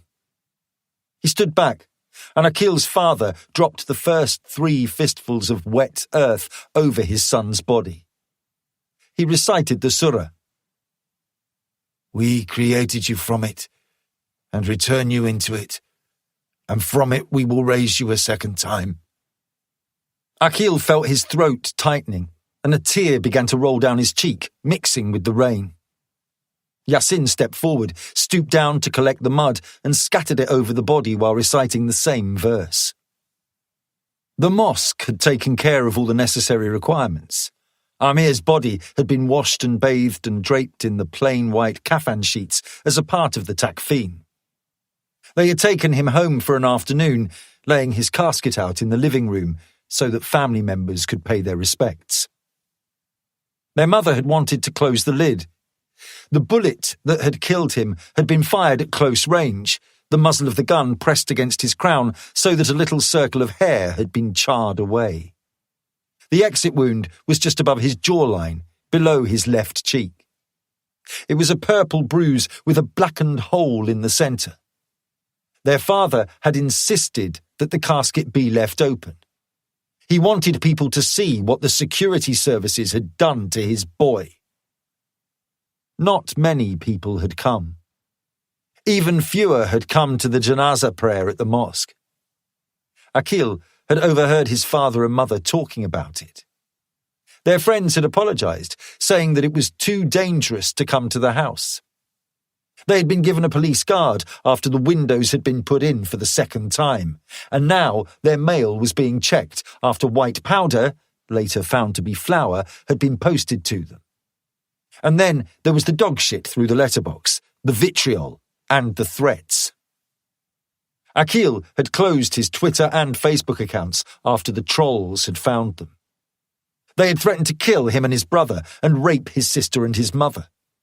One had even set up a fake account in Amir's name, complete with a head and shoulders shot that had been copied from one of his social media accounts. The fake Amir had posted that there was no paradise, that he was in hell, and that Akil would be next. The community didn't want to bring any of that down on themselves. It was his turn now. He stepped forward to the lip of the grave, sank his hands into the wet muck, and brought out a small pile in his cupped hands. "We created you from it, and return you into it, and from it we will raise you a second time."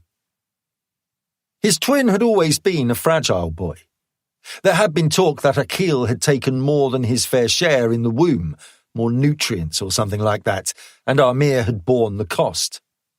Akil didn't know how much truth there was to that, but had always hated hearing it. As they grew older, the differences between them became undeniable. Akil was stronger, taller, sharper. He excelled in school, made friends easily, and moved through life with confidence. Amir, on the other hand, was quieter, more sensitive. He seemed vulnerable, prone to being influenced, and often struggled to keep up. Akil had grown uneasy when Yasin began taking Amir to the mosque more frequently. Yasin hadn't invited Akil to join them, which only deepened his suspicion. Still, Amir was 18 and entitled to make his own choices. Neither Yasin nor Amir ever discussed the matter openly, and Akil noticed that their growing devotion was never mentioned around their parents. If their parents had picked up on the change, they kept their thoughts to themselves, leaving Akil to wrestle with his unease alone. Akil knew the mosque was rotten. He had stopped going. He knew too that Yasin had grown close to Alam Hussein. Their father would have objected if he had known. The Imam was persuasive and full of poison. His view of Islam was radical and more aggressive than the peaceful teachings of the man he had replaced. Akil wished that he had said something. Perhaps it would have been different. He could have stopped it. He had been furious when Yasin had explained what had happened. Yasin swore that he didn't know about the planned attack, but he had refused to condemn it. Akil didn't believe it. Yasin wasn't telling him everything. Akil's first reaction had been fury. He had struck his brother and would have struck him again if their father had not pulled them apart. He had been very close to telling the police officer who interviewed them what his brother had told him and what he suspected. But then the abuse had started. The dog shit had been pushed through the letterbox. The bricks had been thrown through the windows. His mother had been assaulted in the street. The threatening phone calls came all through the night. The abuse had flooded his inbox. It was a tide, an avalanche, and it was getting worse and worse and worse. Yasin had begged him to be quiet, and he had.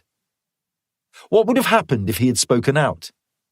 Yasin would have been arrested. The opprobrium wouldn't have stopped. "Come on, bruv," Yasin said. Akil turned and followed Yasin away from the graveside. The protesters had been gathered at the gates of the graveyard for an hour before they had arrived. There had been 20 of them then, but as they walked through the drizzle back to their cars, he could see that there were more now. The path led down a slope to the ornate iron gates. Beyond them, and behind a cordon of police in their fluorescent yellow high-vis jackets, an angry scrum of perhaps 100 men and women had gathered. There were skinheads there, right at the front, shouting out that they were terrorists and they should all be sent home. But behind them, there were ordinary-looking men and women with angry red faces, joining in the chants and bellowing their indignation. "Bastards," Yasin swore under his breath.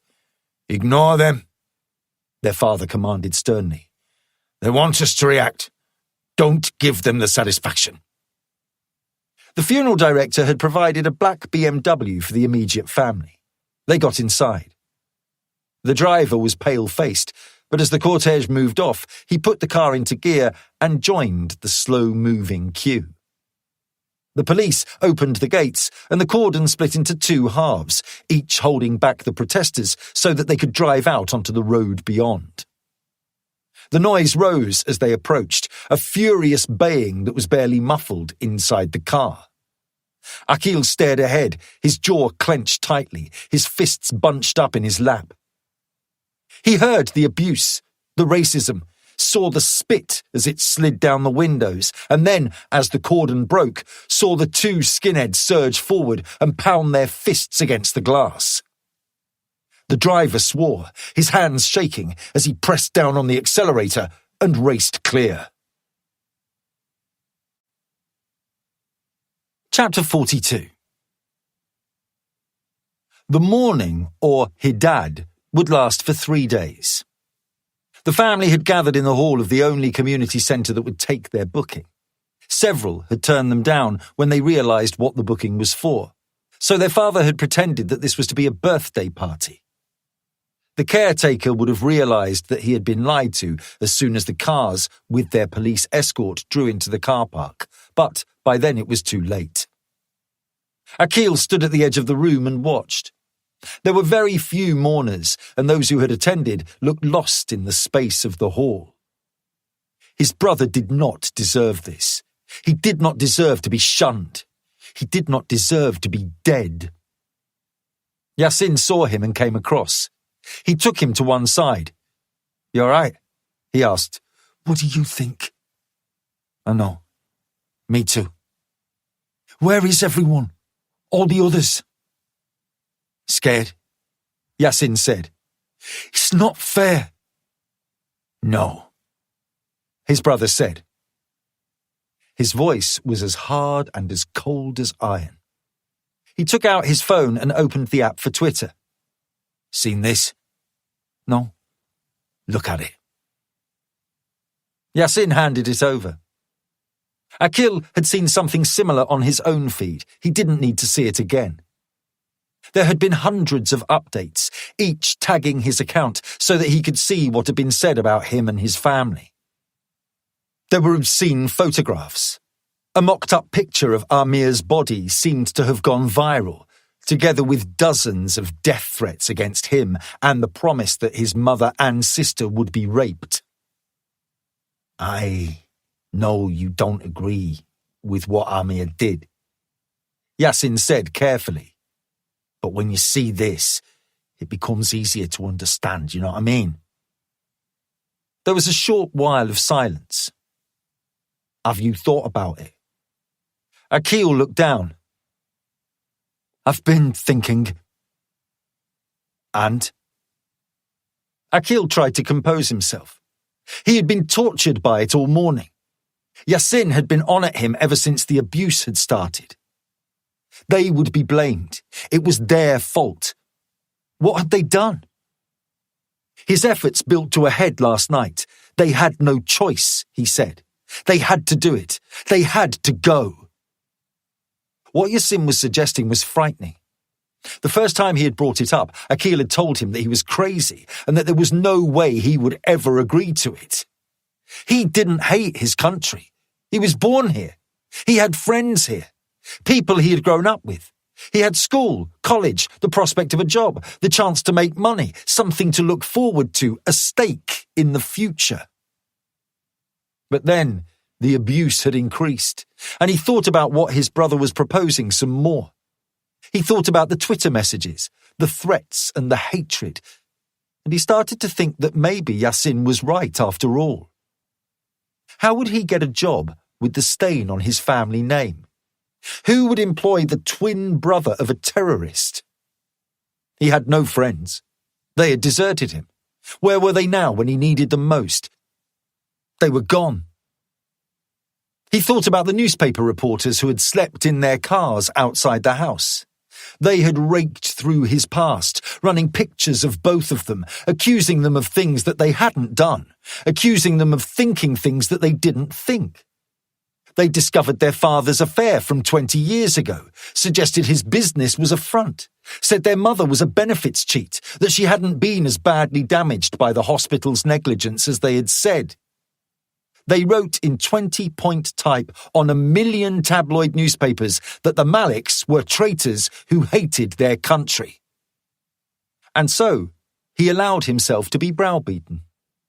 He'd finally said yes when they spoke last night, but he had woken up this morning to find himself unsure again. He had looked at the streets as the convoy had driven to the cemetery, all the familiar places, and he had been buffeted by doubt. This was his home. Even the insipid Mancunian rain was a trigger for his memories.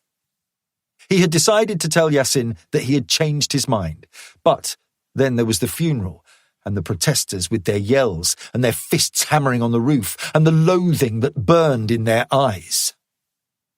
Akil angled himself so that he was facing Yasin and spoke quietly. When do we do it? Yasin looked at him, and when he spoke, Akil thought he could hear a little fear in his voice. Sure. I'm sure. He almost seemed angry. Akil knew why.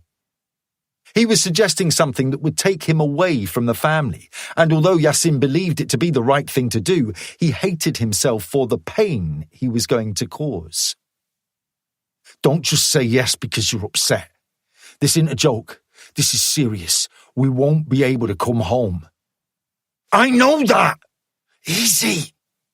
Yasin said, his palm upraised. Keep your voice down. Akil hissed, I'm not stupid. I'm sure. He meant it. Yasin nodded his head. I'll need your passport. I'm going to get the tickets this afternoon. When will we leave? Soon. The next few days. I don't see any point in waiting. Do you? Chapter 43. They reconvened in the car, and Snow drove them to an arcade of shops half a mile away. They parked outside the Zuhype Cafe. "We're not going to be able to put in any surveillance," Pope said. "There's nowhere obvious on the street, and if those police patrols are any good, they'll see us if we try and watch from the car." "So we go tonight?" "We'll wait until 1. He looked at his watch. 30 minutes. "Preaching where?" The back. 9. Kelleher took out her phone. She had taken a close-up picture of the lock on the door at the back of the house. She rested the phone on her knee and unzipped the bag of kit that was on the back seat between her and Pope. She took out the pick gun, selected the correct bit, and slotted it into place. "Getting in won't be difficult," she said, hefting the gun. "What about the layout inside?" "My guess is that you'll have a room off the hallway at the front of the house and the kitchen behind it. Flight of stairs up to the first floor, 2 bedrooms. It's most likely that Hussein will be upstairs, but he has a bad leg. I wouldn't rule out the chance that he has a bedroom on the ground floor." "Options?" 12. You stay in the car. Park on Green Street and be ready to move on my signal. If you see the patrol car, I want to know about it." "Roger that." 9. You breach the door. I'll go in first. You come in after me. Standard clearing after that. Ground floor, then up the stairs. We keep the lights off and keep both of them quiet." He reached into the bag for a roll of gaffer tape. "We'll tape their mouths shut before we get him out. Back through the garden, into the alley. 12 meets us on Cowsby Street. We get away and head straight for Scotland. Any questions?" There were none. Snow switched on the radio and tuned it to the BBC's news channel. There was a discussion going on between the presenter and a security analyst. The presenter was complaining that recent events had left the public with no confidence in the police or the intelligence community. First had been the catalogue of errors that had led to the unlawful killing of Félix Rubio, and then, trumping even that disaster, had been the bombing of Westminster Tube Station and the assault on the Houses of Parliament. How could anyone feel confident that they were protected when things like that were allowed to happen? What was being done to make sure that there was no repeat? Pope knew the analyst. He rode a desk for a trendy Whitehall think tank. The man had no operational experience and had bluffed his way into a lucrative career as a talking head on news shows thanks to a series of guesses and speculation that occasionally proved to be correct. Pope had no respect for him. He started a monologue about how he understood the public's frustration, that his sources were frustrated too, and that there would need to be progress soon. "What a twat," Snow growled. "Turn it off," Pope said. Snow did as he asked. Pope reached into his jacket, withdrew his pistol, and, keeping it below the line of the windows, checked the magazine and pushed it back into its housing with a click. 10 minutes. Chapter 44. 2 miles away, Munro and Stokes were readying themselves to break into the mosque. They had skirted the perimeter of the building, confirming Pope's intelligence. It was well covered by CCTV cameras and would not be easy to infiltrate without leaving evidence that they had been there. The wall that had been damaged by the car had not been fixed, and it had been a simple thing to move aside the temporary wire fence and slip through the broken teeth of the opening. They pulled on their balaclavas and gloves and hurried into the grounds. They saw the CCTV camera and knew that they would be seen on the footage. But that wouldn't matter. It would be impossible to identify them. There was a secondary entrance on this side of the building. It was secured behind a wire cage, but Munro was able to pick the lock so that it could be pulled aside. The door itself was flimsy, and the lock had been shattered with a single firm kick. The 2 agents raised their torches and went into the dark interior beyond. Chapter 45. Snow dropped Pope on Hartington Street and Kelleher on Green Street. They had been spotted together once, and it would risk suspicion if they were seen together again. This was hardly the street for a late-night romantic promenade. Hartington Street ran north-south, 2 streets to the west of Rosebery Street. He was carrying a small shoulder bag with the kit that he thought he might need.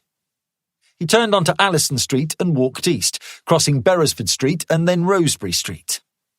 Street lamps flickered on and off, and the moon was obscured by a slow-moving stack of silvery cloud.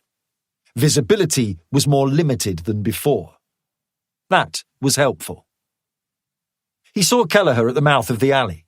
She stepped around an overturned bin and pulled on her balaclava. Pope reached the alley and did the same. She pointed to the first gate and, on his signal, opened it and slipped inside. Pope saw the back garden just as she had described it, a concreted-over space, junk discarded across it, a short distance to the dilapidated lean-to. There were no lights visible on either the ground or first floors of the house. He heard a low growl from the next garden across and glimpsed a powerful-looking pit bull chained to a fence post. Pope reached for the silenced cig. The dog growled again, but it didn't bark. Lucky dog. Kelleher hurried to the rear door. Pope came up behind her and glanced in through the single window. The pane was covered by a patterned net curtain, and nothing was visible. Pope reached into his bag and pulled out a pair of latex gloves and overshoes, putting them on over his hands and feet. He made sure that the elasticated openings were snug over the cuffs of his shirt and his trousers, so that the chances of anything being left behind were minimized. Kelleher did the same. It was imperative that they left nothing that could be traced to them. The medical and dental records belonging to agents of Group 15 were routinely scrubbed, but the last thing they wanted to do was leave a DNA trace that might be tied back to them at some point in the future. Number 9 inserted the pick gun into the lock, squeezed the trigger 3 times, and worked the tension rod until the pins of the lock were lined up correctly. The breeching was quiet, but it was not silent. The gun exhaled little bursts of compressed air, and the pins rattled as they were forced into the open position. The door opened, and Kelleher stepped aside. Pope stepped up, held up his pistol in his right hand, and counted down from 3 with the fingers of his left. 3, 2, 1. He gently pushed the door and went inside. Kelleher followed, closing the door behind her. Chapter 46. They were in the kitchen. A little moonlight filtered through the net curtain. He saw battered kitchen units on the wall, one missing its door, and a freestanding cooker and refrigerator. There was a linoleum floor, peeling back from the wall at the edges, sticky in parts, where liquid had been spilt. There was a pile of dirty dishes in the sink. He smelled the residual odour of curry. The room was empty. Kelleher split off behind him and checked the door to what Pope guessed was a downstairs toilet. She nodded that the room was clear. He circled his finger in the air to indicate they should proceed, and then pointed at the open door that led to the hall, light filtering inside from the frosted glass panel in the front door. There was a door to the right, halfway between the kitchen and the front door, and to the left he saw the start of the stairs. He continued down the hallway and took up position at the foot of the stairs. Kelleher paused at the door, listened for a moment, and then gently opened it with her foot. It swung back with a groan that sounded unnaturally loud, and she went inside. Pope concentrated on inhaling and exhaling normally, fighting the urge to hold his breath. He glanced up the stairs and saw the deeper darkness of the landing above. Nothing was visible. A floorboard creaked from the front room. Pope gripped the butt of his cocked pistol tighter. Kelleher emerged again, shaking her head. Pope pointed up the stairs. He took a torch from his bag and shone it down as he climbed the stairs, his feet on the outside of the treads. Kelleher followed behind him. He reached the landing and cast the light around him. There was a laundry basket directly ahead, stuffed full of dirty clothes. He reached the top and turned to the left. There was a chest pressed up against the wall and, atop it, another pile of dirty clothes. 2 doors up ahead of him. One was opposite his position, the other immediately to the left. Pope paused, listening hard. He could hear the sound of low breathing, but he couldn't discern from which direction it was coming. Number 12's voice crackled low in his earbud. "The police car is coming back." He clicked the Pressel twice to acknowledge the message and turned back to Kelleher, who gave a nod. She had received it too. Pope edged ahead. The door to the left would lead to the room at the front of the house. He pressed his fingers against it and gently exerted enough pressure to push it open. He went inside, his silenced weapon up and ready to shoot. It seemed to be an office of sorts. He took the 3 paces necessary to reach the window to the street below and pressed up hard to the side of it. He risked a quick glance through the net curtain. The police car rolled slowly down the street, slowed to a stop outside the front door, and then rolled on again. Snow. "It's moving on." 2 clicks. There was a desk on the other side of the window with a PC and a monitor atop it. He noted that, so he wouldn't forget it later, and crept back to the landing. He motioned that the room was empty and pointed to the remaining door. He had suspected that this was the room where they would find Hussein and his wife. The layout of the house suggested that it was the bigger of the 2. The door was halfway ajar, and he looked in. There was a wardrobe ahead and, to the right, a bed on which he could make out the shape of 2 recumbent bodies. He pushed the door open enough to step inside, his teeth set on edge by the low groan of badly lubricated hinges, raising his pistol and aiming it down at the bodies in the event that they awoke. They did not. There was a bedside table to each side of the bed. Each table held an identical lamp. Hussein was on the right. He was on his back, and Pope could see the fuzzy grey mess of his beard.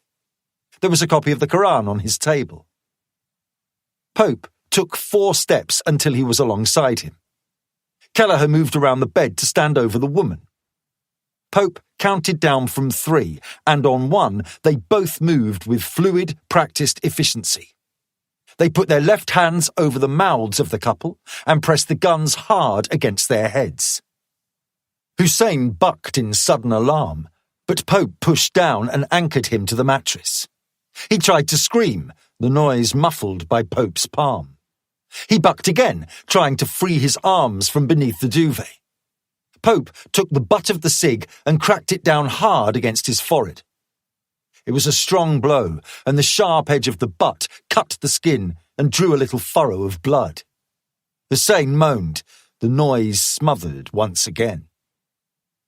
Pope looked across the bed to Mrs. Hussein. She was lying still, her eyes wide and eloquent with fear above number 9's restraining hand. Pope switched his grip on the pistol so that he could put his index finger to his lips. "I'm going to take my hand away," he said in a quiet, firm voice. "If you make any noise, my colleague will shoot your wife, and then I'll shoot you. Blink if you understand." Hussein's wife might have been frightened, but he was angry. He stared unblinkingly up at Pope. "Last chance." He pressed down hard with the cig. Hussein blinked. His good eye was full of fury. He drew back with the gun, the end of the silencer leaving a circular red tracing on the cleric's forehead.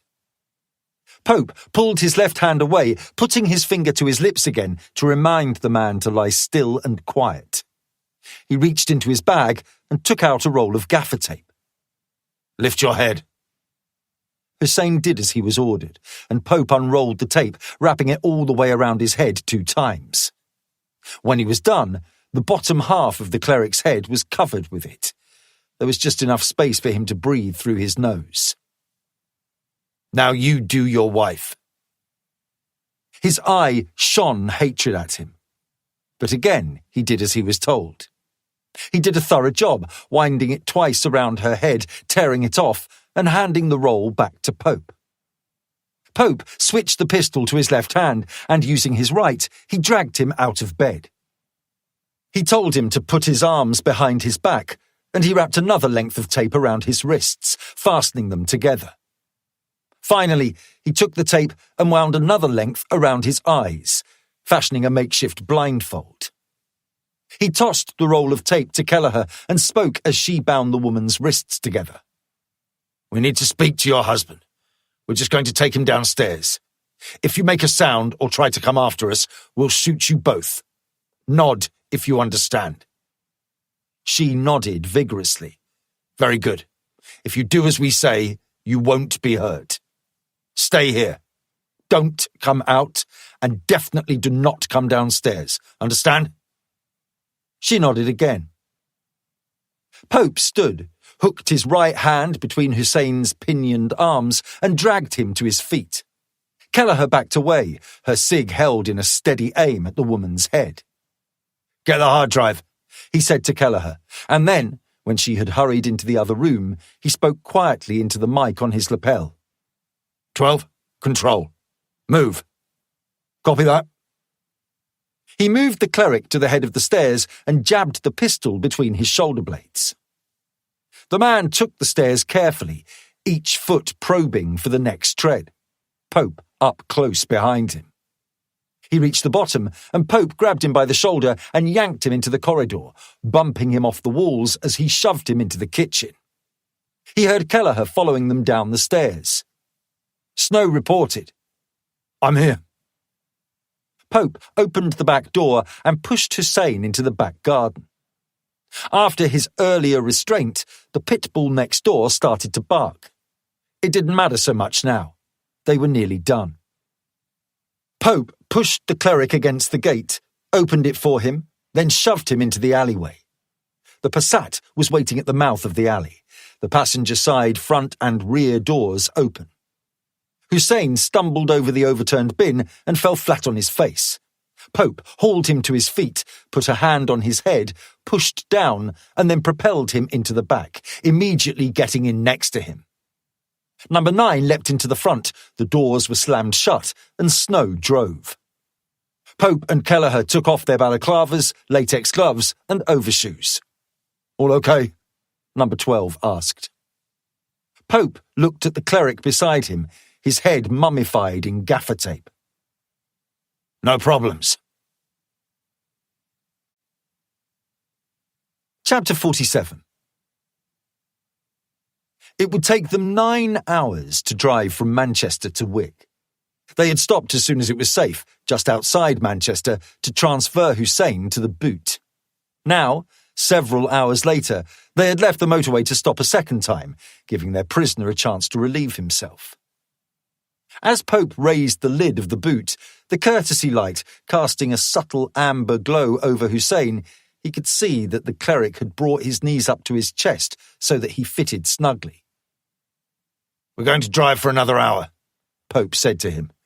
"If you're a good boy, and there's no noise or trouble, you can stretch your legs for 5 minutes. Understand?" The cleric nodded. Pope hauled him up, dragged him out of the boot, and stood him on the side of the road. Pope saw that the man wanted to speak. He tore the tape away from his mouth. "Why are you doing this?" he said plaintively. "You know why, Mr. Hussein." "Those boys? Hakim and Bashir and Amir?" "That's right." "I do not approve of what they did." "Save it for later. I'm just in charge of delivery." "You're not listening to me, sir. I had nothing to do with what happened." Pope took him by the shoulder. "You need to relieve yourself?" Hussein ignored him. "They listened to my sermons. Perhaps they shared my view of things, but I would never have approved of what they did." "You're wasting your breath. Go now if you need to. We're not stopping again." He ignored him again. "None of this is necessary, sir. Please, let me go. I have nothing to do with any of it. I'll take that as a no. Pope took the gaffer tape. Please, Hussein said. He wrapped the tape around his head again, pushed him back into the boot, and shut the lid. You believe any of that? Kelleher asked him as he got into the car. Irrelevant what I think. Not up to us to decide, is it? Come on. Sooner we can get back on the road, sooner we can drop him off and get back to civilization. Chapter 48. There was an unmarked Gulfstream V Turbo waiting on the edge of the taxiway. Pope guessed that the plane would be registered to a Delaware corporation that would front ownership for the CIA. They would pass it around different front companies every few months, change the tail number, and otherwise make it more difficult to trace the truth. Pope was able to park right alongside the aircraft, which was being refueled by a mobile Bowser. A man and a woman in bland business dress were sheltering under the cover of a wide golfing umbrella next to the open door. Pope checked left and right before he got out of the car. They were in an isolated part of the airport, and there was no suggestion that they were overlooked. He opened the door, went around to the back, and opened the trunk. Hussein was inside, curled into a fetal ball. Kelleher and Snow got out, their weapons drawn, and then, working together, they hauled the cleric out of the boot and dumped him on the tarmac. Hussein was on his knees in the sheeting rain. His head hung down low between his shoulder blades, and there was a low murmur of discomfort that was muffled by the tape around his mouth. Alam Hussein, Pope said, as requested. The woman nodded. She didn't say anything. Pope would have been surprised if she knew who he was, and besides, there was very little to discuss. This was a simple transaction, a handover, an exchange that had been repeated many times previously. He knew that Hussein's immediate future was bleak. It promised pain and discomfort. Then he would be buried deep in the CIA's penal system, and Pope doubted if the cleric would see the light of day for years. He didn't feel uncomfortable about it. Hussein might have information that could save the lives of hundreds of innocent civilians. He might not, of course, but that was a risk that Pope was happy to countenance. Simple calculus. The needs of the many outweighed the needs of the few. The mail agent reached down and helped Hussein to his feet. He guided him to the fuselage and helped him place his feet on the stairs that led inside. Thank you, the woman said, as she turned on her heel and followed her colleague into the jet. The pilot came out to retract the steps and close the door. The Bowser detached its hose and drove back in the direction of the terminal building. They were left alone. They got into the car. Kelleher offered to drive. Pope was tired and didn't demur. As she turned the Passat around and accelerated away to the gate, Pope heard the Gulfstream's engine fire up and watched as the plane slowly began to roll towards the runway. Back to London? Number 9 asked. Yes. They had another long drive ahead of them. As they started south, he looked through the wire mesh fence and out onto the runway. The jet streaked towards them, launched itself into the air, and roared overhead at 200 feet. It banked steeply to port and disappeared away to the south. Poor bugger, Snow offered. Part 3. Chapter 49. Isabella killed the engine of her Kawasaki and rested it on its side stand. She unlocked the brand new door and pulled it up, then went into the dark space and disabled the alarm. The place felt secure now. She was pleased with the work that she had arranged and ran her fingers across the cold steel lockers. Today was a big day. The delivery was arranged for the afternoon. The ancient white Vauxhall Astrovan turned off the Route de Safi and bounced across the uneven approach road to the row of industrial units. The driver drew to a halt and got out with a clipboard in his hand. Sabrina Attica? "That's right," Isabella said. "You need to sign here." She took the clipboard and signed where he indicated. "What?" he said when she held on to the clipboard. "Can you move them inside, please?" "You have to. I don't do that." "I'll give you an extra 300 dirham if you do." The man grunted his assent and went to the back of the van. He opened the doors. The space was crammed to the roof with wooden packing crates of various sizes. The man took one of the larger ones and hauled it out. It slid off the back of the van and crashed onto the ground. "Careful," she said. He cursed under his breath. "What do you have in there?" he asked. "Equipment." "Heavy equipment." "Stop moaning," she said. "You want your money, or don't you?" They moved the crates from the van into the unit. Isabella paid the driver his extra money and watched him get into his van and drive away. It was just past dusk, and she paused outside the unit for a minute, just letting a sense of the place sink in. The neighbouring properties were empty. Some of them were vacant, as advertised by the signs of the realtors that were fixed to the doors or the walls. Those that had been busy earlier were empty now, their occupants packed up and returned to the city. The occasional car hummed along the Route de Safi, headlights snapping on as the desert approached, but there was nothing else. She pulled the drawstring to turn on the light, shut and locked the door, and set to work.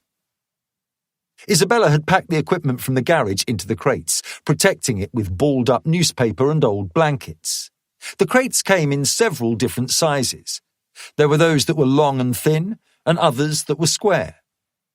She had sealed them carefully, driving nails through the lids so that they could only be opened with deliberate effort and not accidentally. She had a claw hammer on the floor and, using the end, she pried off the lid of the nearest box and stood it against the wall. The inside was stuffed to the top with newspaper. She cleared it out to reveal an M15 Armalite flat carbine. It was an excellent weapon. Beatrix had shown her how to use it. Her mother had left her an impressive armoury of weapons. She pried open the lids of the other crates and started to sort through the contents. There were semi-automatic pistols, rifles, submachine guns, shotguns. She took out a TAR-21 bullpup assault rifle and an MK-249 with 10 100-round soft-pack ammo bags. There was a Mossberg 500 shotgun and an M110 sniper rifle with bipod. Flashbangs, knives, frag grenades, night vision goggles, a radio set, and boxes upon boxes of ammunition of all different calibers. She arranged them carefully in the lockers. The rifles went into one locker, the revolvers and semi-automatics in another, the shotguns in a third. She matched the various caliber ammo with the relevant firearms. She opened a box of 9mm rounds and they glittered in the light.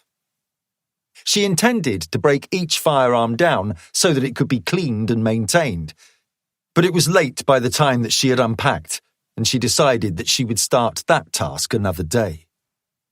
She was pleased with what she had done. She felt good about the weapons. They were safer here. She didn't know how she could make them much safer. She opened the door, switched off the light, and stepped outside. It was cold now. She put on her leather riding jacket, pulled down and locked the door, got onto her Kawasaki, and rode back to Marrakesh. Chapter 50. Pope visited the dead drop every day for the next 3 days. On the third day, the chalk mark on the seat indicated that there was something waiting for him. He walked on to the tree, waited until the path was clear, and then retrieved the small slip of paper that had been left inside the nook. It gave a code that he knew referred to a motorway service station on the M25, a date and a time. The location was correct, but Pope deducted a day and an hour from the time to find the correct details for the rendezvous. It was today's date. He had 3 hours to get there. He drove to Junction 9 of the motorway and came off at Cobham Services. There was a branch of Costa Coffee with a number of tables arranged outside. Vivian Bloom was sitting at one of them. Pope sat down next to him. "Good afternoon, Control. Can I get you a coffee?" "No, sir. I'm fine." A man passed them. Bloom waited until he was gone and then leaned forward. "Well done. No problems?" "None," he replied. "It was very well done." "Where's Hussein now?" Bloom chuckled. "You know better than to ask that, old boy." Pope knew enough to have a pretty good guess. The CIA had black sites on the territory of several compliant states, and, given the limited range of the Gulf Stream that had taken off with Hussein, he would have put money on Vilnius in Lithuania or Ain Aouda in Morocco. The location was irrelevant. He would have been taken to an anonymous cell in an anonymous building. As far as Hussein was concerned, he could have been anywhere. But Pope doubted whether it would have been something that would have had much of his attention. The treatment he would have been receiving would have been the main thing on his mind. "Did you get anything useful?" Bloom took a pipe and a packet of tobacco from his pocket. He reached into the packet with his thumb and forefinger and drew out a wad of tobacco. "He has been very cooperative," he said as he pressed the tobacco into the bowl. "He's confirmed that he was responsible for radicalizing the 3 boys. His mosque ran a conference last year and flew in a handful of jihadi clerics. 2 of them have been banned from Britain since then. Shouldn't have been let in at all, you ask me, but there you go. The other one's on the US no-fly list. Hussein admitted that he met Bashir and Hakim at the conference and that Bashir introduced him to Amir. He spent the next 6 months grooming them." He put a match to the bowl and puffed until the tobacco was alight. "What about the others, the shooters?" "He says they had nothing to do with him. He says he just supplied the bombers. He says there's another man." "You believe him, sir?" "Our CIA friends believe him. They seem confident that he wouldn't be inclined to lie to them. You know how thorough they are, Control. I think we can rely on their assurances." "The organizer. Does Hussein know who he is?" "Unfortunately, no. Only that he's still in the country and that there will be follow-up attacks. The word he chose was that there would be a wave of them." "That's not very helpful." "No," Bloom said, puffing on the pipe. "But it does get a little better." He laid the pipe on the table and took a printout from his briefcase. He gave it to Pope. It was a photograph of a man and looked like some sort of promotional shot. The man was wearing a pristine white dishdasher topped with a red and white keffiyeh. He was handsome, with a well-trimmed beard and clear, laughing eyes. He looked confident. He looked like money. "His name is Salim Hassan Mahfouz Muslim al-Khawari. Bit of a mouthful, I know. Prominent Sunni cleric, naturalized Lebanese, partly resident in the UK until last year. Lived in a big place in Mayfair. His family made their money in oil. He inherited it, and now he's as rich as Croesus. Hussein says al-Khawari is the financier behind the attack." A family of 4, laughing and joking, strolled past. Pope waited until they were out of earshot. "Were we watching him?" "Of course we were. But we didn't have a clue he was anything other than an Arab playboy who comes over here to get the things he can't get back home. Booze, whores, you know. Hussein says he's heavily involved with the Kuwait Clerics Union, which we know has channeled tens of millions of dollars to ISIS and other jihadi groups in Iraq and Syria. He's made a big PR play about a big collective fundraising trust he set up for Syria involving a host of Kuwaiti charities. But Hussein says that's all bollocks.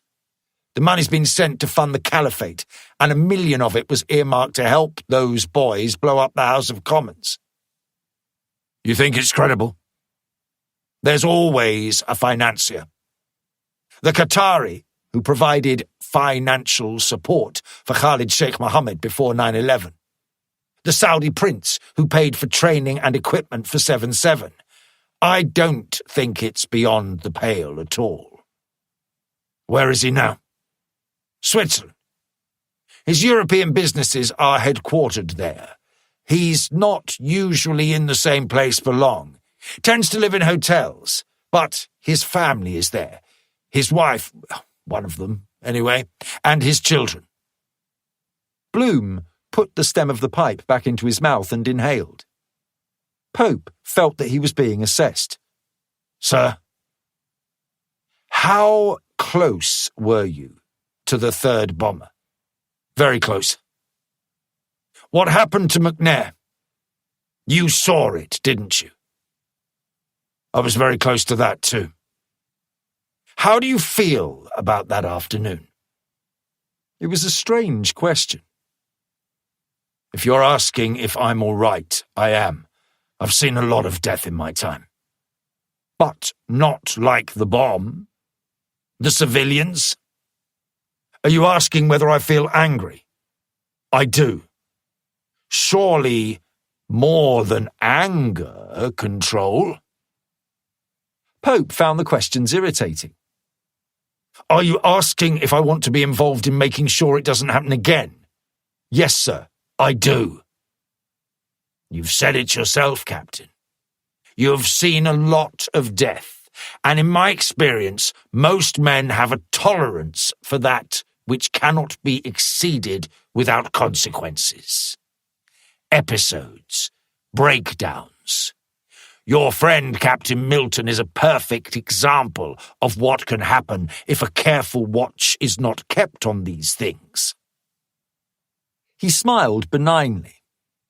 I suppose what I'm saying, Captain Pope, is that I want to be quite sure, if we are to continue with this, that you have the mental capacity to carry out my instructions.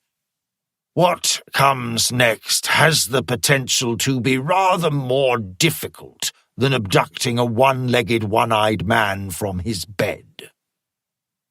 Pope found his watery gaze discomforting, but he held it. He saw the street outside Westminster Station, the man with the rucksack on his back, the certainty in his stride as he walked into the middle of the crowd of shocked onlookers. He saw the flash as he scrubbed himself from existence. He saw the flayed skin and the blood. He smelled the cooked flesh. He put firmness into his answer. Let's stop with this charade, sir. I haven't reached my tolerance yet. You don't need to worry about that. You are happy to continue? I am. Bloom nodded at his conviction. I believed that would be your answer, but you'll understand why I need to be sure. We are already in choppy waters. Conditions will get worse before they get better. For God's sake, thought Pope. I've told you that I'm in. Get on with it. You want me to have a word with him? I'd like that very much, but I'm afraid Al-Khawari will be rather more difficult. It isn't Mossad. His security is rather more effective than a couple of sleepy bobbies. The direct approach is unlikely to be successful. Pope had the impression that he was being very mildly belittled. So? We need evidence of his involvement. Interrogating him would be best, but we think that will be too much to ask. There's the problem with him being on neutral territory, of course. You know how the Swiss would play it if we took him. That prized neutrality. He shook his hand, as if waving away an unpleasant smell. We need to go about things more quietly. We need to get into his computer. Pope frowned. So give it to Group 3. Yes, of course, we've tried that already. Our friend is very particular with what our specialists describe as network hygiene. Very particular, and lavish with the funds he spends on it. I'm told access is possible, but that it needs to be done in situ. Bloom smoked his pipe for a while and then said, You're familiar with Cottonmouth? Yes, I've used it. Group 6 had perfected a wide range of devices that could be used to bug the IT equipment belonging to persons of interest. Cottonmouth was a particularly neat piece of kit that they had invented. A bugging device, disguised either as a keyboard's USB plug or as a type of USB extension cord that could be connected unnoticed between a peripheral and the computer itself. It could send and receive radio signals and made it possible not only to monitor the bugged computer and its compromised network, but also to send commands to both. They were small and so discreet as to be almost undetectable unless you knew where to look. Wonderfully clever piece of kit, Bloom said. But we need someone to go in and fit the device, and that isn't going to be easy to do. I'm open to ideas. Pope felt himself being sucked deeper and deeper into the rabbit hole, but he was committed now. He knew he wouldn't be able to pull back and wasn't sure that he wanted to. There was no guarantee that the firm would be able to find the jihadist who had promised Hussein that there would be additional operations. More would be killed. This might be the best chance they had to track him down. Bloom looked down at his pipe for a while. Pope puckered his lips for a moment before settling on a recommendation. Surveillance first. Let's see what we can find out. Everyone has a blind spot. You just have to know where to find it. The same parameters apply. We've never spoken about any of this. I know, sir. And if you get into a sticky situation, you'll be on your own. A driver wandered a little too close to their table. Pope waited until he was gone. I'll need to communicate with you online. Visit the dead drop before you go. I'll leave instructions. Bloom stood. There were no goodbyes. He turned and set off into the car park. Pope waited for him to leave. A police van sped along the motorway, its lights flashing and siren wailing. A helicopter buzzed overhead a mile to the west. There were 2 armed soldiers at the entrance to the services. Again, he noticed that London felt as if it was under siege. Pope watched as Bloom's sleek, expensive car pulled out into the sluggish traffic and headed onto the slip road. He put on his sunglasses and started the walk back to his car. Chapter 51. Pope decided that he would conduct the surveillance himself. But since a target like Al-Khawari would be difficult to track alone, he pegged number 9 and number 12 to assist. It wasn't just a question of numbers. Hannah Kelleher was from the Special Reconnaissance Regiment and was the best undercover surveillance operative that he had. It made sense for her to be included. Snow, on the other hand, needed confidence. Number 12 had tried to brush off the mauling that he had received at the hands of the steering committee, but Pope had seen through it. It was not surprising that he felt bruised. Add that to the guilt he would be feeling over the death of Felix Rubio, and it was important that the soldier got back on the job as quickly as possible.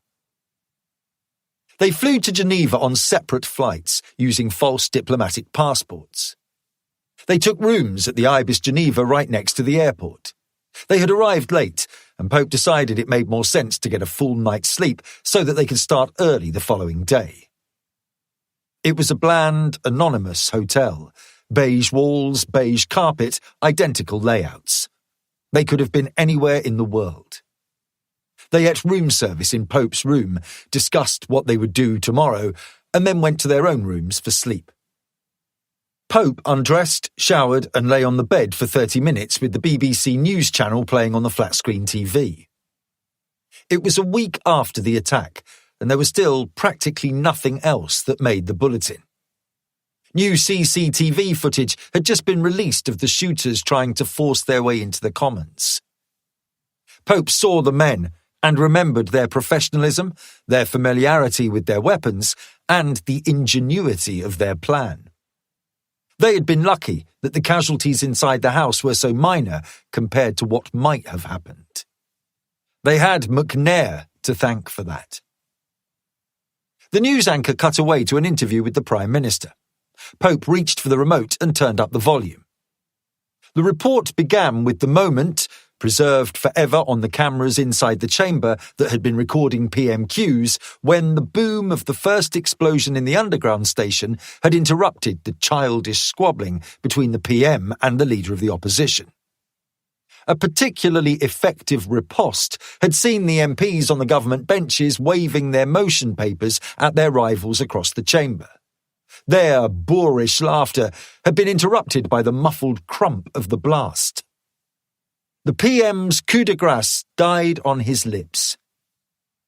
The chamber was quiet when the second bomb detonated. This one was in the open, nearer the palace, and deafeningly loud. The windows nearest the blast were blown in by the pressure wave. There were screams and shouts of panic. The footage cut away to a head and shoulders shot of the PM. He was dressed in black. There were the usual questions about what had happened in the chamber when they had heard the bombs, and then the reaction when the sergeant-at-arms had sprinted past the bar of the House to the Speaker's chair, and then the instruction from the Speaker, his ragged panic barely suppressed, that they were under attack and should begin an orderly evacuation. The anchor led the PM through some set questions so that he could deliver the sound bites that his scriptwriters had prepared for him. Pope shook his head at the dull predictability of it. The terrorists were cowards, the nation grieved, a debt of gratitude was owed to the men and women of the Metropolitan Police. He switched off. Chapter 52. Vivian Bloom had provided him with a dossier of information on Salim Hassan Mahfouz Muslim al-Khawari. His property in Switzerland was a sprawling mansion that had cost him £50 million when he had purchased it last year. It was in the small village of Gentod, on the outskirts north of the city. They hired 2 cars and set off, Pope in the lead car with Snow and Kelleher in the car behind him. They drove northeast, the airport to their left, and followed the E25 to Chemin des Russes in Bellevue. Snow's voice came over the radio. "How do you want to play this?" We'll take a look today. If we can get eyes on him, so much the better. But we're going to have to be careful. If he is our man, he's going to be on edge, and he can afford very good security. They reached Gentod and followed the picturesque streets down to the roads that overlooked the hugeness of Lake Geneva.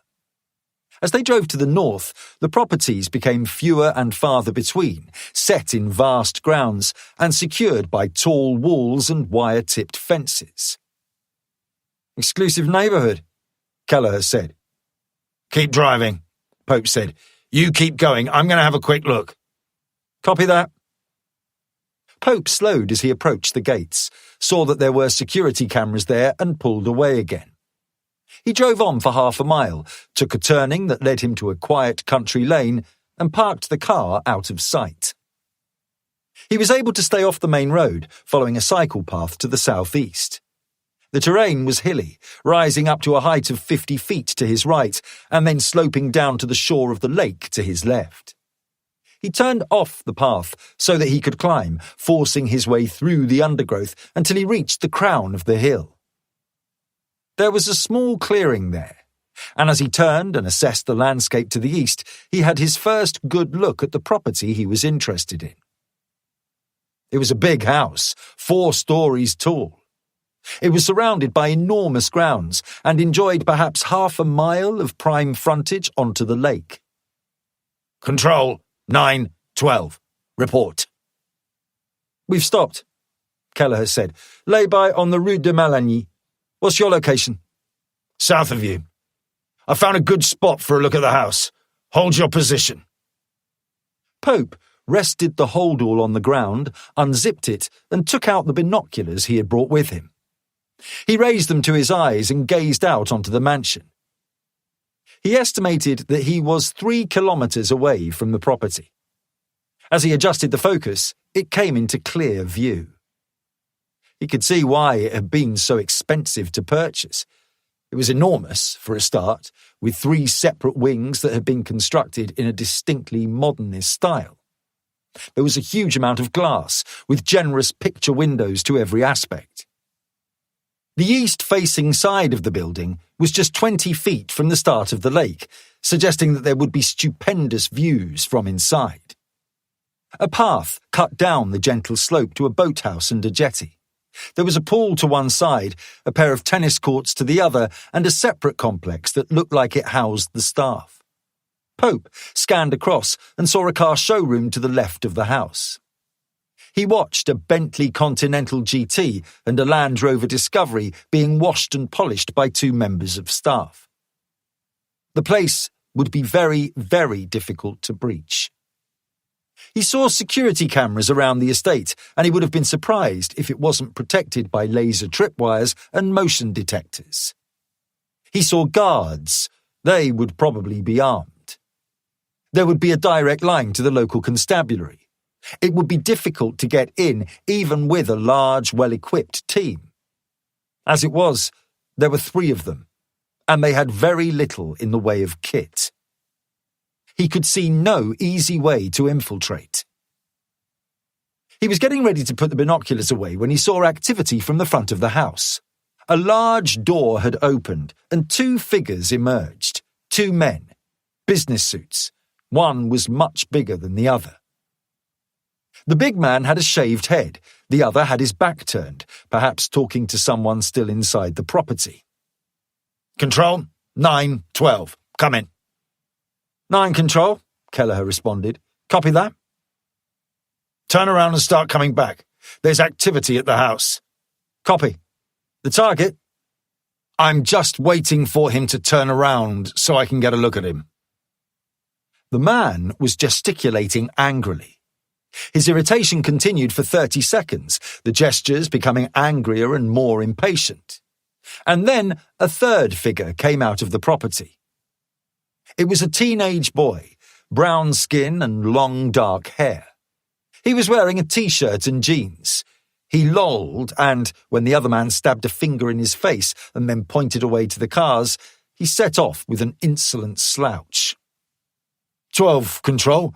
We're half a mile away. What do you want us to do? Hold and wait for instructions. Pope squinted into the rangefinder, gently adjusting the focus, and then the 3rd figure turned around. He tilted his head, and for a moment it looked as if the man was staring right into the binoculars. It was Al-Khawari. The man was impossible to mistake.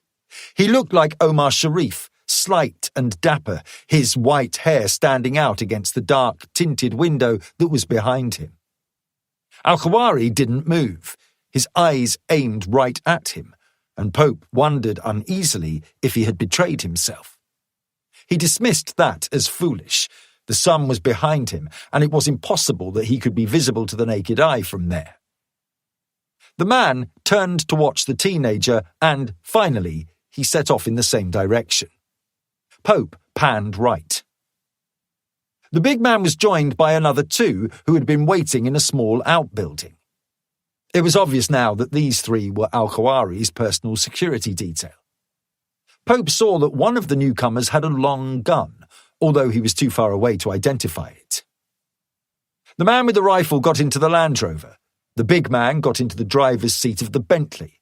The 3rd man disappeared into the garage and drove out again in a 2nd Land Rover.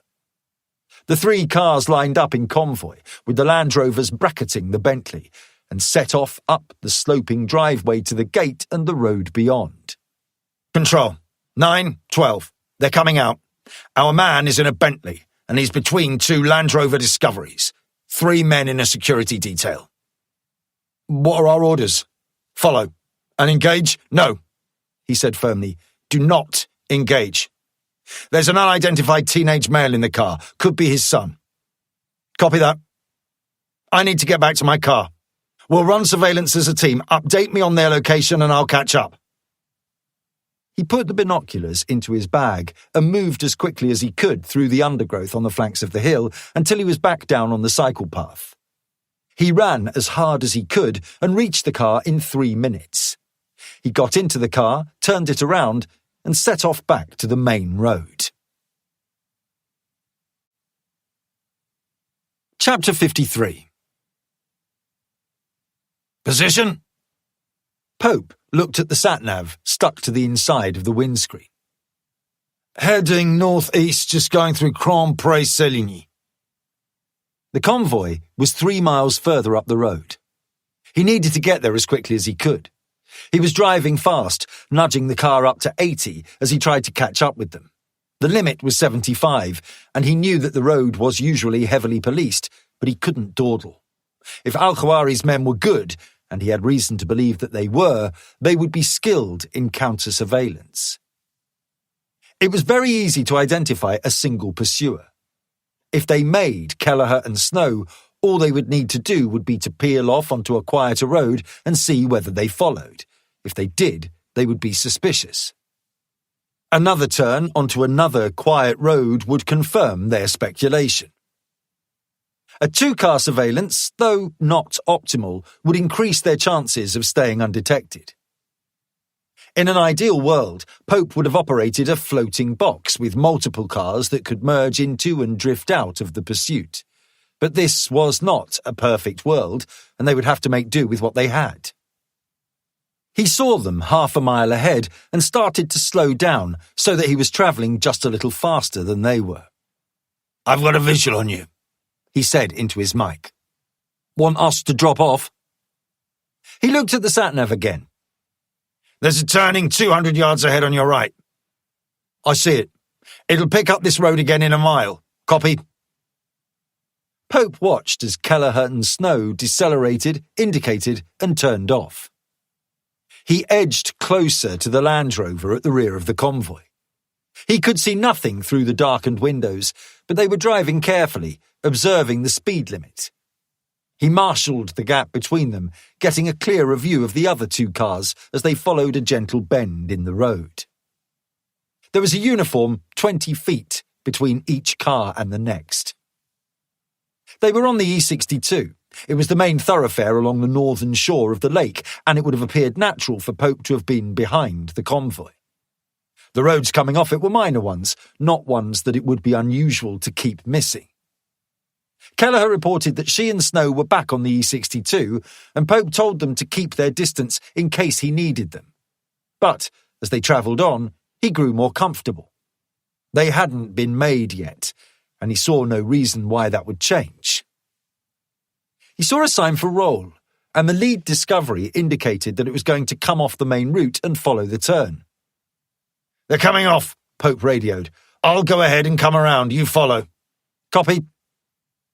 Pope drove on for half a mile and then took the next left-hand turn off the E62, coming back on himself and entering the village from the north. He passed the Château de Rolle and the Île de la Harpe in the lake, an artificial island with an obelisk poking from between the trunks of a clutch of trees. Kelleher radioed their location and Pope navigated to the northwest, taking the Route de Guy and then the Avenue de Jure, until he saw the signs for the Institut Le Foyer and realised where the convoy must be going. It's a school, he radioed. There's a long driveway. They've turned onto it. We're going on. I'll go past for a look. Stop and roll. I'll radio in 15 minutes. Chapter 54. Pope parked the car for a second time and followed the narrow road back to the south, retracing his route. The property to the east was demarked by a tall stone wall. He continued until he came to a pair of impressive stone pillars with Château du Foyer engraved into each of them. There was a pair of security cameras on tall posts set just behind the pillars, so he continued onwards, following the lazy curve of the wall until he was far enough away from the cameras to be confident that he would not be seen. A young oak grew out of the verge between the road and the start of the wall, and, after checking that the road was clear, Pope clambered up it. He pulled himself onto the top of the wall and brought out his binoculars again. The road wound its way through picturesque grounds until it straightened out into an avenue lined by elms. The road stopped at a collection of buildings that were half a kilometre away from his position. Pope's eye was drawn to a chateau and, set around it, a campus comprised of a series of impressive buildings. He found the 2 Land Rovers and the Bentley. They had parked alongside a 2-storey building painted a mellow yellow with red tiles on the sharply sloping roof. He watched as Al-Khawari and the boy he now assumed to be his son got out of the car. One of the heavies brought a suitcase down from his discovery and hauled it to the entrance of the building that they were nearest to. 9. Control. What's going on? That was the school run, he said quietly. Ask around town. See what you can find out about this place. Will do. Pope watched the buildings a little longer. He saw a group of teenagers exiting one of the buildings, milling around near to the Bentley. Al-Khawari was talking to the boy, but as they noticed the newcomers, something was said and they shared an awkward embrace. The boy turned and went to join the other pupils. Pope had an idea. Chapter 55. Pope was at the same motorway services as before. It was raining heavily and he had taken shelter inside. The building was arranged as a large atrium with fast food outlets and coffee shops around its edges. The space in the middle was given over to seating and tables. It was busy, noisy, and hot. Pope sipped at his cup of coffee and kept a cautious watch of the people around him. Families struggling with children. Businessmen and women stopping to use the facilities before heading off to wherever it was that they were needed. There was a big LCD screen on the other side of the room, and Pope glanced at it occasionally. It was showing the first pictures from inside the damaged ticket hall at Westminster. He had watched the footage in his hotel room when it had been released last night, but the broadcasters kept returning to it again and again. Pope found it all a little salacious. He had switched channels to try to find something else, but it seemed that every programme had some connection with the attack. He saw Vivian Bloom at the entrance, gave a slight tilt of his head, and waited for him to come over. Bloody weather! Bloom was wet. He took off his dripping overcoat and folded it over the back of the chair. Pope took the envelope of photographs and passed them across the table. Bloom looked at them, picked one up, and looked at it more closely. There were 12 in all. Pope had sent Hannah Kelleher to Marrakesh the afternoon following the surveillance of Al-Khawari on the way to Le Foyer. She had located the target and put her under close surveillance. The photographs had been taken with a long lens from positions that would have made it very difficult for the subject to know that she was being observed. Pope recognised the locales from his own visits to Marrakesh to see the girl's mother 2 years ago. There was a picture of the central square, Gemma al-Fanar, the girl bartering with a local tradesman for a bag of fresh oranges. There was another as she came out of a grocery store with a bag of supplies. Another showed her disappearing into the mouth of a narrow, darkened alleyway, the sort that made close surveillance almost impossible in the city. The subject of the series of photographs was Isabella Rose. Pope knew that the girl was 15, although, as he had confirmed when he had met her on the South Bank on the day of the attacks, she could easily have passed for much older than that. These photos, though, had captured something in her that he hadn't noticed when they had met. The girl had always looked like her mother. She had the same blonde hair, the same blue eyes, the same porcelain skin. But now there was a severe cast that lay behind her beautifully defined features. Her mother had had the same edge to her appearance, an otherworldly bleakness that Pope had always found unnerving. Isabella had it too. It was chilling in one so young. The final shot was in profile. The girl was wearing a sleeveless top and was turned so that her right-hand side was presented to the camera. There was a tattoo of a rose on her right shoulder and arm. Beatrix had had the same tattoo, adding another each time she eliminated one of the names on her list. She had never had the chance to add the final rose, the one that would denote her murder of Pope's predecessor as head of Group 15. Her daughter had completed the set for her. As far as he knew, there were no photographs of Isabella Rose that existed in the information held by Her Majesty's government. There had been an entire file on the girl, but Pope had arranged for Group 2 to have that deleted, together with every official reference that she had ever existed. It was a last favour for Beatrix, the request of a dying woman who had been so badly wronged by her country. He had been unable to refuse it. Bloom dropped the photographs on the table and looked up with a sceptical expression on his face. You're serious? I am. How old is she? 15. You want to send a 15-year-old girl to spy on Al-Khawari? I do. And you know how foolish that sounds, Captain. She's not an ordinary girl. Her mother worked for Group 15. She was number 1 before John Milton and before me. What? That's Beatrix Rose's girl. That's right. Isabella. I thought we lost her. No, sir, that's not strictly true. I gave Beatrix my word that I would hide her. We didn't think it would be safe for her after what she was planning for Control. Her mother made some very influential enemies. Bloom nodded. Beatrix's quest for revenge had caused ripples around the world. Control and his 5 rogue agents had been working for Managed Risk, a large and powerful American private military contractor. Beatrix had eliminated them one after the other, and the fight had concluded on American soil near to the Lodge, Managed Risk's vast headquarters in North Carolina's Great Dismal Swamp.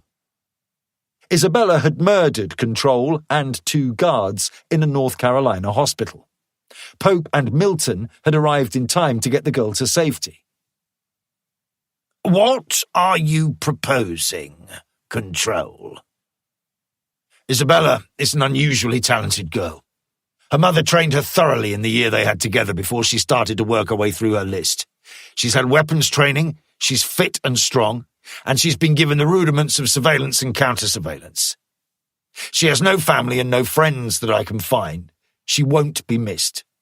I am proposing that we give her a new identity and a cover story and enroll her into that school with the aim of ingratiating herself with Khalil al-Khawari. The son.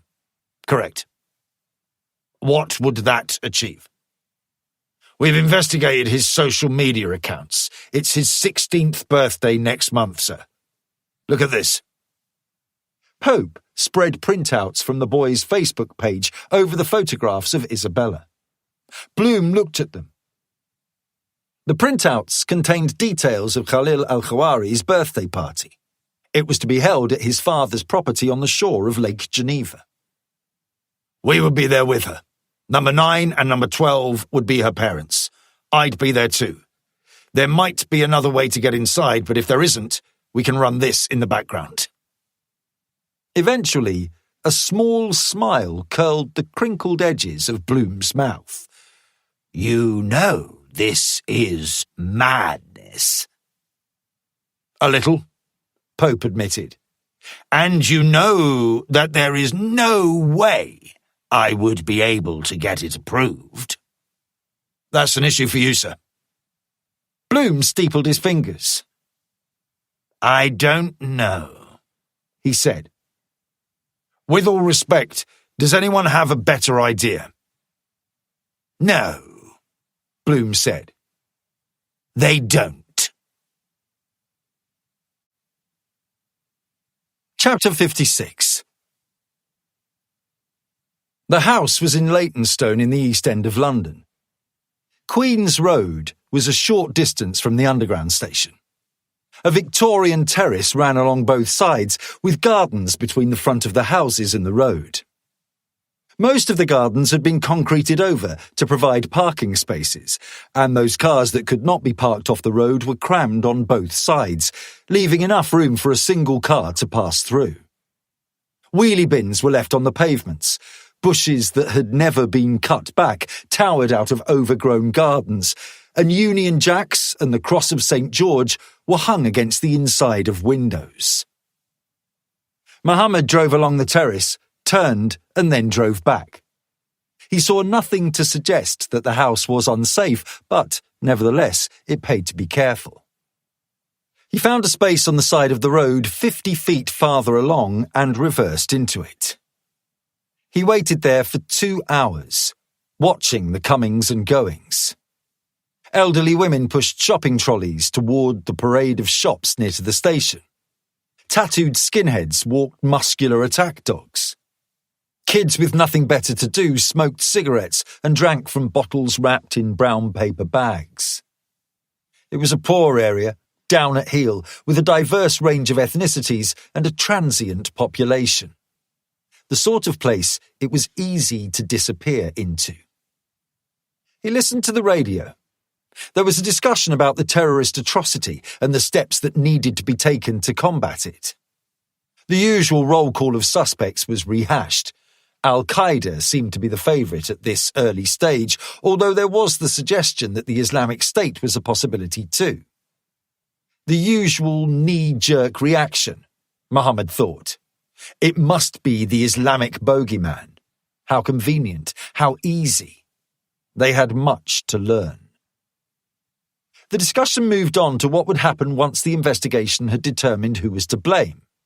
The presenter referred to a Snap opinion poll taken that day, which recorded that the percentage of people who would be prepared to back military action had climbed by 10%. The reluctance to commit British troops to foreign wars seemed to be waning. The thirst for revenge was growing stronger. Mohammed heard the distinctive thwop, thwop, thwop of a Chinook and looked up through the windshield as the big two-rotored chopper rumbled overhead. There was an airfield at the Honourable Artillery Company in central London. It must have been headed there. It was an apt underlining of the increasingly martial mood. It wasn't unusual to see the military in or over London these days. That had been anticipated, and he was glad to see it.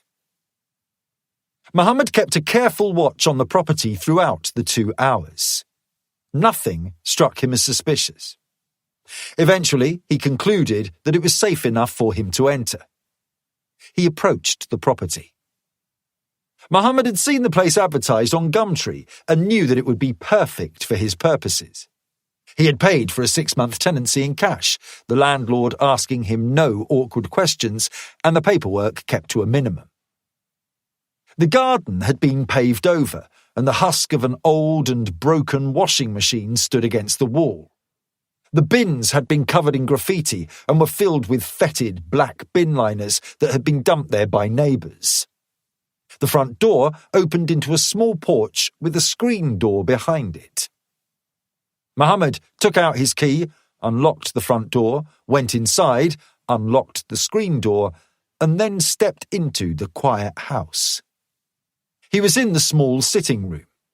He had drawn the floral curtains the first time he had visited, and he had kept them closed since.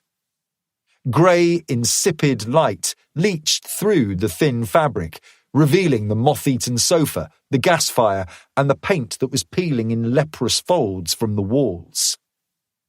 He paused and listened. He could hear the sound of a muffled argument from the street outside, but there was no sound in here. He breathed in, smelling the faintest tang of cordite.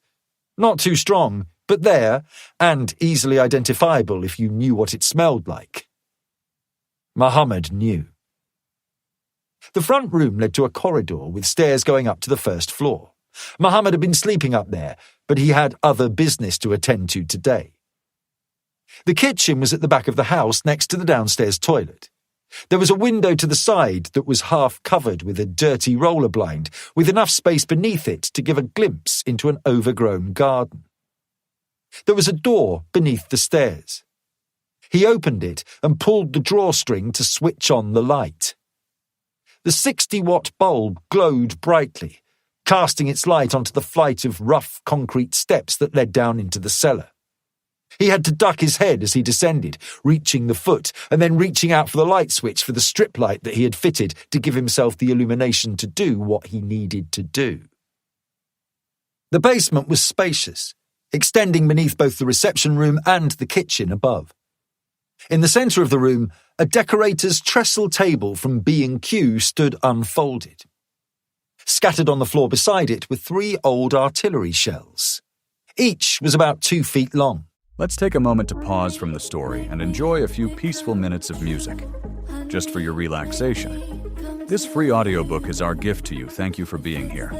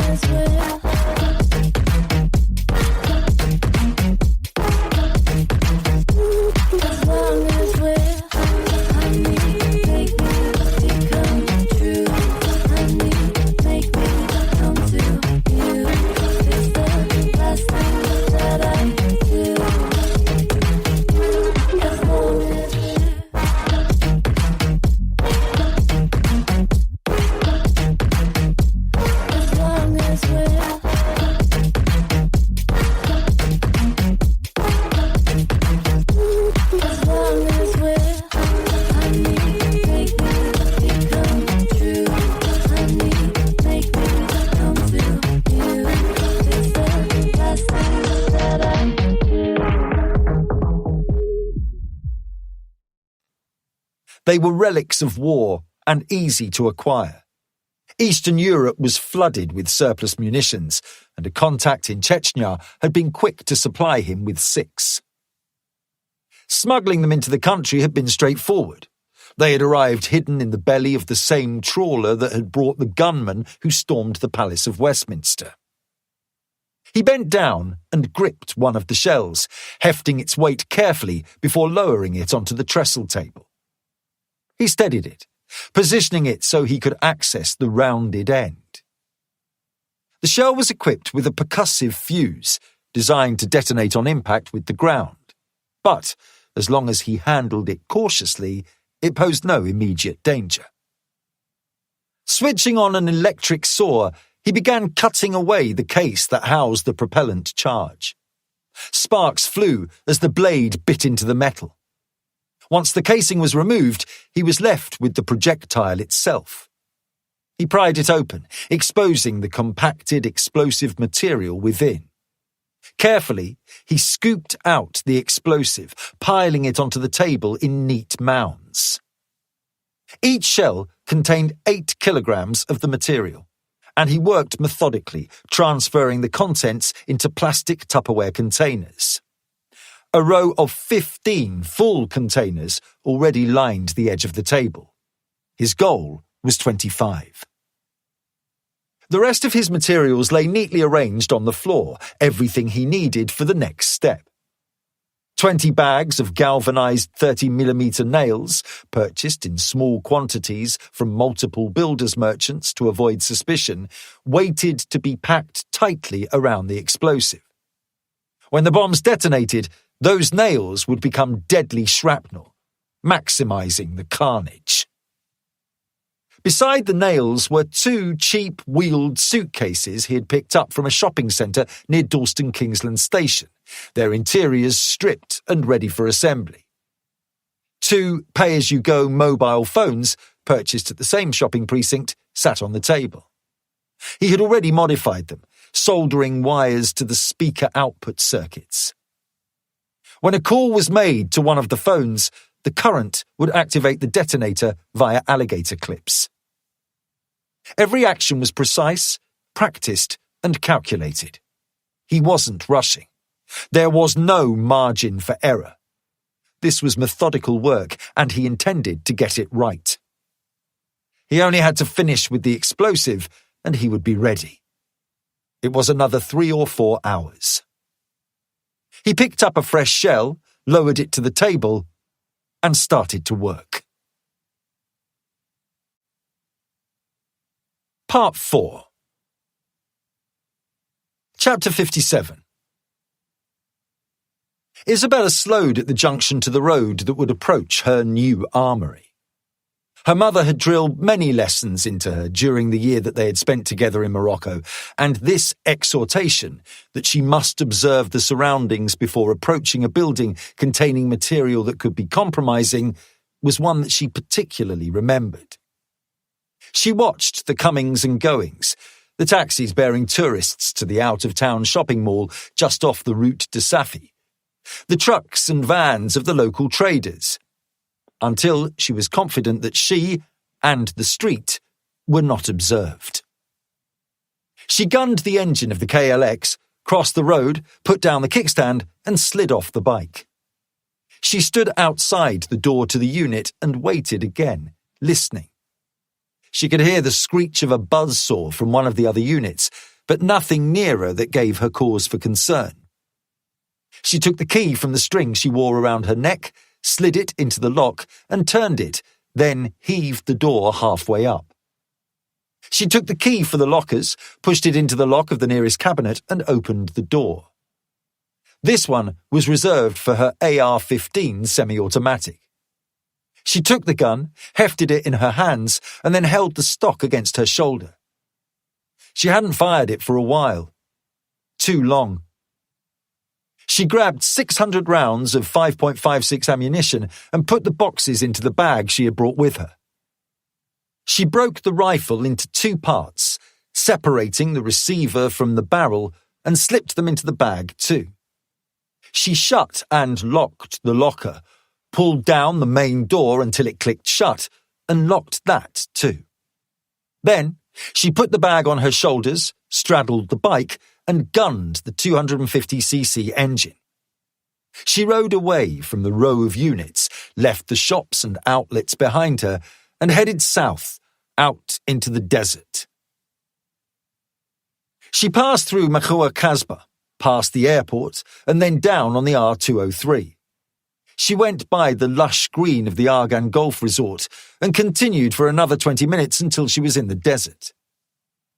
The Moroccan Sahara was nearly 200 miles away, and the arid landscape was a little too green to be called a real desert. But there were sand dunes and displaced rocks and, most important, isolation. It was 6 in the evening, and the sun was falling quickly down into the horizon. It would be cold soon, but for now, the earth pulsed out enough heat for Isabella to sweat beneath her helmet.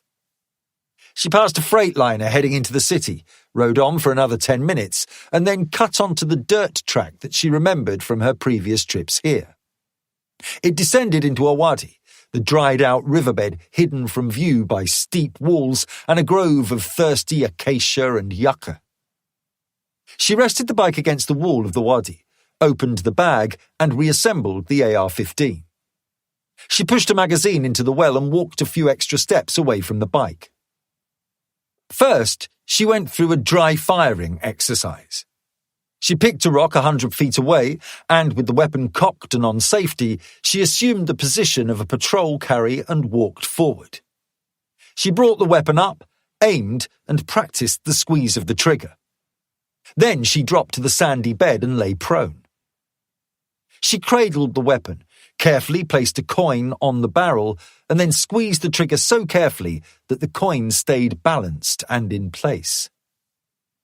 Her mother had explained that a good steady squeeze on the trigger was the most important thing, assuming that a weapon's sights were aligned, to ensure an accurate shot. She clambered up and went through her reloading drills, both with and without retention of the magazine. She shouldered the weapon, pushed in an empty magazine, dry-fired, dropped the magazine, and, in the same motion, brought a new magazine up.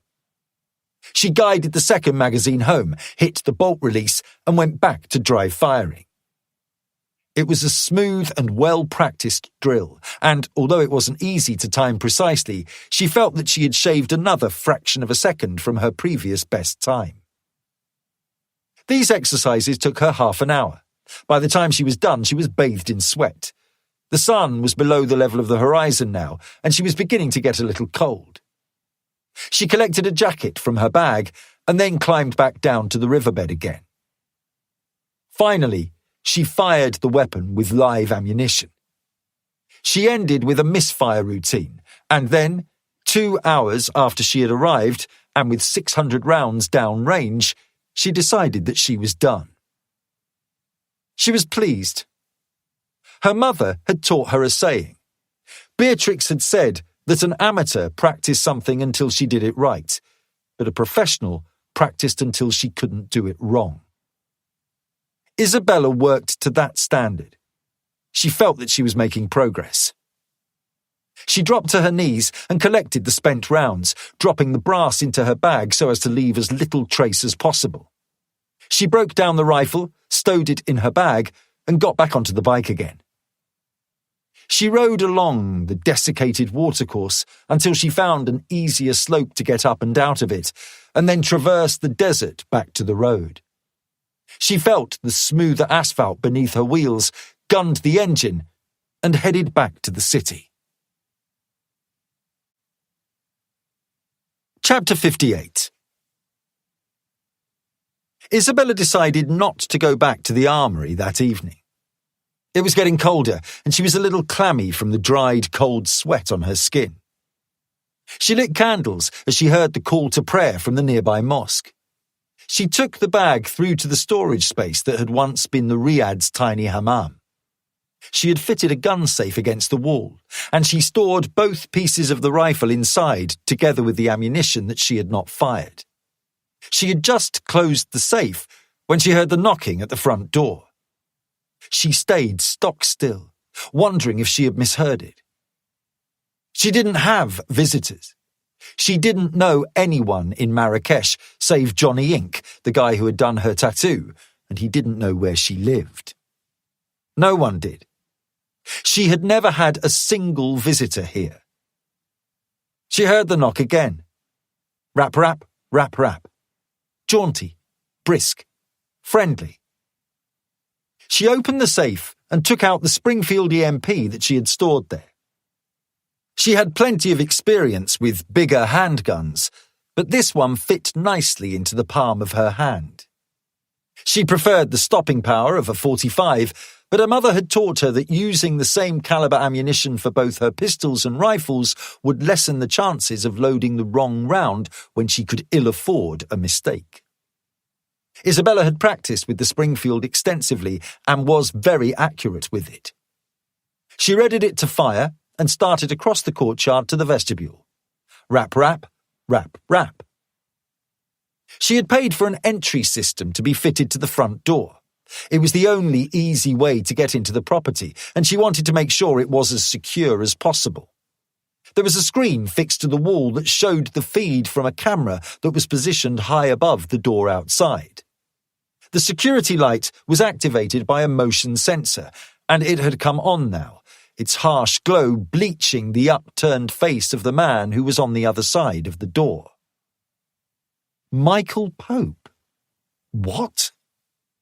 What was he doing here? And how had he found her? She paused. She could stay here, leave the door unanswered, but what good would that do her? He knew she was here. If he wanted to see her, he'd just come back, or he'd wait outside, or leave an agent outside and wait for her to come out.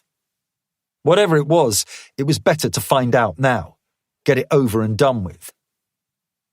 She pulled out the drawer of the table that stood next to the door and dropped the handgun inside. She took a breath, looked up at the screen again, and, finally, unlocked and opened the door. The noise and clamour of the souk outside overran the tranquillity of the riad. Pope smiled at her.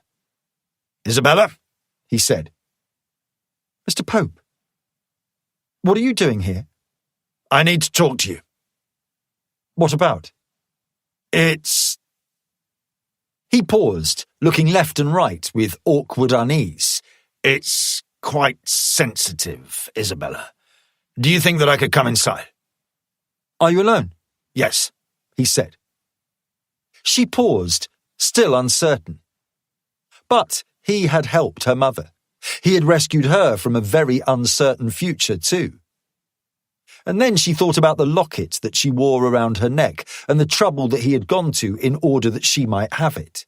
But, even as she thought of that, the doubts came. Why had he gone to that trouble? It couldn't be charity or because he was feeling philanthropic. Surely there was an agenda. She suddenly had the thought that perhaps he had found her because of the locket.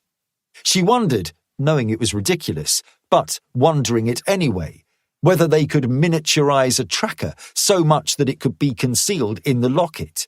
Or was the locket a tracker? She was confused, but it was no good standing here with him on her stoop. He had built up some credit with her. She could spare him a little time. It would give her the opportunity to have her questions answered too. "Come in." Chapter 59. She offered him mint tea, partly because she wanted to be hospitable, and partly because she wanted to be able to observe him from the iPad in the kitchen that gave access to the CCTV cameras that were arrayed around the house. She boiled the kettle and picked the mint leaves and watched as he wandered around the courtyard, gazing down into the plunge pool and feeling the weight of the fruit that she was growing from a pair of large potted orange and fig trees. He was dressed casually, in a loose-fitting suit, a white shirt that was open at the collar, and a pair of brown desert boots. She looked for the telltale bulge of a concealed weapon, but she couldn't see one. She would proceed on the basis that he was armed. It was very likely, and besides, it was prudent. She put the mint leaves in the boiling water and let it steep, collecting 2 small glasses and a tray and taking the collection back to the table and chairs that were arranged at the edge of the pool. "This wasn't where you lived before," he said. "No." "Did your mother leave it to you?" "No. She left money. I bought it and refurbished it." "I didn't ask before. How old are you, Isabella?" 15. He shook his head in evident admiration. "And you did all this? That's very impressive." She waved it off impatiently. "Your mother would have been very proud of you." He nodded down to her chest. "You're wearing it. The locket." She said nothing, studying him for any sign that might give away his purpose in coming to Marrakesh to speak to her. Nothing was obvious. "Are you wondering how I found you?" "Not particularly," she said, although that was the question she wanted answering the most. "You don't have anything to be ashamed about. I've had a very talented agent looking for you." "Where did they find me?" "In the square." She only just managed to arrest the lowering of her brow before it became a frown. She was careful with her counter-surveillance routine. Her mother had drilled it into her. She might not have been able to avoid being seen in the square, and she couldn't very easily ignore being there, but she should have been able to detect someone following her as soon as they got into the streets of the souk. That was lazy. "Don't worry about it," he said. "Like I said, she is very good." "Who said I was worrying?"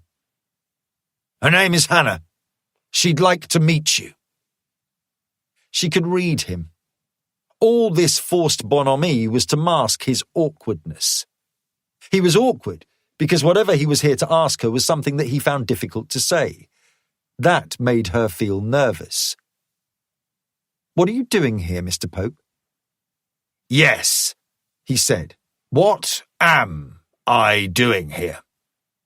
He stood and went back to the orange tree, running his finger over the skin of a particularly juicy fruit. "Do you watch the news?" "A little," she said. "The internet mostly. Is this about London?" He nodded. "It is." "I was there." "Where?" "In the station. My train was just pulling out when the bomb went off." His mouth dropped open. "Jesus," he started. "Are you—" She regretted mentioning it as soon as the words left her lips. The last thing she needed was his paternalism. "It's all right, I was fine. But I saw what happened. I know what it was like. I had to come out through the station right afterwards." "Isabella, "I'm fine," she said, holding his eye. "Really, I'm fine. But yes, to answer your question, I know what's been going on." "Things are bad at home." "Your home, Mr. Pope," she corrected, "not mine. This is my home." "Of course." She had put him on the wrong foot. He groped around for a neutral place to start the conversation. "I'd like to tell you some things that are secret, Isabella. Very delicate things. Do you mind? If I tell you them, you must promise that you'll keep them to yourself." "Who am I going to tell?" she said, waving her hand around the riad. "It's just me here. I haven't got any friends. You're the first person I've spoken to in days." "All right." He let the orange fall free and came and sat back down again. "You know that I'm in charge of the unit your mother worked for before she was betrayed. You know that?" She nodded. "The authorities are investigating the attacks. We have intelligence to suggest that there will be others. It's urgent that we find those responsible before they can strike again." "Go on." "We have a very strong indication to suggest that one man was responsible for financing the operation. It was complicated to arrange, and it wouldn't have been cheap, but this man is very rich." "And you want to talk to him?" "Very much." "So go and arrest him." "I'm afraid it's not as easy as that." He paused. "The evidence we used to find him couldn't be used in court. She gazed at him evenly. You tortured someone. Her brazen lack of feeling, the matter-of-factness of her response, took him aback again. She could see that the effect she was having on him was slowing the whole conversation down. She resolved to dial it back a little. That's one way of putting it, he said. It doesn't really matter. We're confident that the information is correct, but we can't act on it. Legally, I mean. He's in the Middle East? No, Switzerland. So speak to the Swiss. We can't do that. They won't give him to us, and I doubt he'd make himself available for a cosy chat. Who is he? His name is Salim Hassan Mahfouz Muslim Al-Khawari. He has properties all around the world, but he is currently at a large house on the shores of Lake Geneva. Apart from being rich, he is very cautious. His property is very well defended. He has a team of guards with him at all times. Why is he in Switzerland? There are probably several reasons, but one of them appears to centre on his son, Khalil Mohammed Turki Al-Khawari. He's a student at an exclusive boarding school close to Geneva. He is 15, nearly 16, very rich, very arrogant, and quite stupid. This is why you want to talk to me. He smiled. Yes. We don't think there's a realistic chance that we could get to Salim safely. So we've had to think laterally. We think it might be possible to arrange it so that you are put into the same school as Khalil. We know that his 16th birthday is next week. There's a party at his father's house. We would like you to try to befriend the boy so that you are invited to the party. He paused, looked at her, then added apologetically, if you were prepared to do it, of course. What would I have to do? We would give you a very small device that we would like you to leave in the house. A bug? Sort of. She paused, considering it. You saw what happened in the station, he started. We need to stop that from happening again. She almost told him that appealing to her sense of civic duty wouldn't work. She had no sense of civic duty. Her mother had always been vague about Isabella's early years, but said she'd been born in the United Kingdom. That didn't mean she owed it anything. No, if anything, things were the other way around. It owed her. She held her tongue. If she was going to allow herself to be involved, it would be for another motive. This man, his father, is dangerous? Probably. But you wouldn't be on your own. I would be there, and 2 of my agents would be posing as your mother and father. Hannah, the agent I mentioned earlier, would be one of them. Sounds very elaborate, she said. You've been planning. Did you think I would say yes? I didn't know what you would say. And if I'm being honest, I wouldn't mind at all if you said no. Really, I mean that. I have no right to be here asking you this. Most people would consider it unethical, and that's only if they're being charitable. But things are very serious. That's the only reason I'm asking. I am not most people, and I am not a child. I can look after myself. I know you can. I remember what you did in the hospital. And then I was sick, she thought, and I needed your help to get away. That won't be necessary again. She looked around at the riad. She had worked out a nice regular routine for herself. She had continued the training that her mother had started. She had added to it. The languages she was learning, for example. But no one had come for her. Managed risk had lost her, or they had forgotten, or they didn't care. No one was coming to avenge the old man and the guards she had shot. And if that was true, then why was she hiding? She did have a reason to consider his request. Her mother had spent a year training her. She had continued that training. But how would she be able to test herself? She wouldn't.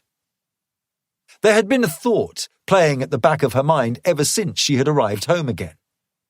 Now, she acknowledged it for the first time. She had an itch, and she needed to scratch it.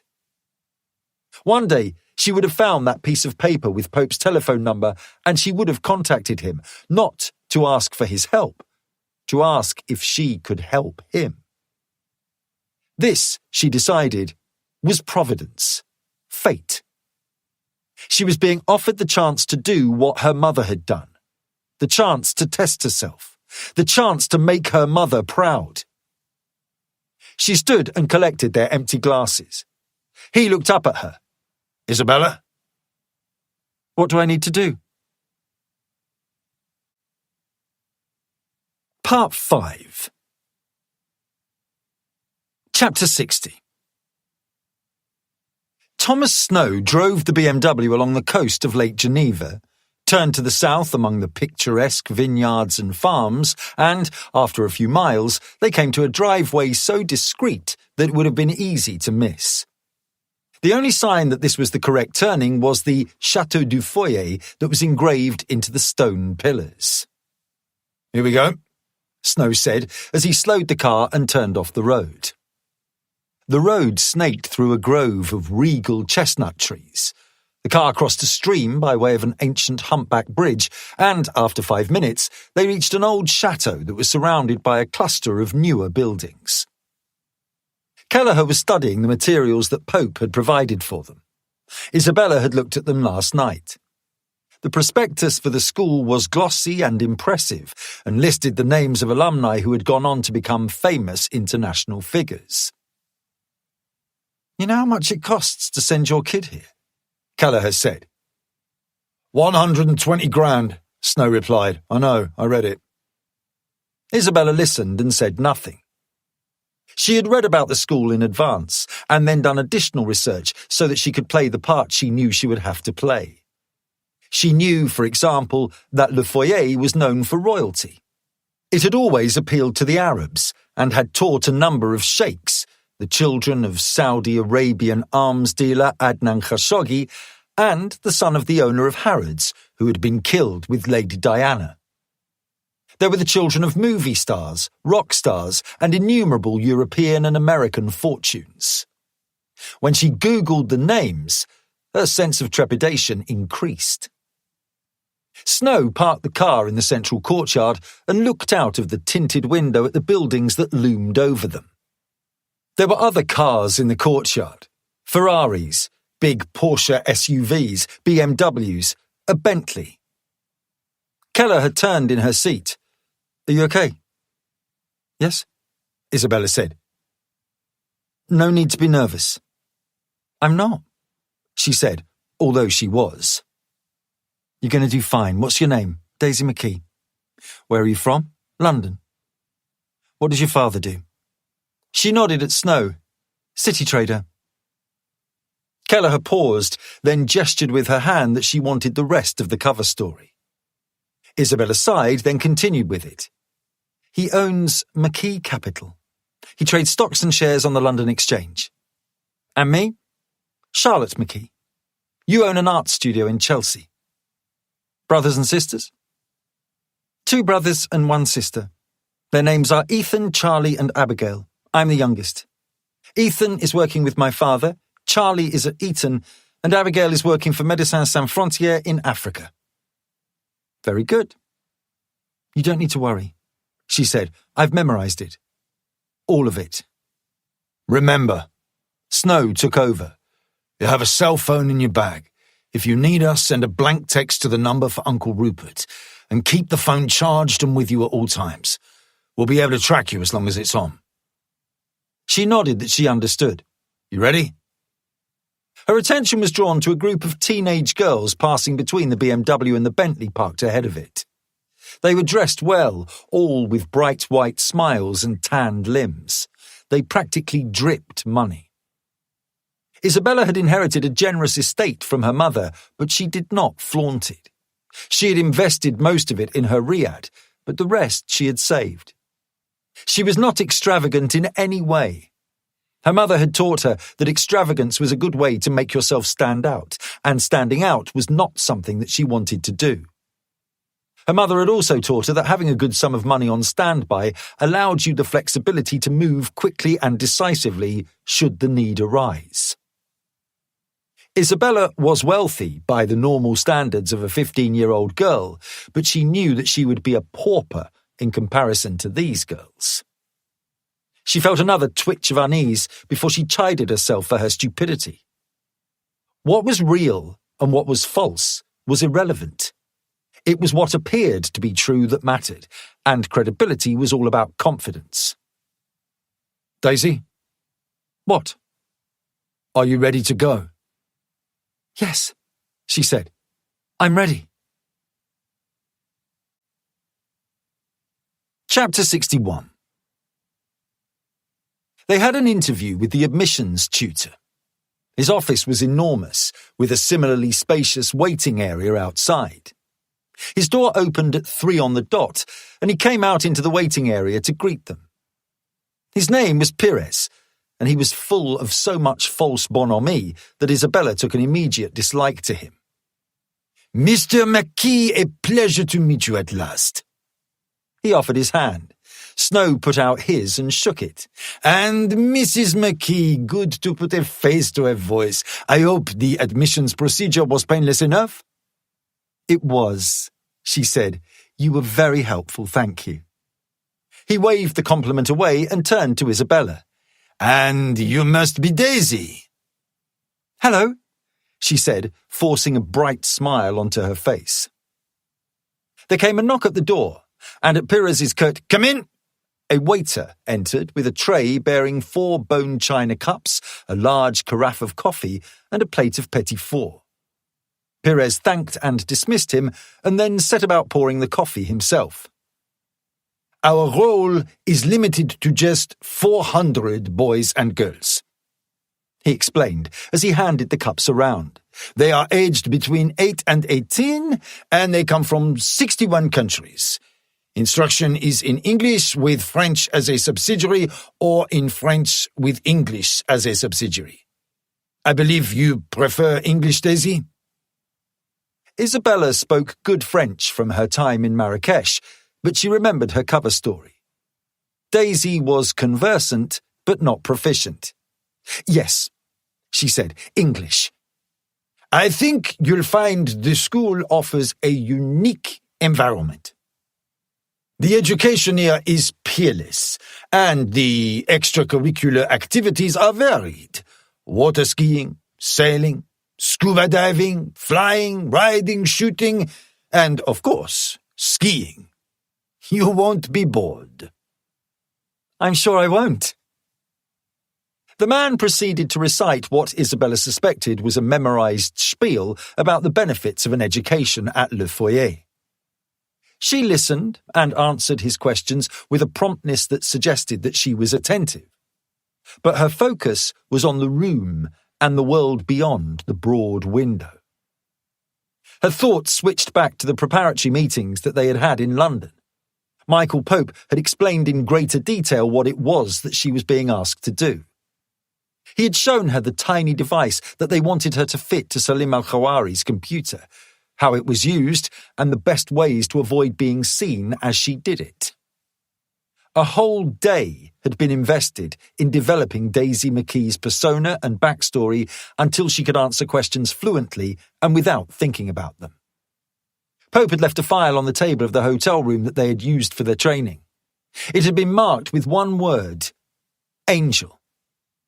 When she had asked him what that meant, he had told her, with a smile, that Angel was her code name. Isabella switched back into the present as Pires asked her a question about what she liked to do in her spare time. She told him that she liked horses and ballet. When he asked her what her favourite ballet was, she answered with perfect conviction that it was Swan Lake, that her favourite composer was Tchaikovsky, and that the first time she had seen it was when her mother had taken her to the London Opera House in 2007. Zenaida Yanofsky had played Odette. It had been wonderful. A very good choice, he said. You know we have ballet classes at Le Foyer. I do, she said with a smile. That's one of the things I'm looking forward to the most. He stood. Well then, should we all go and see your room?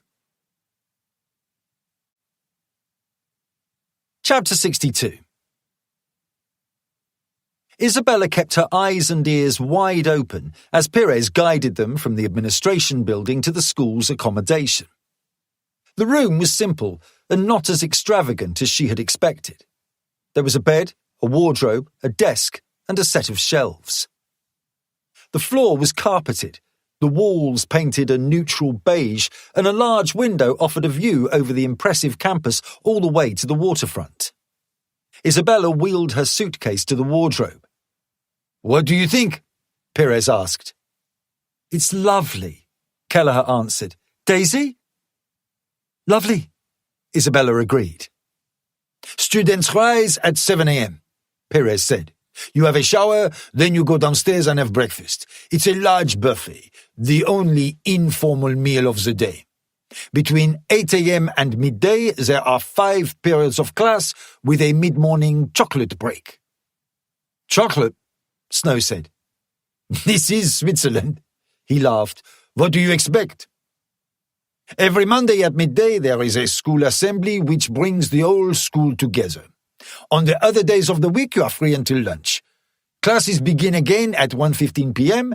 and finish 3 periods later at 3 p.m. From 4 p.m. to 6 p.m., you have a choice of sports and arts. After you have showered, you'll do homework and prep in the study hall from 6:20 p.m. to 7:20 p.m., or you might be involved in choir, orchestra, or drama rehearsals. Pires was interrupted by a knock at the open door.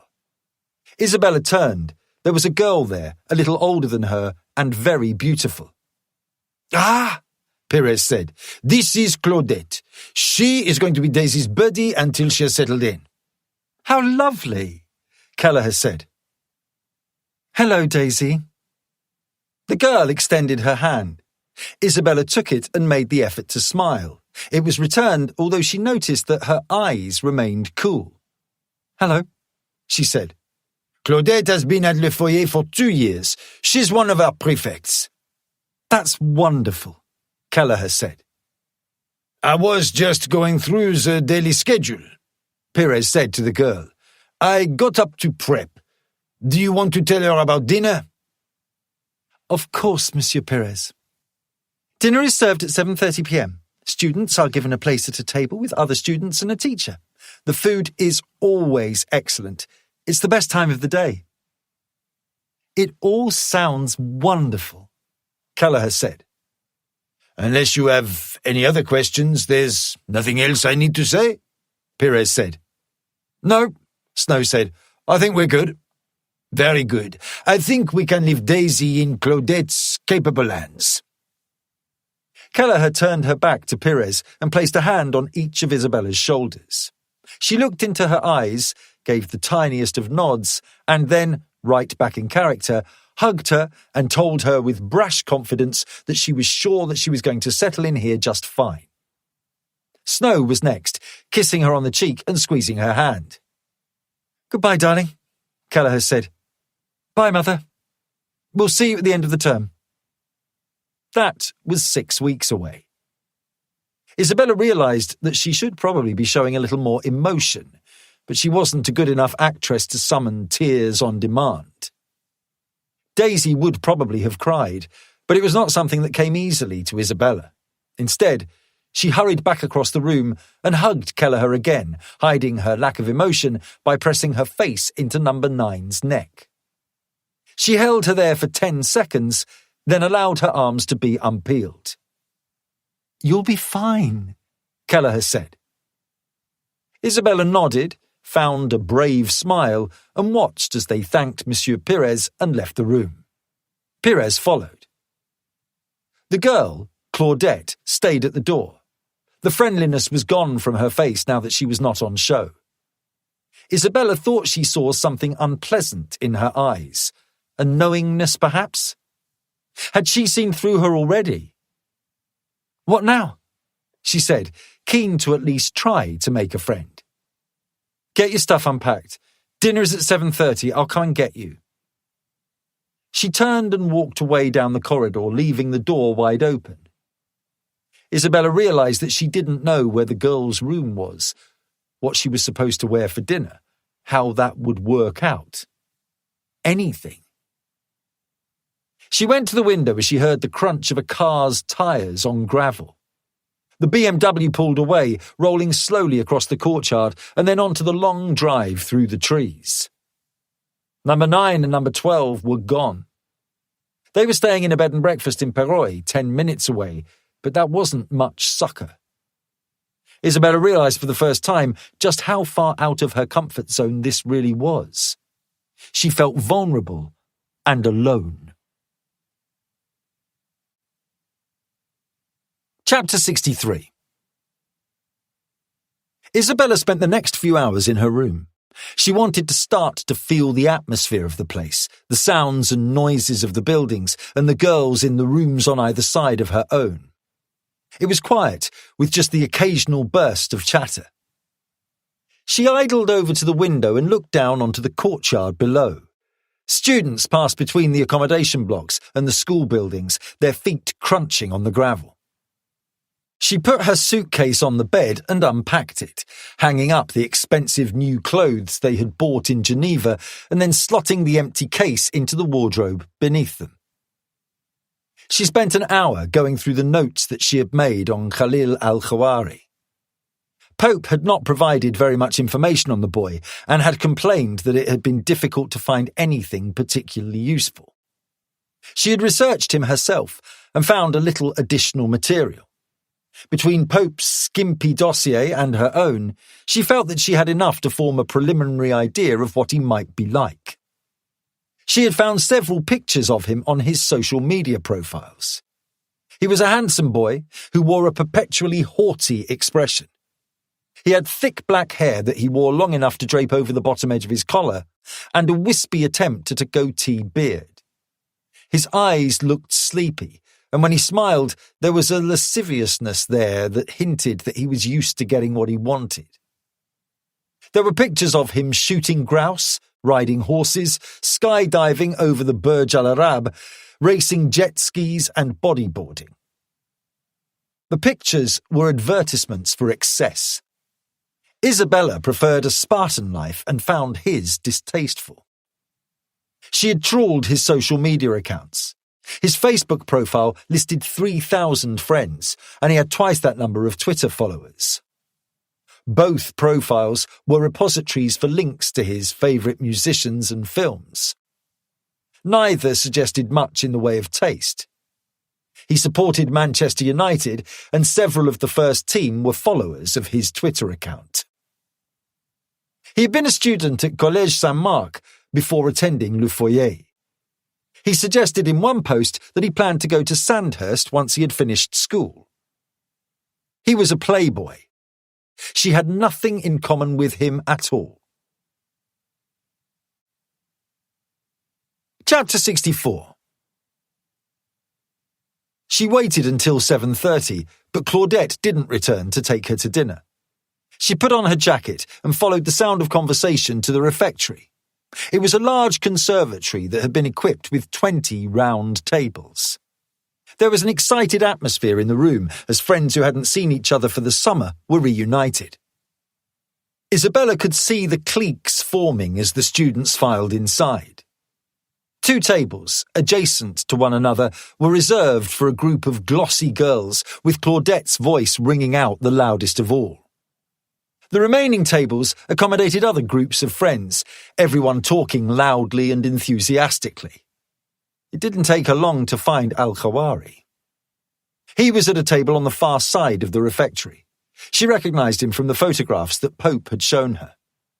His clothes were understated and obviously expensive, and as he raised his hand to wave at a newcomer who had just entered the room, the light glinted on the face of a chunky wristwatch. Isabella realised that she had nowhere to sit. She didn't know anyone.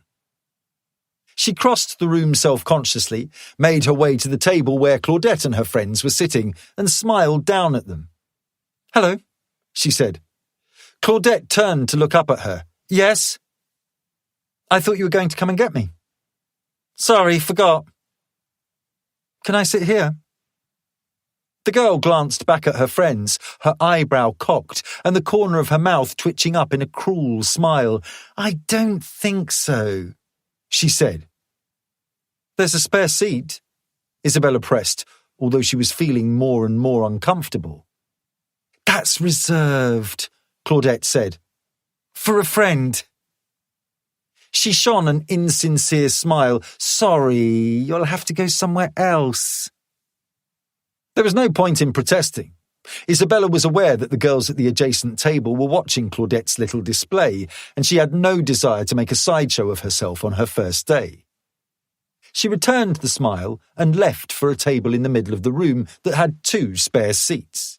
She could see that the 3 outcasts at the table were in the same position as she was, not connected with the popular girls and left to themselves. She knew she was being watched as she left Claudette's table. She heard laughter behind her as soon as she turned her head, and others looked at her with amusement that they made no attempt to disguise. She was surprised by her reaction. She had spent so much time alone, she had thought that she would be inured to childish callousness. She knew it shouldn't bother her, but it did. She felt acutely exposed. She was halfway to the outcast table when she looked up and glanced over at Khalil's table. The other boys were deep in conversation, but he had turned his head to look at her. He saw that she had seen him, and his handsome face broke into a wide, welcoming smile. She returned the smile, and as she pulled back the chair to sit down, his grin became even more intense, and he delivered a theatrical wink. "Hello," said one of the girls at the table. "Who are you?" "Daisy McKee," she said. "I'm Eve. First day?" "That's right. Don't worry about Claudette, she's a bitch. Everyone knows it. Don't waste time on her." Isabella relaxed into the small talk. She gave enough effort so as not to appear rude, but her attention was elsewhere. The waiting staff circulated and took their orders. Isabella allowed herself a moment to turn and look across the tables to where Khalil was sitting. All she could see was his glossy head of black hair. He had turned away and was lost in conversation with the other students at his table. She thought of the task that Michael Pope had set for her. Getting to know Khalil was the first and most important part of her assignment, and she felt that she had taken a small step toward it today. Chapter 65.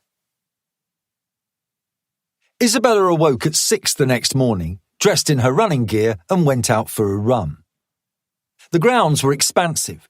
She saw more accommodation blocks, a large canteen, a gymnasium, and generous playing fields. She kept running, and after 10 minutes, she was out in the countryside, with the lake to her right. Her mother had said that running had always been the best way for her to clear her mind, and after Isabella had taken it up herself, she had come to agree. She was good at it too. She timed herself across various distances and looked up what a girl her age ought to be able to manage. She beat the benchmarks every time, and often by a lot. She was getting faster too. She kept running, cutting a route through the hills and woods, and allowed her thoughts to flit over the task at hand. What did she need to do? She would have to appear natural and at home, comfortable with the atmosphere of the school and the circumstances of the other pupils. She had read in the handbook that had been left in her room that the staff cleaned up the students' rooms. Isabella had taught herself to be entirely self-sufficient, and she found the prospect of being attended to like that to be distasteful. But she would have to pretend that it was not. She thought about how she would ingratiate herself with the others, and in particular Al-Khawari. She knew that would be a challenge. The last year had been spent almost entirely alone. Apart from the Grand Master at her dojo, and her childhood had been a procession of homes and foster parents, never staying long enough to form connections with anyone. She was self-aware enough to know that she could be seen as distant, even truculent, and she knew that a friendly and open attitude was something that she would have to work hard to project. She reached a kink in the lake and decided to turn back. By the time she returned to her room, it was 7, the sun was up, and she was breathing heavily and lightly bathed in sweat. She undressed and showered, closing her eyes and again running through the cover story that Pope, Snow and Kelleher had concocted for her. She wanted it to be second nature. She had studied it for hours and was confident that she could carry it off. She wrapped a towel around herself and went to stand in front of the mirror. She knew that she was pretty. She had her mother's icy complexion, her blue eyes and her long blonde hair. She had never had a boyfriend before. There had been boys in some of the homes, and she had fooled around with a few of them, but she would not have described herself as experienced or even particularly confident. She didn't know how hard she would have to work to attract Khalil's attention. In spite of her research, she really knew very little about him, and his behaviour was unpredictable. She would handle that on the fly. She made an effort to look involved with the day's lessons, but she was distracted and they passed her by. The sessions bore little resemblance to the hours she had endured in cold and leaking classrooms in a succession of sink estate schools, but there were similarities enough for her to remember the boredom and the unpleasantness of being someone apart, with no friends to help ease the monotony. Her experience of formal education had been rudimentary. There had been schools as she was growing up, but her peripatetic existence meant that she was never in one for long enough to feel as if there was any point in taking it seriously. A long line of teachers dismissed her as a lost cause, the kind of girl who would never amount to anything. She helped to reinforce that conclusion. Her hair-trigger temper inevitably led her into the fights that had seen her suspended and then expelled. They had given up completely in the end. A family was chosen who had promised to homeschool her, but that effort lasted a month before the impatient mother threw up her hands. Isabella taught herself to read, and when she finally persuaded the teachers that there was no profit in them trying to force her to cleave to their list of recommended reading, she won herself the opportunity to read whatever she liked.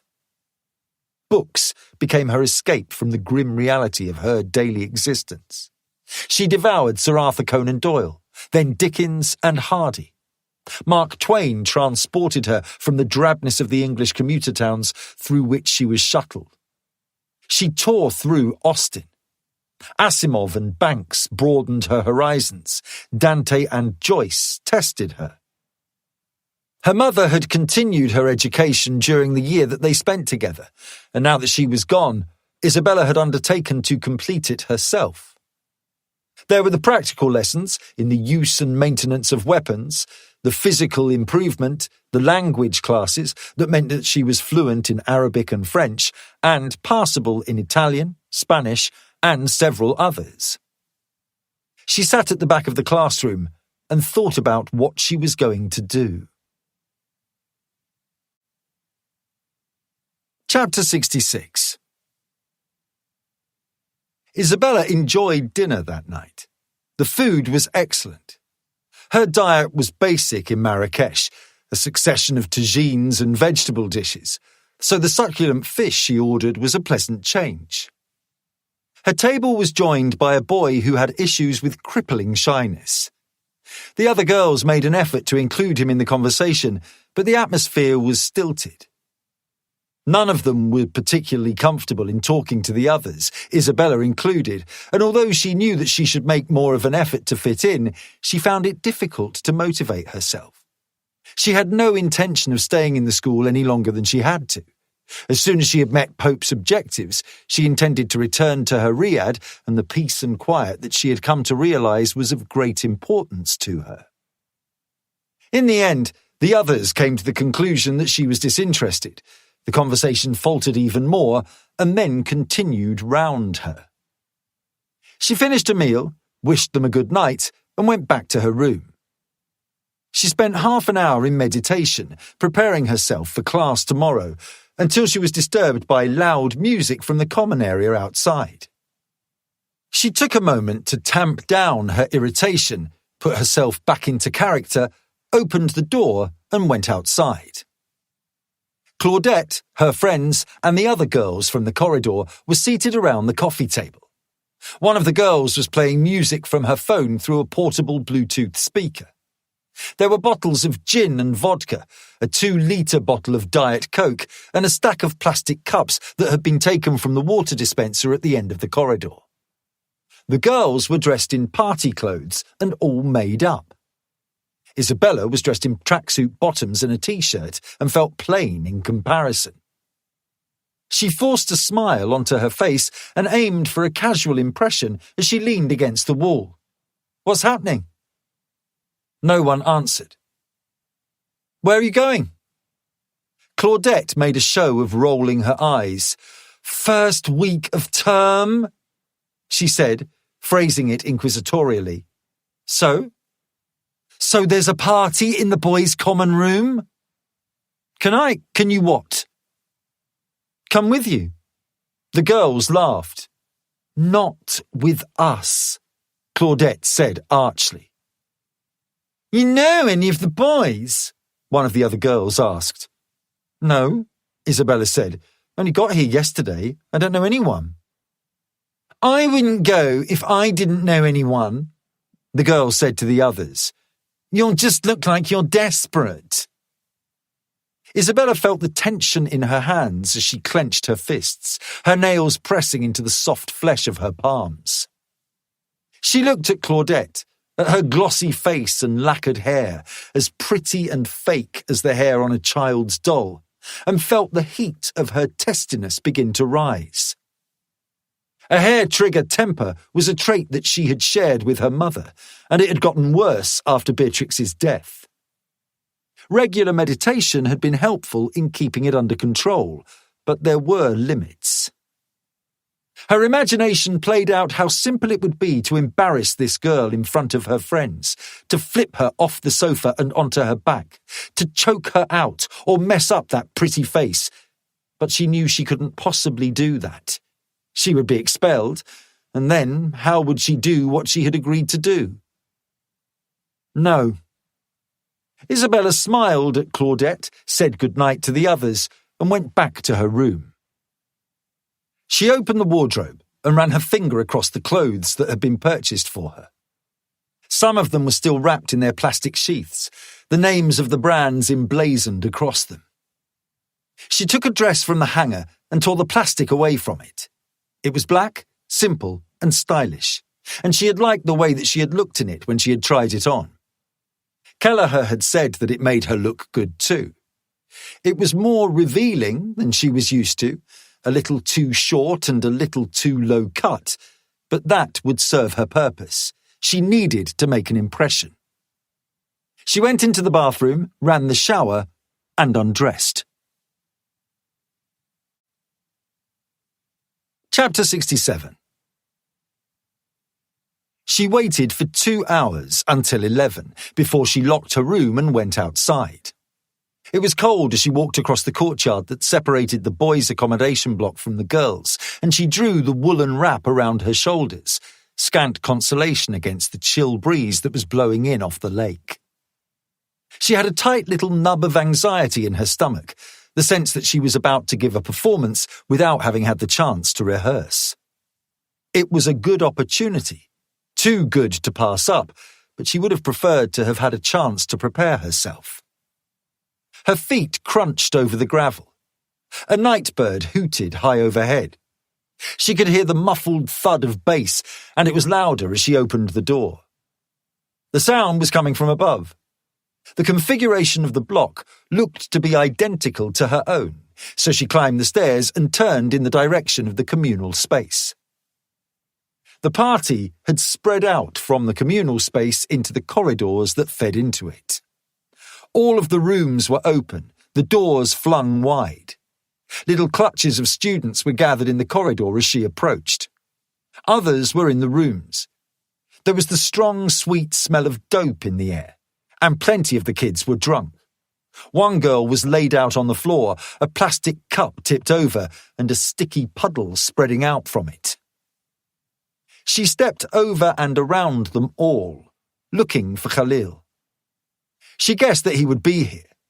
His reputation was as something of a playboy, and she would have been surprised if he had missed a chance to party. She reached the communal space. A sound system had been set up and one of the boys was DJing. The lights had been extinguished and blankets hung over the windows. Lava lamps had been set up and they cast pools of warm light around the room. She paused in the doorway and looked. She saw Claudette immediately.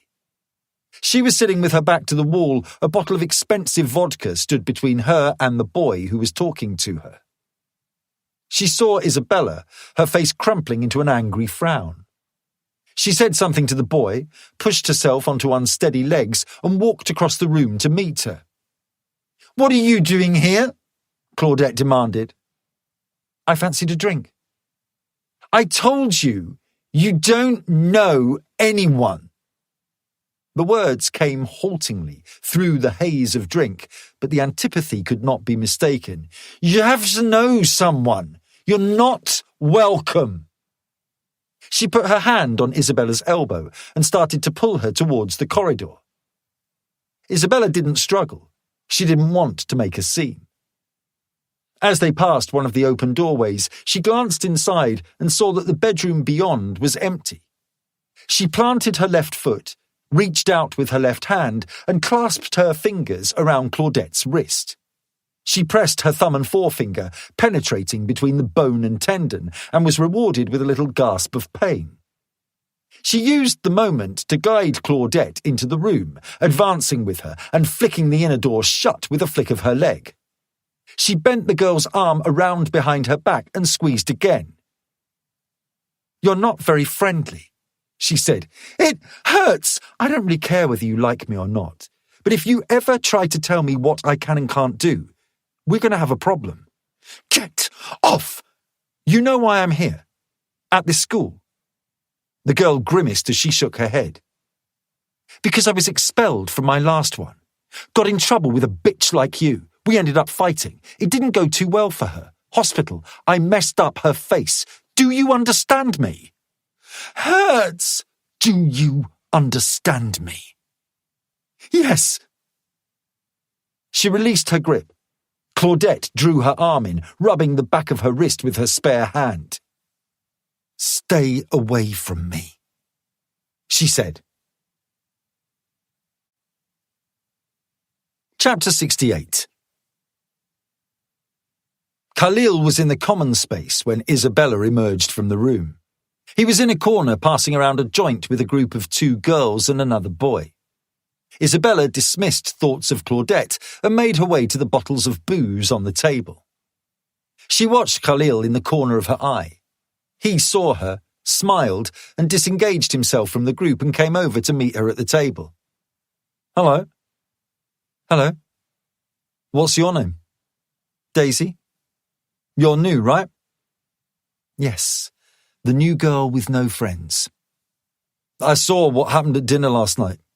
Don't worry about Claudette, she's a bitch. Her friends are too." She saw Claudette emerge from the corridor, still rubbing her wrist. She saw that Isabella was talking to Khalil and glared at her. Isabella held her eye for a moment until Claudette looked away. Khalil noticed the exchange. "You and she had an argument?" "We just said a few things straight. I don't like bullies." "Good for you," he said. He still had the joint in his hand. He put it to his lips and inhaled deeply.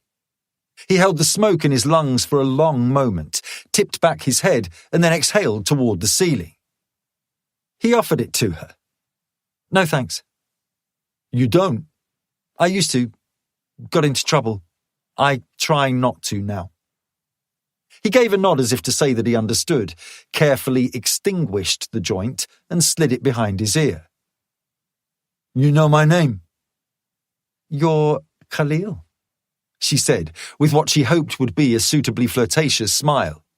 "How do you know that?" "I asked." Is that right? She disguised her awkwardness by reaching down for a plastic cup. Let me, Khalil said, unscrewing a bottle of Grey Goose and pouring out a very generous measure. She set out a second cup and he filled that too, collected it and made a show of touching it against hers. Santé. Cheers. She put the cup to her lips and drank. The vodka was sharp and acrid, and she had to fight the urge not to wince. He noticed her discomfort. You don't drink either? Not for a while. How old are you? 16? She lied. Her enrollment forms said that she was 16. She knew she looked older than 50. There was no reason why he would suspect unless she gave him reason. She cursed herself for the ghostness with the drink and, to compensate, said, "Fuck it," and indicated that he should give her the joint. He did. Isabella put it to her lips. He took a lighter and flicked flame. She puffed hard until the hashish and tobacco caught light and then inhaled. The smoke tickled her throat and she thought she was going to cough. She mastered it, taking instruction from his example, and exhaled. She felt woozy almost at once, and then a little nauseous. It made her feel vulnerable.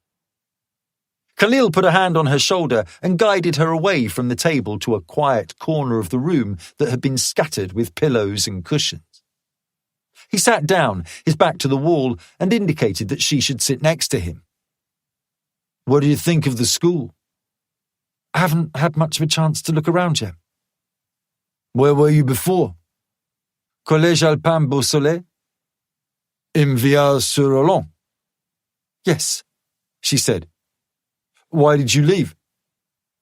She thought of the lie she had told Claudette. She had to double down on it just in case he spoke to her. It wasn't my choice. He cocked an eyebrow. "They threw you out?" "Something like that." She shrugged helplessly and then grinned at him.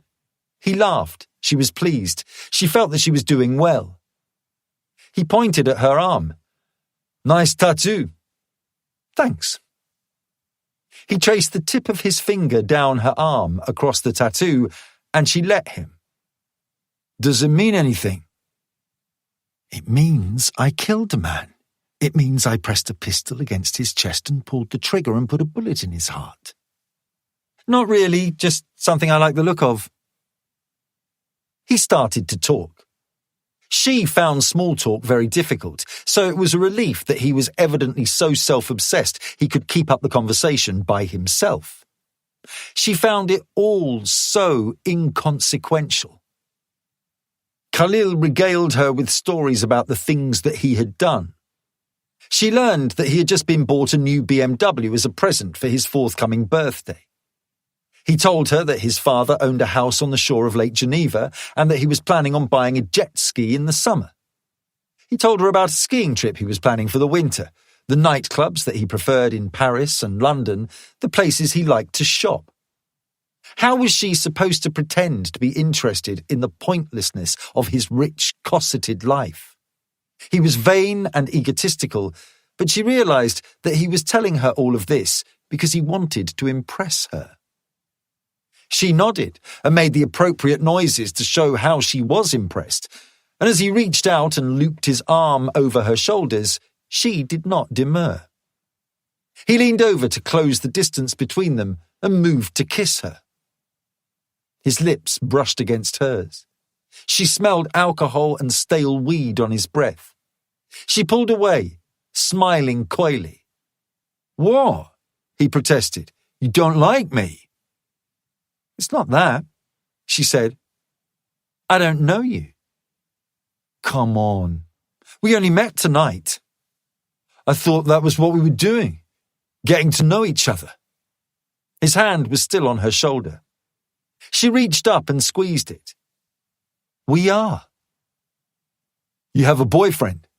"No, but I don't like rushing into things, that's all." "Fine." He took his arm away. Isabella could tell that she had hurt his feelings. She guessed that he was not used to anyone saying no to him. And unless she moved adroitly, she would spoil any chance of developing their relationship so that she could further her objectives. He started to stand. Isabella put her hand on his shoulder and held it there. "Don't be like that," she said. "You don't like me," he said haughtily. "Fine, plenty of other girls do. Claudette does." She followed his gaze across the room. Claudette was watching them with a look of displeasure on her glossy face. "I didn't say that. I just said I prefer to move more slowly. And my parents are coming to see me tomorrow, early. I wasn't going to stay out as late as this tonight. I need to get to sleep." He sighed, but he relaxed, sitting down again. She reached across and ran a finger down his cheek, feeling his downy hair. "You've got a birthday party soon, don't you?" "Who told you about that?" "People are talking about it." She lied. "It's Monday." Isabella touched his cheek again and gave him another coquettish smile. "I haven't been invited yet." He turned, saw the way she was looking at him, and found his confidence again. "You'd come." "It's at the house on the lake, right? The others told me. They said it was spectacular." He grinned. "It's pretty cool." "I'd love to come." "All right." He nodded. "It's invitation only. Not everyone is going to be there. But I can get you one." She sensed that now was the time to go. She wanted to leave him with the impression that she was a challenge, more difficult than the simpering girls who fawned over him, but a challenge that would be worth the effort. She stood, finished her drink, and then stooped to kiss him on the lips. He arched his back to push his face at her, trying to press his tongue into her mouth, but she withdrew. "Give me an invitation," she said, "and then we'll see." And then, knowing that his eyes were on her body, she walked out of the room and out of the building into the frigid cold of the night beyond. Chapter 69. She had more lessons the following morning. She took a seat at the back of the room again and made a show of listening, but her thoughts were elsewhere. She had wondered whether she should report her progress to Snow and Kelleher, but she had decided against it. All she had done was make contact with the target. The meeting had been encouraging, but there was still a long way for her to go. There was a small courtyard between the classrooms, and she was gazing out of the window into it when she saw Khalil arrive there. He sat down on a bench, and when he saw that she was looking at him, he raised his hand in a friendly wave. He was still waiting for her 20 minutes later as the class spilled outside. "Good morning," he said. "Hello. Did you enjoy the party?" "It wasn't bad. What time did it finish?" "I think it's probably still going on." He grinned. "My father is coming to see me today, so I had to call it quits." "He wouldn't approve?" He shuffled a little. "Not really." Isabella wondered whether she was trespassing on something he was not comfortable discussing. "If it's any consolation, my parents would be the same." "I don't know, Daisy. Unless you're going to surprise me, I'd be surprised if your parents were well known in the Muslim community." She shook her head and made to laugh with him. "You still want to come to my party?" "Sure." He reached into his bag and took out an envelope. It was made from heavy stock. It felt expensive. She opened it and took out a card similarly creamy and expensive, with an invitation to the party and directions to get to the house by the lake. "Keep it to yourself," he said with a grin. "Like I said, I haven't invited everyone. Don't want people to get too jealous." "No, don't worry, I will." "And I have to keep it quiet? If my parents found out..." "They don't know." He laughed. "No? There's no way they'd let me have a party." "They won't stop it." He smirked. "They'll be in Paris. There's nothing I can do about the staff telling them, but it'll be too late by then. I'll get in trouble when they get back, but I'm going to make sure it's worth the aggravation. They sat quietly for a moment. She had the feeling that he was a little awkward, and when she turned to him, his cheeks were flushed. What are you doing for the rest of the day? She asked. Not much. You? Lessons. Really? What? You're not. Lessons are kind of voluntary. They only care that your parents pay the bills and that you don't do anything too depraved. I'm going into Geneva. His face lit up as he knew what to say to her. You should come. She feigned reluctance. I don't know. You said you wanted to get to know me. I do, she said. What are you waiting for then? Let's go and have some fun. Isabella knew what she should do. The school didn't matter. The whole purpose of this charade was to win Khalil's trust and get into his father's house. Why not? She said. You'll come. Let's go. Chapter 70. He called a taxi. It arrived in 10 minutes, pulling into the wide courtyard. Isabella was aware of people watching them as they got into the car, but no one said anything. She saw a teacher that she recognized from the refectory, but he just watched idly and did nothing. The attitude toward attendants seemed to be relaxed. They let us come and go as we please. Not everyone, he said, grinning. Just some of us. She pretended to be uncomfortable. Relax, Daisy, you're with me, all right? If you say so. Khalil told the driver to take them to Geneva and Rue de Mont Blanc, and then reclined in the leather seat and looked across the cabin at her. His legs were spread wide, and his knee touched up against hers. What do your parents do? He asked her. It was the first thing that he had said that wasn't all about him. My father is a commodities trader. He owns his own brokerage. That's great, he said, making an effort to appear interested but not doing a very good job. Your mother? She's into art. Really? Wonderful. There was an awkward silence, and she realized that this was going to be the extent of his efforts to get to know her. He wasn't very good at it, she decided. Probably didn't need to be. A young man in his position, with his father's wealth and reputation behind him, he would be used to other people doing all the running. You're not very good at small talk, are you? Her good-natured rebuke brought his focus back on her. I'm sorry, he began, saw that she was joking, and then smiled. His teeth were bright white. They were coming into the city now. Have you been here before? Never. I've only visited the airport. The shops are great. The Swiss love shopping. It's practically a national pastime. You'll have a great time.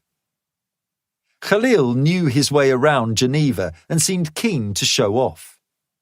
They set off walking down the Rue de Mont Blanc to the Pont de Mont Blanc, so that they might have a pleasant view of the harbour. They crossed the bridge, and Khalil pointed out the little island on their right. It's the Ile Rousseau. There's a statue of Jean-Jacques Rousseau. Never seen it, but I think it's there. They saw the Jet d'eau, the famous fountain that shot 140 metres into the air, drawing water from the lake. They crossed the bridge and headed through the Place du Mollard to the Rue Basse.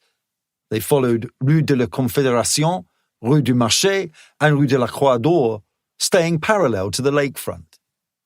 Khalil turned onto a flight of stairs going up to their right, and, after ascending, they arrived in the old town.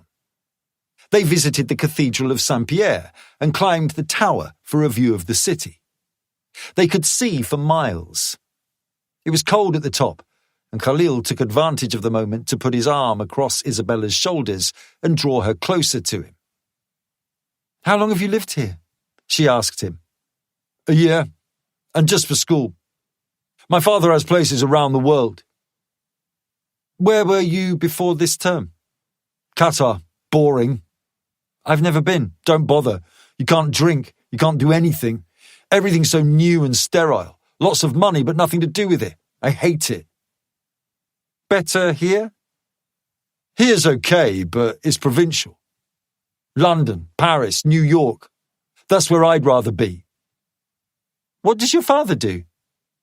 Stuff with oil and gas. That's boring too. It's all boring. He sighed, as if it were the most tedious subject imaginable. We should go and look at the shops. Sound good? Sure. Chapter 71. Khalil ended their tour back on the Rue de Mont Blanc. There was a string of exclusive jewellers on the street, and he made her stop and look into the window of one of them. The display was spare and almost empty, the few pieces on show obviously priced at extortionate amounts.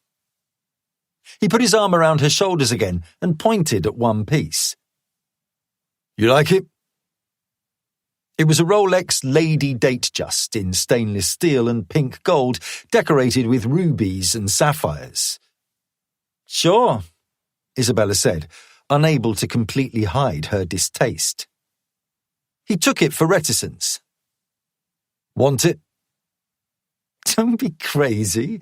It's bound to be stupidly expensive. Isabella had no time for extravagant trinkets. Even when she had refurbished her riad, she had been very careful to make sure that she wasn't exploited. She had paid for quality, but none of her decisions were made frivolously. There was plenty of money left, but she had husbanded that carefully. She knew that it would not last forever, and she needed to stretch it out for long enough until she had decided what she wanted to do with her life. The thought of squandering money on an ostentatious piece of jewellery was beyond her. He fluttered his hand at that and went to the counter. Isabella was watching him take out his wallet when her attention drifted out of the window. She gazed over the racks of gold and silver and saw Kelleher on the other side of the street. There was a cafe there, with tables arranged in a square outside the front, and Pope was sitting there with a cup of coffee. He was wearing a pair of dark glasses and was looking right at her. She felt a burst of relief. She had thought she had been doing well, but she had been riding the adrenaline to help her forget the icy nugget of fear and trepidation that seemed permanently lodged in her gut. Pope had said that they would be watching her. She knew that he could have stayed invisible if he had chosen, and realised that he had revealed himself so that she could be reassured. And it was reassuring. She felt a hand on her arm. Hey, Khalil said. He had the watch in his left hand. Don't be crazy, she said. What? It's 10,000, Khalil. It's money. You know how much my father is worth. She made as if she was bashful. The watch was hideous, and the fact that it cost so much was obscene. She did not wear jewellery, and even if she had, she would never have chosen something as baroque as this. She glanced up and over his shoulder at Pope. He was staring at her, and as she watched, he gave a tiny inclination of his head. Khalil started to rub his right hand up and down her arm. Take it, he insisted. She held out her left arm and pulled back her sleeve so that her slender wrist was bare. He opened the clasp, draped the watch around her wrist, and then fastened it again.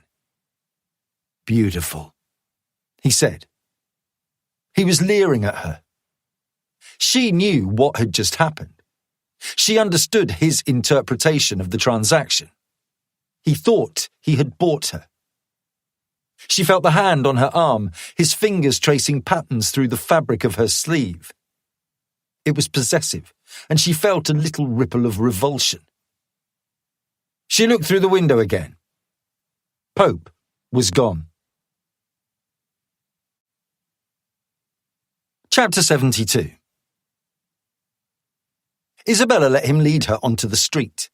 He was searching for a cab to take them back to Le Foyer when a big car slowed down, pulled out of the sluggish traffic and drew up alongside them. It was a Bentley Continental.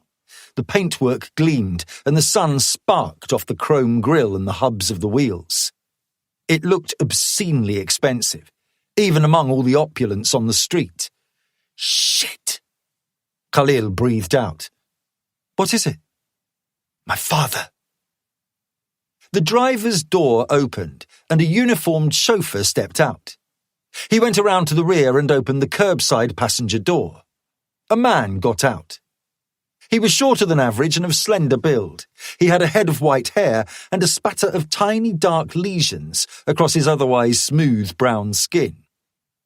He was dressed well in a three-piece suit that fit him so well that it must surely have been bespoke. Isabella recognized him. It was Salim Hassan Mahfouz Muslim al-Khawari, and his face was marked with a furious scowl. Get in the car, he said. Father, you make me repeat myself. Father, I get in the car, boy. Khalil paused for a moment. He looked at Isabella, all the confidence that he thought he could buy with his father's money gone in an instant. She looked back at him, unsure what, if anything, she should do or say. She chose to do nothing. Salim took a step to Khalil, raised his hand and cuffed him hard around the side of the head. No, Khalil! His face flashed with pain, and with his eyes cast to the ground, he hurried across the pavement to the car and got inside. Salim turned to Isabella. She caught the scent of his perfume and recognized it as attar, a perfume extracted from rose petals that was popular among the well-heeled Arabs in the Marrakesh souks. He smiled at her. I am sorry, miss, he said. My son knows he should not be here with you. Why? You are not Muslim. What difference does that make? He smiled again. She saw that he had thin lips and hard eyes that glittered like diamonds. I am not saying that you and Khalil may not be friends. He has many friends who are not Muslim. All I am saying is that I prefer it if he is not alone with a pretty girl who is not a Muslim. She found him patronizing, and she was tempted to argue the point with him, but she remembered what she was here to do and that she would do herself no favors if she annoyed him and found her invitation to Khalil's party rescinded. And so she ducked her head respectfully and told him that she understood.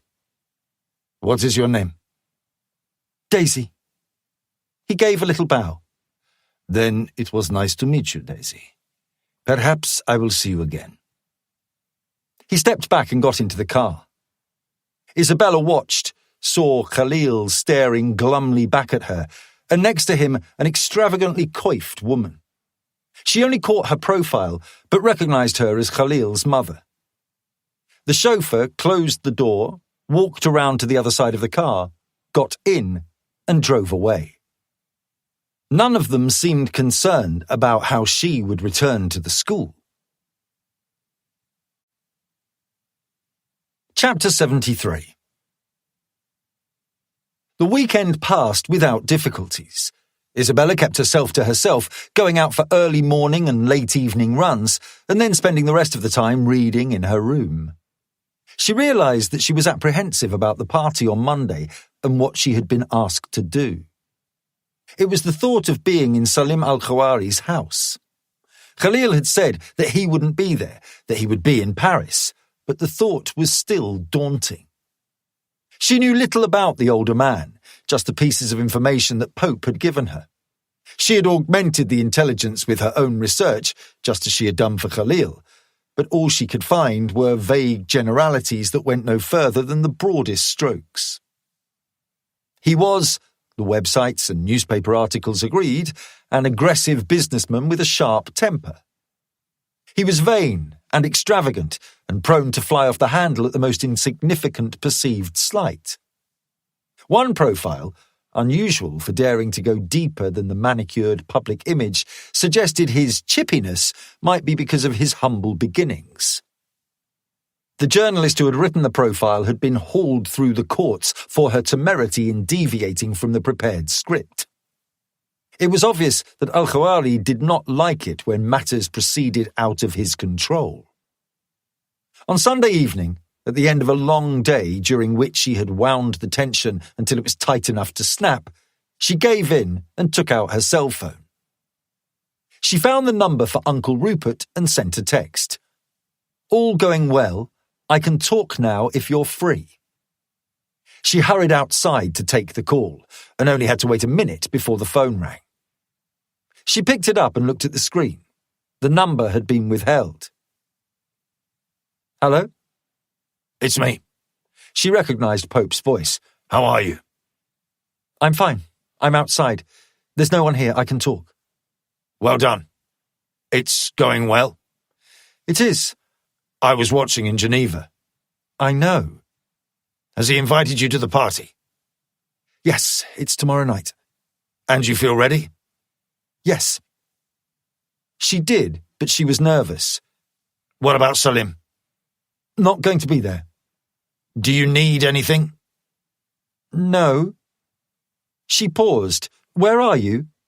Very close. And we will be tomorrow night too. If you need help, you know what to do. "I won't." No, I don't think you will. You're doing well, Isabella. Very well. She heard a crunch on the gravel behind her and, turning, saw two boys emerging from the squash court. "I better go," she said. Good luck. She ended the call. Chapter 74. Isabella was distracted all the next day. She paid little attention in the morning's classes, just enough to at least give the impression that she was concentrating, even if her thoughts were a million miles away. She went over how she thought the evening might unfold. It was difficult to be precise when she had no idea of the layout of the house, nor how difficult it would be to find a networked computer and fit the device that Pope had given her. Would there be many people there? How long would she need? Would anyone notice her if she was gone for very long? What if she was found in an area of the house that she was not supposed to be in? What would she do then? She ran these thoughts around and around, coming up with answers and testing them out. And then she thought of her mother. Beatrix had told her enough about her own work for Isabella to know that what she had agreed to do for Pope was not too distant from the things that her mother would have done. Of course, she reminded herself, Beatrix's activities were more complex than this. She had killed people for the government, and she had been very good at it. Had she felt this way before she went out on an assignment? Kelleher and Snow were in the same unit as Beatrix had been. Isabella assumed that they did the same kind of work. Did they feel this way too? She wondered whether she should have asked them, whether there was some way to deal with the nerves. She skipped the afternoon's lessons so that she could go for a run. She didn't really care if that would get her into trouble. It wasn't very likely that she would be in the school beyond today. The charade would be over, one way or another. She ran out to the spot where she normally turned back, but kept going for the same distance again and ran harder and faster. She passed through the grounds of the school and out into the countryside beyond, running on the slope of a hill that meandered down to the waterfront below. She saw boats on the lake and a pair of jet skis cutting lines of froth across the glassy surface. It was a cold and fresh afternoon, and the air made her lungs burn. She ran on until she had been out for an hour, and then turned back. By the time she returned to the school, she guessed that she had covered 15 miles. She showered, standing under the hot water for 15 minutes until the mud and sweat had been scoured away and her skin was tingling. She wrapped a towel around her torso, ran a hand across the mirror to swipe away the condensation, and looked at her reflection. She wasn't accustomed to considering her appearance. She wasn't vain or self-obsessed in the slightest, and had nothing in common with Claudette and the other girls. She had never had the occasion to take advantage of her looks before she met Khalil. It felt duplicitous. She preferred to be honest and open, like her mother had been with her. She realized she was being naive. Of course, her mother would have used her looks if that meant that she could secure an advantage for herself. You worked with the tools that you had at your disposal. Honesty would get her into trouble. She would save that for when it mattered. She went into the bedroom. She got out the other dress that she had bought with Kelleher and took it from its cellophane wrap. It was a pink mini zipped up at the back.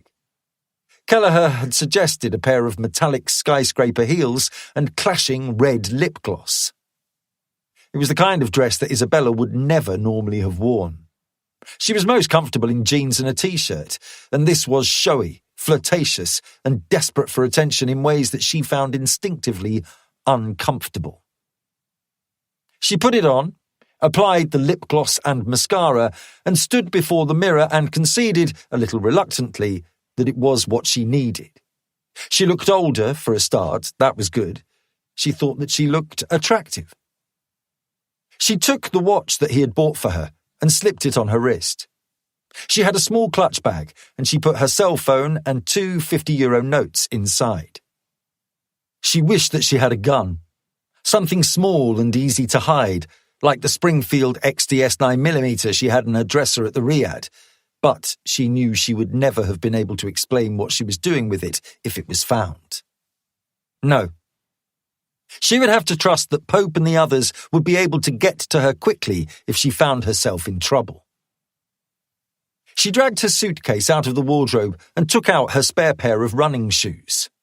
She pushed her fingers inside and pulled out the insole. The device that Pope had given her was hidden inside, and as she turned the shoe upside down, it dropped into her hand. It was wrapped in cellophane and was small, not much bigger than her thumbnail. She took her clutch, took out her lip gloss, and pulled off the lid. There was enough space between the hollow lid and the lip gloss to fit the device and still have room to click it closed. She checked the time. 6:50. Khalil had hired a coach that would make runs to and from the house every 30 minutes. The first coach was leaving at 7. She would let the first 2 go without her and get the third one at 8:30. She wanted the party to have started by the time she got there. The more people there and the more drunken they were, the better her chances of slipping away from the others without being noticed. Chapter 75. The coach was able to accommodate 50 passengers, and it was full. Isabella recognised several of the partygoers from the refectory. There were 6 boys at the back, swigging from a plastic bottle of Coke, laced with vodka, that they passed between them. There were 4 other quieter boys of Middle Eastern appearance who looked a little discomforted by the rowdy, drunken atmosphere on board the coach. The rest were girls. Claudette wasn't there. Isabella had seen her through the window of her room as she had gone to catch the previous bus, but there were girls whom she had seen at her dinner table. Isabella was sitting next to one of them. The girl turned around on the seat so that she could join in the lascivious conversation behind her. They were as haughty and supercilious as Claudette, barely sparing her a glance and certainly not interested in including her in their conversation. That was fine. Isabella had no interest in talking to them either. She didn't need the distraction or the investment of energy it would have taken to try to be someone she was not. She gazed out of the window as the Swiss countryside rolled by. She thought about Pope. He had said that he would be able to track her phone, but it would have been good to know where he was. They might have been following in a car, she thought. Or perhaps they had split up, with someone waiting outside the house. She realised she had no idea how something like this would be organised. It made her feel vulnerable again. She would have liked to know. She caught sight of her face in the glass. She looked pensive. She clenched her teeth and told herself to get it together. She had to look as if she was supposed to be at the party. Khalil had to think she was happy to be there, that she had no other agenda, no secrets, that she was just there to get drunk and have a good time. She thought of the little component that she had hidden in her bag. The bus slowed down, waited for a large pair of automatic iron gates to open, and then passed into the grounds of Salim al-Khawari's mansion. The big building was lit up, the illumination from within spreading out of the expansive windows. The driveway was picked out by lights that glowed from little sconces on either side of the gravel, and external lights lit a path down to the boathouse and to the garage block. Isabella looked at the house and felt small and insignificant. It was huge and must have cost millions to purchase. With something as impressive as this, surely there must be sophisticated security inside. Alarms, motion sensors. She quailed at the prospect of what she had agreed to do. How was she going to manage? They would see right through her. She wouldn't last 5 minutes. The bus slowed right down and drew to a halt. She reached into her bag and took out her phone. She opened a message to Rupert and typed out 2 words. I'm here. She pressed send. The door of the bus opened on wheezing hydraulics, and Isabella waited her turn to step down. It was cold, and the dress did little to keep her warm. Claudette's friends were right behind her, and she heard them make a joke at her expense. She ignored them. The house was at the end of a short path. It loomed up out of the ground, all shimmering glass and cold steel, its light thrown out in rippling shafts across the gentle waves on the lake. She collected herself, ignoring the cold knot of apprehensiveness in her stomach and the dryness in her throat, and followed the others to the big front door. Chapter 76. The party was in full swing. A large reception room had been cleared for the night. Furniture had been pushed to the walls to open up a wide space for dancing. A table was making do as a makeshift bar, the guests helping themselves to drinks. The atmosphere was drunken. Isabella remembered reading that drinking was un-Islamic. Khalil and his guests were not paying much attention to that. She saw a woman in a maid's uniform standing in an open doorway, her arms folded across her chest and an expression of discomfort on her face. What Khalil had said must have been true. Salim al-Khawari couldn't possibly know what was happening here tonight. She remembered the coldness in his eyes when she had met him in Geneva. The thought that he was somewhere else was reassuring. How long would he be away for? The maid, and presumably the other staff, must have reported to him what was happening. What would he do? Get them to close it down? A DJ had been provided with a table to set out his laptops and equipment. He was mixing hard, aggressive house music that Isabella had not heard before. She couldn't say that it was to her taste, but it was thunderously loud, and it added to the host of distractions that she knew would prove useful. She tried to work out where she was in relation to the rest of the house. The big room was on the lower level. There was an elevator in the middle of the room with a spiral staircase wrapped around the shaft. She believed that there were another 3 floors above her. A door to the outside was open, so that smokers could have access to the area around an ornamental pool where they could enjoy their cigarettes. Some ignored that and smoked inside. Others smoked joints. There was another set of doors opposite her across the dance floor. They stood open a little and looked promising. Isabella took it all in. The atmosphere was rowdy and confused. It felt on the edge of control. That was good. She wanted it to be like that. It would be easier to slip away unnoticed. She looked for Khalil. He was sitting in the middle of a wide sofa with 2 girls, one on either side of him. He had his arms around both of them, squeezing them close to him as someone took a picture with a phone. He was a quarter turn away from her and distracted, and she was able to move around the room so that the elevator and stairs were between them without him noticing that she had arrived. There was a mirror on the wall in front of him, and she was able to observe for a moment. He was the centre of attention. She wondered whether he would even remember that she was coming. There didn't seem to be any reason why she should wait. The next bus departed in 30 minutes. If she was lucky, she could fit the device and be back in her room at school within the hour. She could say that she felt ill. It wouldn't matter what she said. She walked across the room, her eyes on Khalil, until she was 2 meters away from the doors. She checked again one more time, turned back to the doors, and saw that they had been left ajar, pushed them, and stepped through. Chapter 77. There was a corridor on the other side of the door. She followed it deeper into the house. She had decided that if she were questioned, she would say that she was looking for the bathroom and had lost her way. That seemed like it would be a legitimate situation for her to find herself in, especially if she pretended to be a little drunk. The corridor was long, and as she walked, the noise of the party faded away behind her.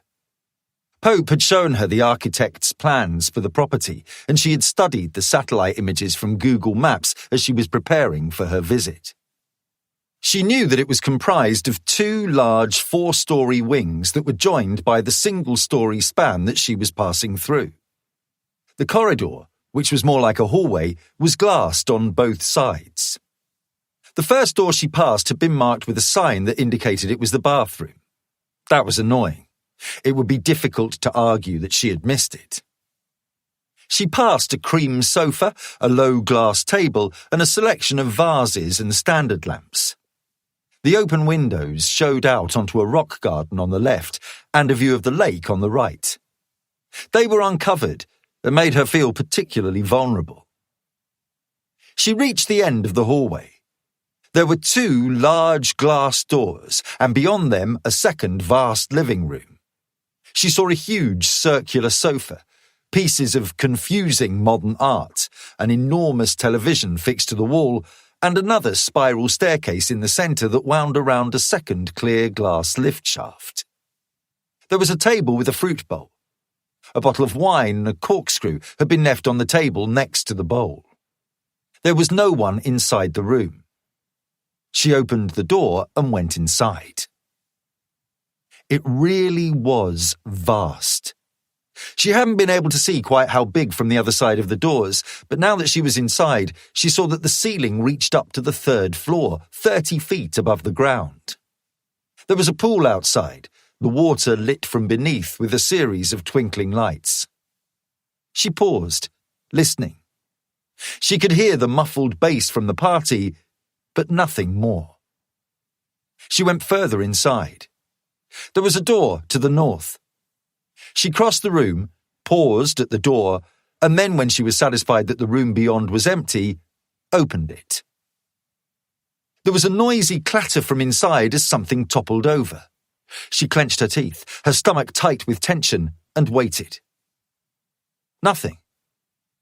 The noise from the party would be helpful to her now. She waited a little longer, then went inside. It was a smaller room, but still big. There was enough space for a large desk, a roller chair, and several large bookcases. There was an overturned lamp on the floor. She had knocked it over when she opened the door. It looked like the room was used as a study. She found what she was looking for on the desk, a PC tower. She crossed the room and was at the desk, ready to move the PC, when she heard someone behind her. "Excuse me?" She froze. She turned and saw a well-dressed middle-aged woman. What? She recognized her. It was Yasmin al-Khawari, Khalil's mother.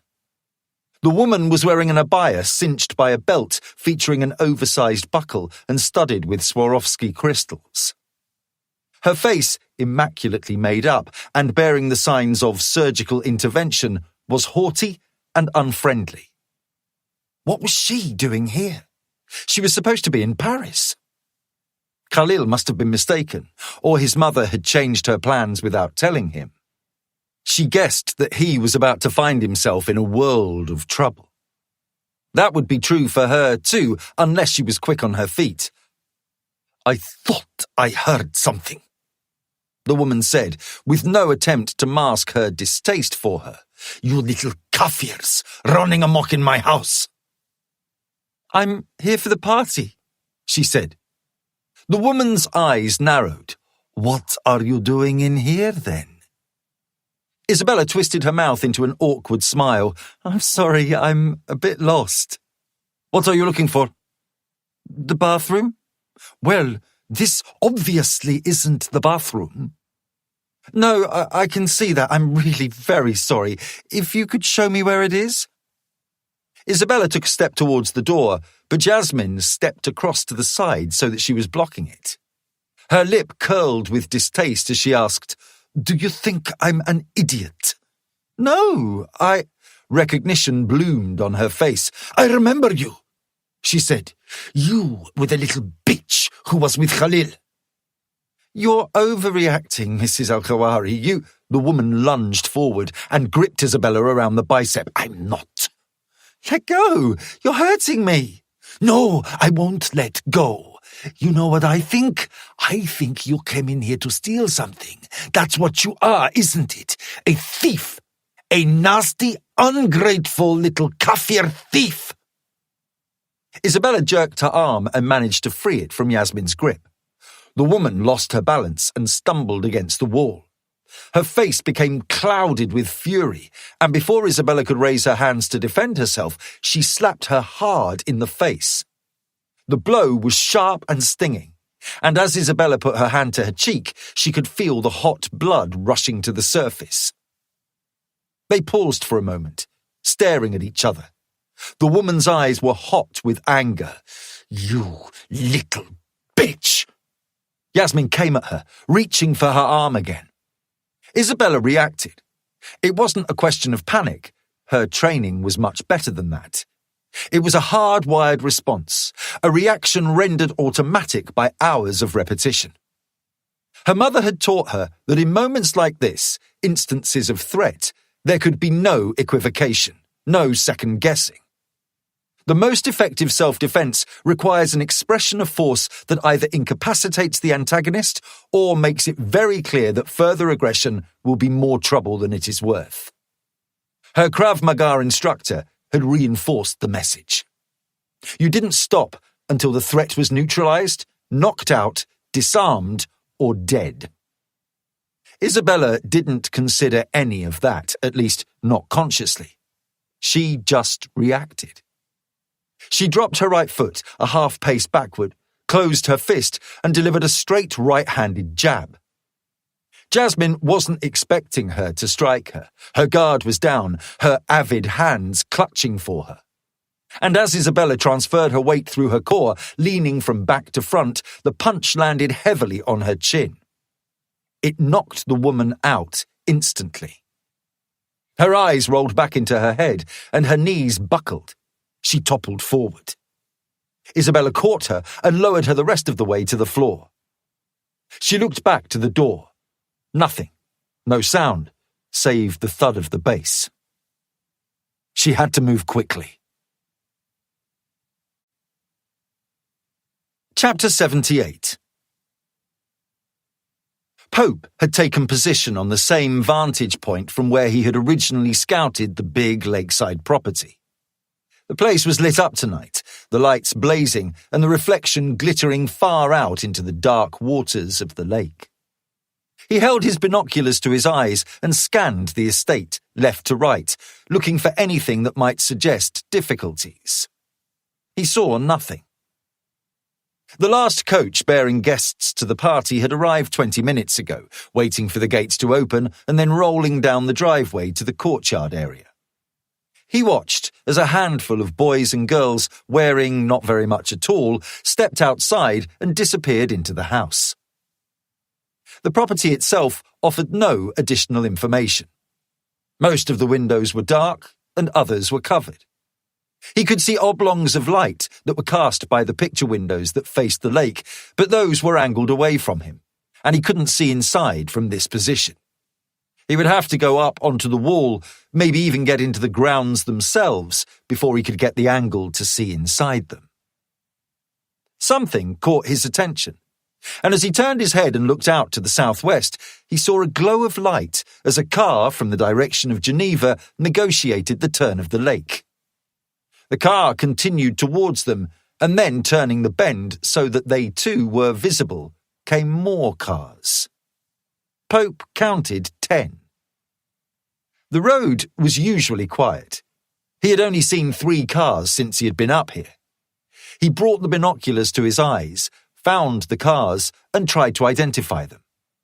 It was too dark, and the glare of the headlights was too bright. Control 9, he said into his microphone. I've got a convoy of vehicles approaching your position from the southwest. Be aware. Copy that. Chapter 79. Yasmin al-Khawari was breathing in and out, her eyes closed. Isabella hadn't planned for this. She felt a flutter of panic. No, she said to herself. She had done the right thing. There was no other choice, not if she wanted to carry out Pope's orders. But now, she had to do something. She couldn't just leave Yasmin here. If she awoke and sounded the alarm before she had boarded the next bus out of the estate, she would be compromised. She started to breathe a little faster. Her pulse began to run. She concentrated on maintaining her calm. Think, Isabella. Think. There was a long electrical flex that connected the printer to the power. She pulled the jack from the socket at the back of the device and removed the plug from the wall. Another flex supplied power to a standard lamp. She unplugged that too. She took the 2 lengths of flex and made 2 loops. She took off Yasmin's shoes and secured the first one around her ankles. Then, arranging her arms so that they were behind her back, she fastened the second noose around her wrists. She cinched it tight between her wrists so that the knot was below her thumb joint, too far away for her to reach with her fingers. She pulled until both were tight and then fastened the loops together with the woman's belt. The windows were covered by thin curtains. She yanked on one of them hard and tore it down from the rail. She stuffed as much of the gauzy material into the woman's mouth as she could, unplugged the mouse and knotted the cable around her head so that it held the fabric in place.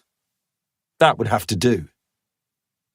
She returned to the desk and carefully turned the tower around so that she could get to the cables behind it. She remembered Pope's instructions and, working carefully, extracted the cable for the keyboard from the USB port. She opened her clutch and took out the lip gloss. She removed the small component and fitted it over the cable's USB jack. It was the same utilitarian beige, and when it was fitted, only the seam between the original jack and the extension suggested that there was anything there. It was hidden behind the tower too, and would have been difficult to spot even if it was visible. She pushed the tower back against the wall, put the lip gloss back in her clutch, and went outside. Khalil was there. She felt a sudden emptiness inside her stomach. "Khalil," she said. It wasn't difficult to pretend to be surprised, but she played on it. "You surprised me." "What are you doing?" She would have to try it again and hope for a better outcome. "Looking for the bathroom." "Really? You walked right by them at the start of the corridor." I didn't see them." "That's my father's study." "And your mother is tied up inside it." She faked a laugh. "I can see that. Embarrassing." He looked at her for a long moment, and she couldn't tell whether he believed her or not. What if Yasmin woke up and made a noise? What would she do then? Khalil shook his head, and a sly smile passed across his face. "Never mind," he said. "I don't care where you go. At least you're on your own." She felt a stir of unease. She didn't like the way he was looking at her. "The bathroom is back here? Could you show me?" He didn't answer. Instead, he sauntered forward. "I saw you come in," he said. He pointed down to her wrist. "Saw you had my watch on too. You like it?" She started to glance around, assessing her position in the room. "Yes, very much. I really need the bathroom?" "It was expensive," he said. "You know that, right?" She scanned for something that she could use as a weapon. "I didn't ask you for it." He reached out with his left hand and grabbed her elbow. He pulled her arm up on the pretext of looking at the watch. Didn't say no, though, did you? Khalil, you're hurting me. Don't tell me you're like the others. They all think they can take what they want from me. No need to do anything in return. But it's not like that, is it, Daisy? Not like that at all. Nothing's for free, you know that, right? He took her by surprise, taking her by the shoulders and pushing her backwards against the wall. He moved with her, pressing his body onto hers, his head dipping so that he could nuzzle her ear and the side of her neck. She wriggled, trying to slide away from him, but he took her wrists in his hands and pinned them above her head. He ground his groin against her pelvis, his breath coming in ragged pants. Isabella reacted instinctively before she had time to think. She brought her knee up, the point crashing into his crotch. His mouth fell open and he gasped. Isabella tingled with anger. He was doubled over. He got to his feet, gasping for breath. She hesitated. He charged her, his shoulder catching her in the midriff and sending her back into the wall with a heavy thud. The back of her head cracked against something solid and her vision was cowled for a moment, long enough for Khalil to throw a right-handed punch that landed flush on her chin. The impact forced her jaw to close and her teeth sliced down into her tongue. She felt coppery blood in her mouth. She stumbled away even as Khalil closed, his fist raised again. She backed against an armchair, slid to the side, and then, as he lumbered at her, tried to hop out of the way. She was too dazed. He wrapped his arms around her and, taking advantage of the momentum, brought her down onto a huge sofa and fell atop her. He straddled her, pinning her waist. She tried to slap him, but he caught her right wrist in his right hand. She tried to strike him with her weaker left, but she couldn't reach. He brushed her blow aside and slapped her hard across the face. "Who do you think you are?" he spat at her. "You know how lucky you are to even be invited here." "Get off me," she said. "I don't think so." He managed to catch her flailing left hand and pinned it, and her right, on either side of her head. "You need to learn some respect." He leaned down toward her face. She yanked her head to the side, his tongue sliding down across her cheek. She struggled again, but he had all the leverage and she couldn't move him. She felt warm blood in her mouth. Chapter 80. Pope was blind and frustrated. "Snow, report." The agent was hiding in the undergrowth diagonally opposite the gates to the Al-Khawari estate. "I see them," he radioed. 10 vehicles, they're stopping." "Shit." "What's going on?" "They're police. Repeat, it's the police. They're opening the gate. It's some sort of bust." "Are you compromised?" "No, but I will be if I stay here much longer. I'm pulling back." Pope acknowledged the message, lowered his binoculars, and took his cell phone from his pocket. He dialed and put it to his ear. "Bloom here." Pope had briefed the spook earlier that evening that the operation would go ahead tonight. He had asked to be kept fully briefed. "It's Control." "Go ahead." "Do you have any intelligence on a police raid on Al-Khawari's house?" "No," he said. "Not a thing. Why?" "There are 10 police cars outside his front gate right now, and Angel is inside." "I have no idea, Control. What police?" "Swiss." "I'll make some calls." Pope heard Snow's voice in his other ear. "Hold the line, sir." He muted the phone. "Control, 9. What is it?" "They're taking the gates down. And it gets more interesting. A man and a woman just got out of the car at the back of the line. They're both wearing FBI windbreakers." "Are you sure?" "Positive. Clear as day." "Where are you?" "Further back. I think I'm okay here." "Keep watching." He took the phone off mute. "Sir, the FBI are here too. You need to find out what's happening. I am badly unsighted here. Repeat, Angel is inside the property. I understand, Bloom said. I'll make a call and get back to you. Stay in position. Pope put the phone back into his pocket and brought the binoculars to his eyes again. Snow spoke. They're through the gate. He was right. Pope watched as the first car turned off the road and onto the driveway. The other cars edged forward. Blue and red lights flashed from the police cars as they raced to the house. The car at the rear of the line was a dark sedan with tinted windows. The FBI? What was going on? Isabella. There was nothing he could do to help her until Bloom got back with details of what was going on. Until he did, she was on her own. Chapter 81. Khalil was too heavy for her.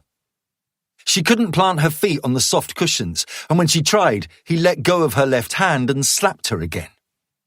She felt the searing heat of her anger flaring out of control. She was angry with him and more angry with herself for putting herself in a position where this was even possible. She heard her mother's voice in her head, reminding her to be careful, never to leave herself vulnerable, and still she had ended up like this. Was he going to try to rape her? It didn't matter what he intended. As soon as she freed herself, she was going to kill him. Fuck Pope and fuck what he needed. She would kill him. She had seen the corkscrew next to the bottle of wine. She'd take it and stab him in the eye. Stop struggling. He gasped at her. I know this is what you want. I saw how you looked at me. He leaned down again and, with her wrists pinioned, managed to kiss her on the mouth. He left his head just a little too close, and she butted him hard, crashing her forehead into his nose. He yelled and pulled away. She saw stars, shook her head to clear them, and rolled off the sofa. She saw him on the floor, blood running through the fingers that he had pressed to his face. Her options were narrowing. She found herself back in the hospital room in North Carolina. The man who had persecuted her mother, helpless in the bed before her, a gun in her hand, pressed down over his heart. You butted me, Khalil stammered. Isabella felt the same way then as she felt now. No options. No choices. Only one way ahead. She had known then that she would have to kill, and she was going to have to kill again. The corkscrew was close. My nose! You broke my nose! It was on the table. 10 steps and she would have it. My fucking nose! She hadn't taken the first step when the doors to the room were flung wide. Salim Al-Khawari was standing in the doorway. His face was tight with tension. She remembered his temper and the things he was reputed to do during his rages. He left the doors open and 2 of the security guards followed him inside. They were both toting submachine guns and wearing ballistic vests. Salim looked at her and then at his son. What is going on? Nothing, Khalil said, his voice muffled through the hands that were still pressed to his face. Isabella looked at the corkscrew, then at the men with the guns. She had a moment, she thought. She was just a girl as far as they were concerned, not a threat. It was too dangerous. She dismissed it. The anger tamped down to be replaced with coiled energy. Salim crossed the room to Khalil and spoke with him. Isabella was too far away to hear what he was saying, but she could see from the way that he was gesticulating that, whatever it was, it had made him very agitated. She stepped over to the sideboard and reached for the corkscrew. She watched as Khalil's expression morphed from shame and embarrassment that his father had crashed his party to something that looked very much like fear. There was a loud crash from the study. What is that? Al-Khawari said. The crash came again, and then the sound of a muffled voice. One of the guards hurried across the room. He tried the door. It's locked. The crashing came again, louder. "Break it down!" The man stepped back and kicked the door just below the handle. The bolt splintered through the frame and the door flew inwards. "It is your wife!" The second guard put his hand on Isabella's shoulder as the first man went inside the room and released Yasmin. He helped her up. She was unsteady on her feet and had to lean on him for support. There was a purpling contusion on the lower part of her face where Isabella had struck her. Salim went to her. "What happened?" The woman pointed her finger at Isabella. "She did this." "What do you mean, Ghazal?" he said. "She is a thief!" she spat. "I found the little bitch in there. She was looking for something to steal. She hit me. She tied me up." Salim regarded her. There was something in his eyes, something more than anger and suspicion. It was shrewdness. "Maybe," he said. "Maybe not." "What do you mean, Salim?" Isabella shrugged the man's hand from her shoulder. "I am not a thief." "I saw her too," Khalil said. "I tried to stop her and she attacked me." Isabella knew. He was taking the chance to absolve himself, to neutralize the questions his father might have had for him. The guard stepped to her. Isabella stared at his MP5. "Is that right?" Salim said. "Are you a thief?" "No, liar," Yasmin said. Salim regarded her. His anger was still there, but now Isabella thought there was an inscrutability, a cunning. "A thief? Perhaps. But perhaps you are something more." The first guard turned. "Sir, we must go now." Salim nodded and gestured to Isabella. "She comes too." Isabella stepped back. "What? Where?" "Move," the guard said. "No, I'm not going anywhere." The man turned the gun on her. "Don't be a silly little girl. Don't give me a reason to use this." Isabella felt that she was being sucked under, deeper and deeper. She palmed the corkscrew so that the sharp end was hidden between her fingers and the shaft was obscured behind her arm. And then she did as she was told. Chapter 82. Pope watched as a helicopter swooped down to the mansion from the east. He recognized it, an executive bird, an Augusta Westland AW-119 Koala.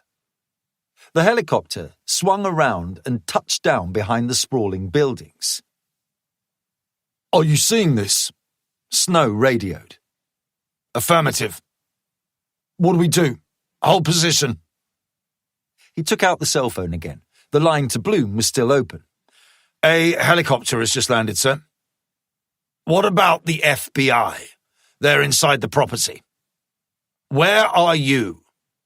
"Outside the property. We haven't been seen." "Very good, Pope. Get out of there. The job's done." "You've got his computer, sir." "We do. Got access 10 minutes ago. Your girl did well, Pope. It's done. Come home." "I need to be sure she's safe. The FBI will bring her out. She was just another girl at the party." Something about it all didn't strike Pope quite right. He had made a successful career listening to his gut. Success in this context meant that he wasn't dead, and there had been plenty of opportunities for him to have bought the farm. "Control?" "Yes, sir. I'm sure you're right. Please tell me when you know she is accounted for." "I will. Well done, Control. See you in London." Chapter 83. Isabella moved to the door, the man pushing her between the shoulder blades as she went by him. He pressed a button on the wall and electric blinds hummed as they lowered down the windows in the hallway, gradually hiding the view outside. The second guard was behind her. She angled her wrist to hide the corkscrew from him. She was pushed along the corridor that led out of the lounge and into a part of the house. They passed a flight of stairs that led up to a darkened landing, shorter corridors that branched off this one, and several sealed doors. Isabella tried to get her bearings. They were heading away from the front of the house, away from the room that had hosted the party. She heard a new noise in the distance, muffled by the walls of the house, but obviously loud. Behind them, the sound of the music and the chatter of the guests faded away and then became inaudible as a door was opened and they were shoved outside into the darkness beyond.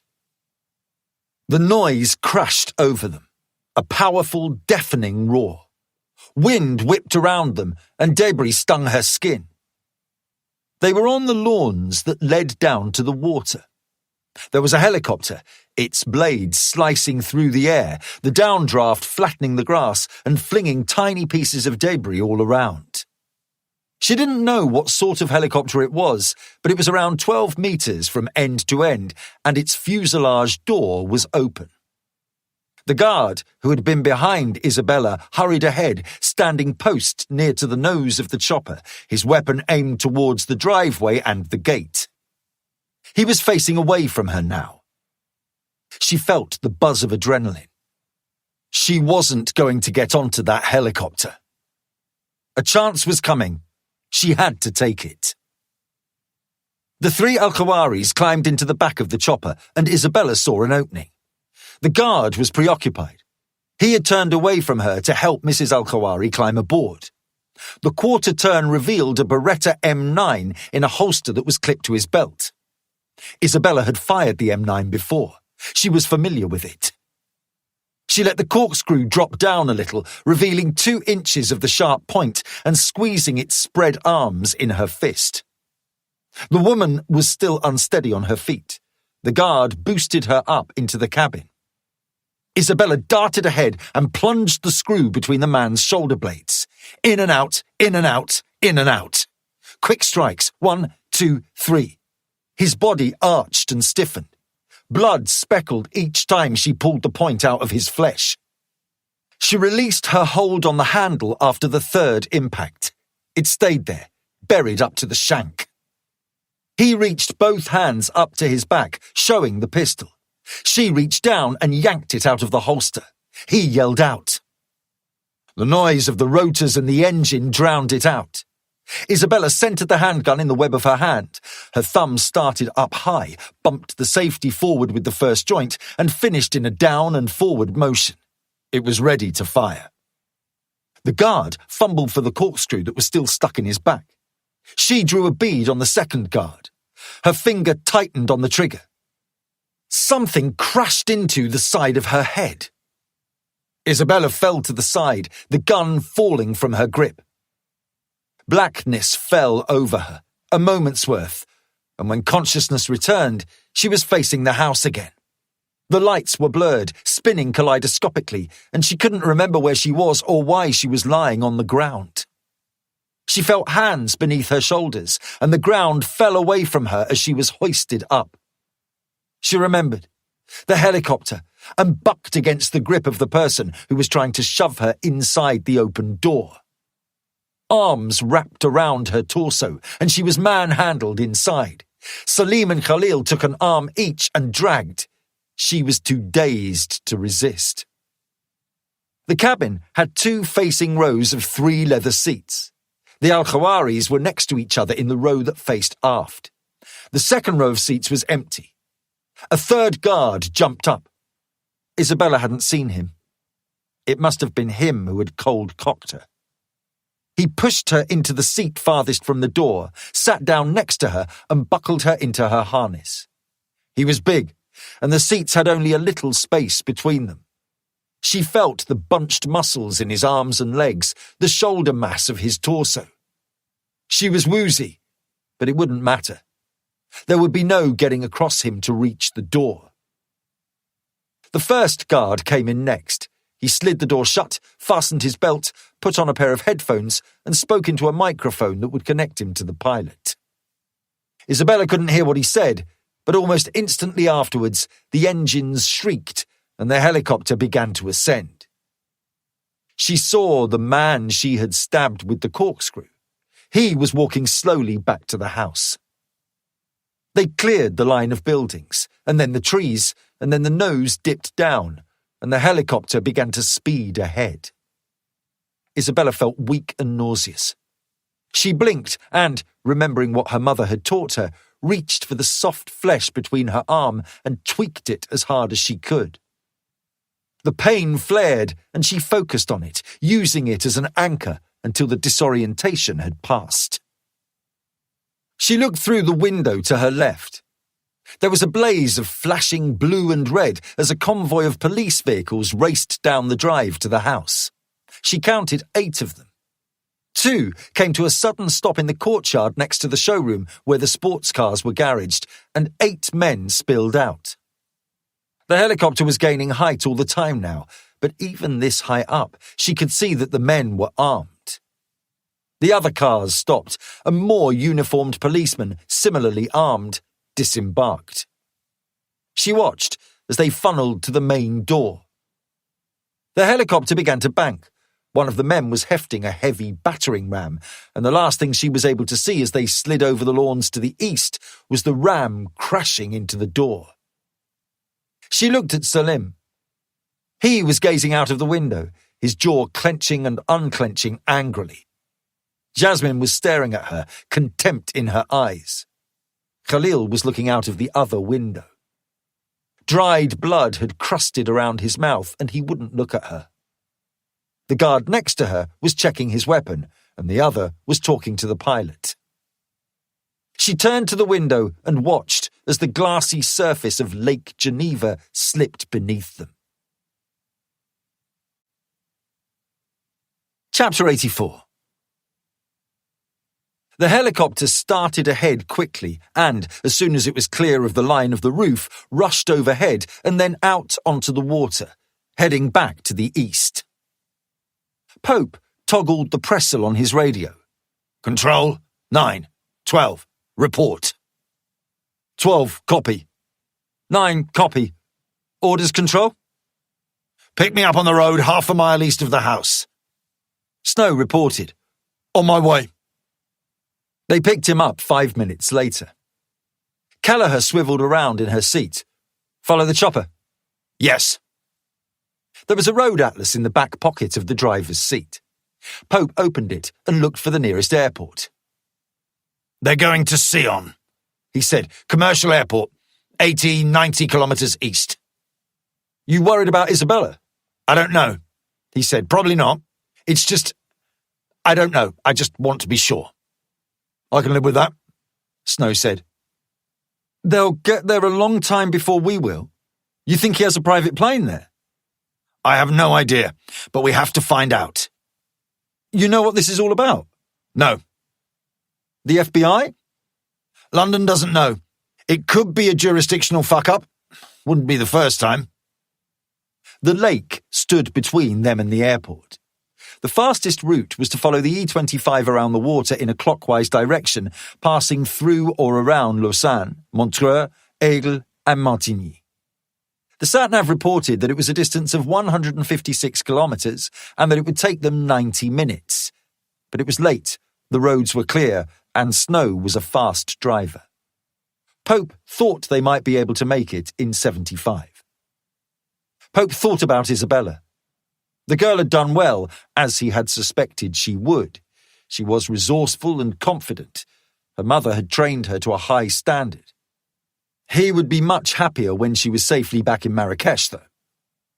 She bore herself well, and she had had the kind of difficult childhood that would lead to an accelerated maturity, but she was still just a child. An unusual child, certainly, a prodigy, but a child nonetheless. He was still thinking about her when Snow hit the brakes. Roadblock! Pope looked through the windshield. There was a car parked across the road, 200 yards away, a flashing blue light fixed to the roof. Police? Pope tried to think. It might have been fallout from the FBI raid on Al-Khawari's estate. The Swiss police were involved. It was possible that they were stopping traffic to and from the area. The helicopter suggested that they had already missed their main target. Perhaps they were being cautious to make sure they rounded everyone else up. Do I stop? Yes. There's nothing to worry about. If they ask, we're driving to Lausanne. Snow braked harder and slowed the car to 10 miles an hour. Pope counted 3 men. One stayed by the car, the other walked toward them down the middle of the road, his hand held up, palm out, ordering them to stop. The other approached from the verge to their left. "I don't like this," Kelleher said in a tight, nervous voice. It was dark and visibility was limited, but something was off. The 2 men approaching them wore black fatigues with Polizei stenciled over their breasts. Pistols in holsters were clipped to their belts. They wore balaclavas, but that wasn't unusual for armed police.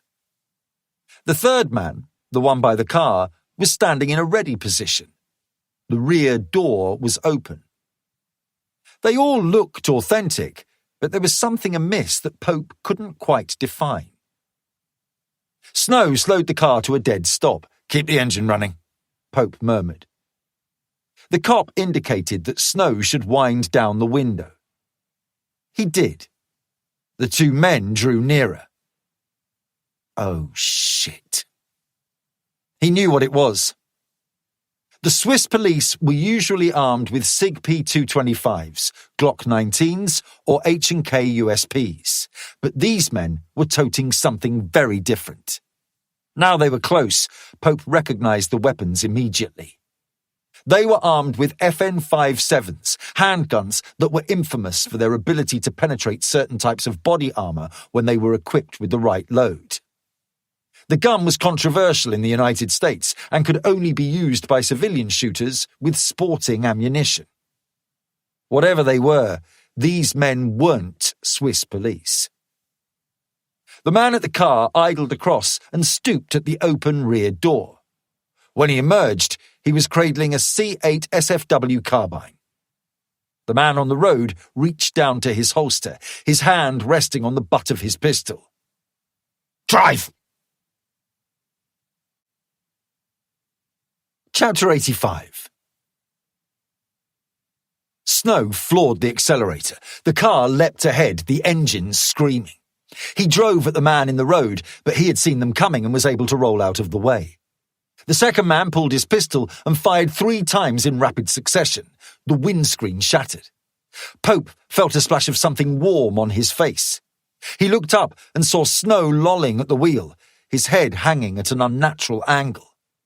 His foot must have still been on the gas because the car raced ahead, slammed into the rear wing of the blocking car and careened off the road and down the slope that led to the water. He heard the rapid crack, crack, crack of the C8 and the rear windshield detonated into the cabin.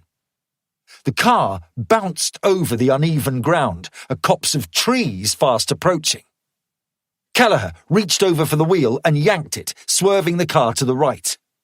They crashed through a patch of heavy brush, the front wheels launching off a slab of rock and the car twisting through the air. It landed on its left-hand side, throwing Pope against the window, the shattered glass flying all around him. It skidded for what seemed like an age, eventually slaloming through more trees and coming to a halt in a depression. The engine was still running, screaming as the upturned wheels spun impotently. Pope was on his side, pressed up against the chassis, grass and small ferns poking into the cabin. He tested his arms and legs. He was uninjured. He reached for the seatbelt mechanism, released himself, and clambered out of the shattered rear window. He looked up the slope. He could see the lip of the road. They had travelled 300 yards, with parts of the descent steeper than 45 degrees. The lights of 2 torches bounced down the slope, coming closer. 250 yards. The terrain would slow them a little, but he didn't have long. The car was 10 feet from the water's edge. It was wedged against an outcrop of rock on its flank, the passenger side highest. He clambered onto the rocks and then slid across the dented and scratched bodywork until he was over the window of the passenger door. It was still intact. He looked down and saw Kelleher's body slumped toward the ground. Snow was dead, he knew that, but she was unmoving too. He looked back up the slope. The torches were closer. 200 yards.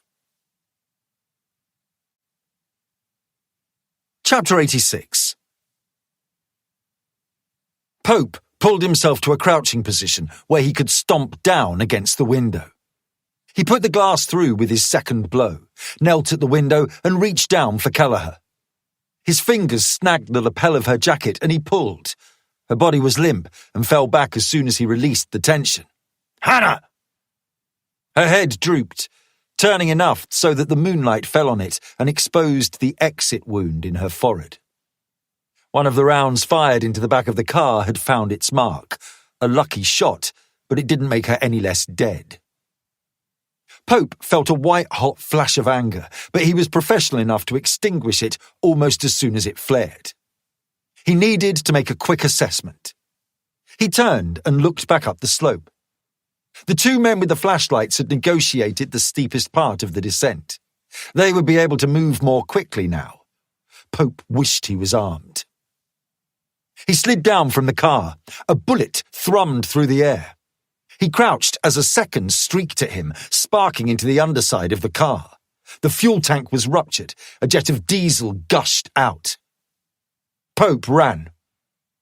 He had a good start on the two men, and he had to take advantage of it. He manoeuvred around the car, putting it between himself and his pursuers so that he might buy himself a moment of cover.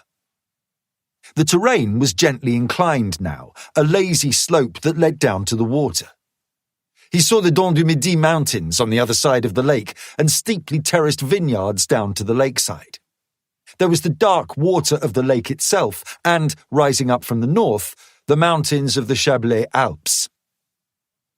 There was a fringe of aspen and fir between him and the water, and he sprinted for it, vaulting over an exposed shoulder of granite and crashing through knee-high undergrowth. Another volley of gunfire passed overhead. They were too far behind him to do anything other than spray and pray. As long as he kept moving, he had a good chance. Thoughts rushed through his mind in a headlong blur. Who were they? Why had they attacked them? They were masquerading as police, that much was obvious, but it was impossible to know anything more than that. Were they with Al-Khawari? Someone else?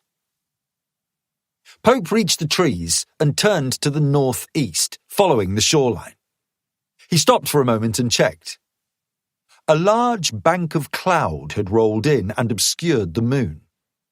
There was some light pollution from the habitations on the other side of the lake and the lights of the second car up above, but, that aside, the dark was deep and welcoming.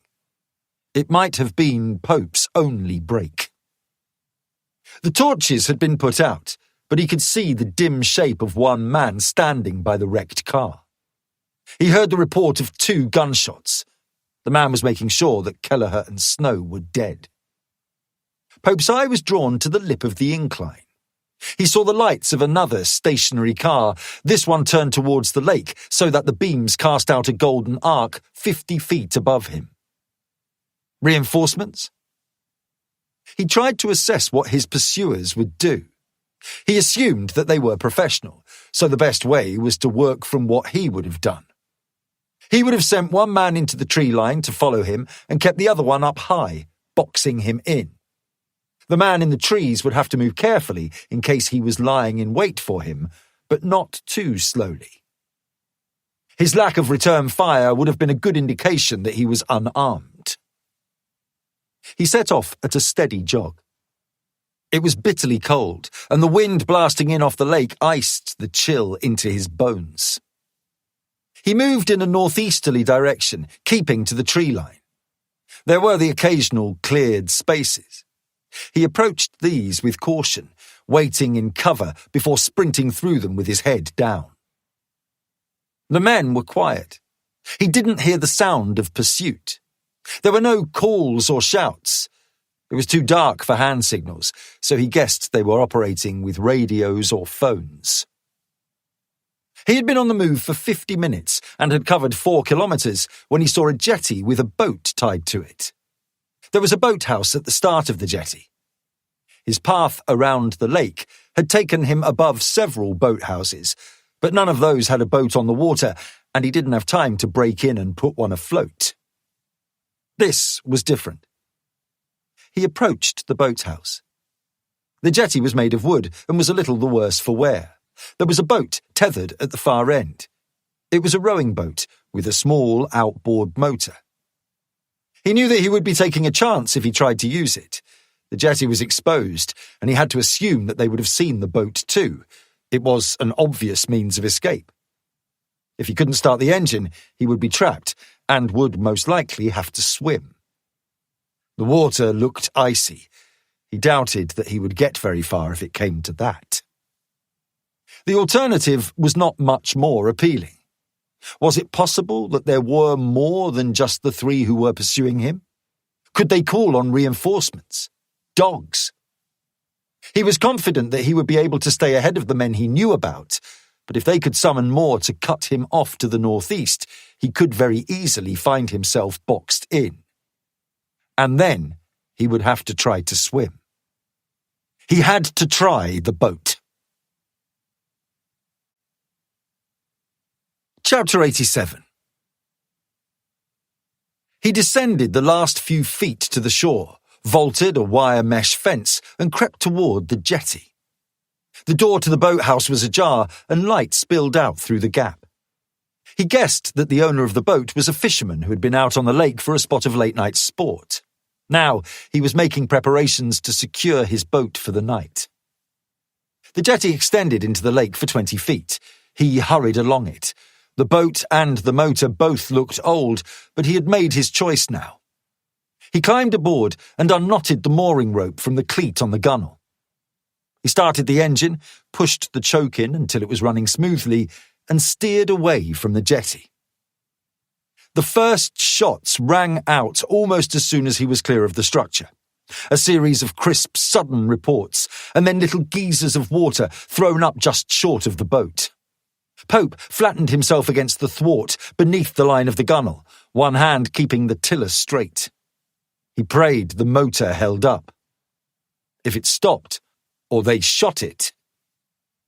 More shots fired, and 2 rounds found their mark, crashing into the transom and sending out 2 little showers of splinters.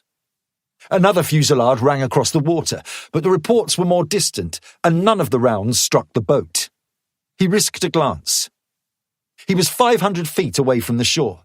He could see 6 figures by the jetty. 4 of them had handguns, and the other 2 had carbines. The C-8 had an effective range of 150 yards, but it could reach 300 or 400 with a degree of accuracy if the shooter was any good. 500 yards meant he should be safe here. The figures were too distant to make out any details. As he watched, he saw one of them turn to the door of the boathouse and raise his arm. Pope saw another figure silhouetted in the light of the doorway, saw the flash of the gun, and watched the figure fall back inside.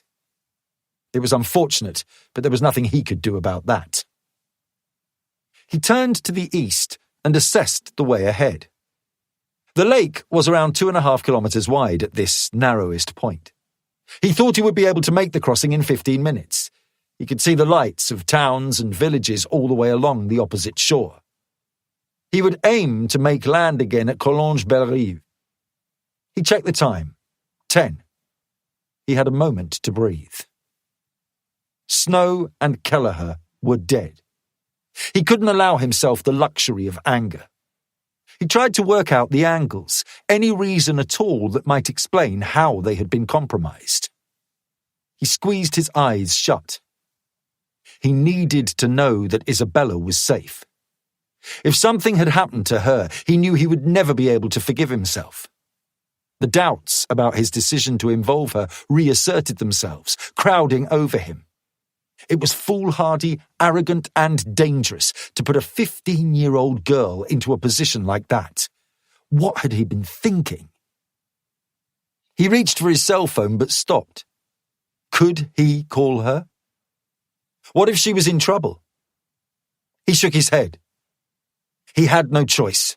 He had to know she was okay.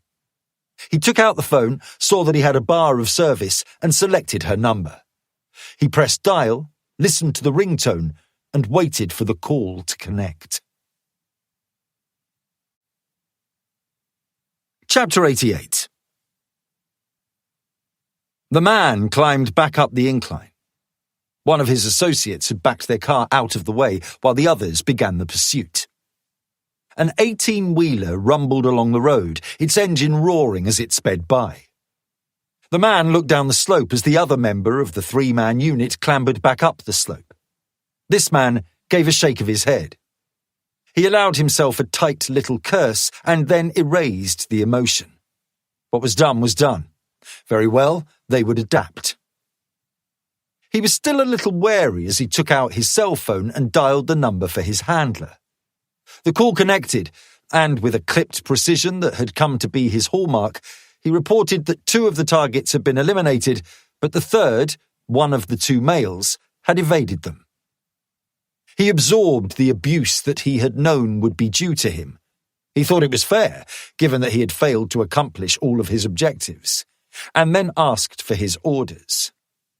Once they had been delivered, he ended the call and passed on the information to the others. He took out his torch and surveyed the road and the verge. The shell casings were scattered around, little copper nuggets that glittered dully in the light. He was uncomfortable leaving them behind, but there was no point in trying to find them all. There were too many to be sure that none were left, and leaving one was as bad as leaving them all. His plan had been to eliminate the targets in a more controlled fashion. If they had stopped, as he had hoped that they would have been able to take them out with a minimum of shots, and in those circumstances, they would have collected all of the evidence before leaving the scene. He would not normally have been so profligate. He was a man who had always believed that if a job was worth doing, it was worth doing properly, and this felt unprofessional.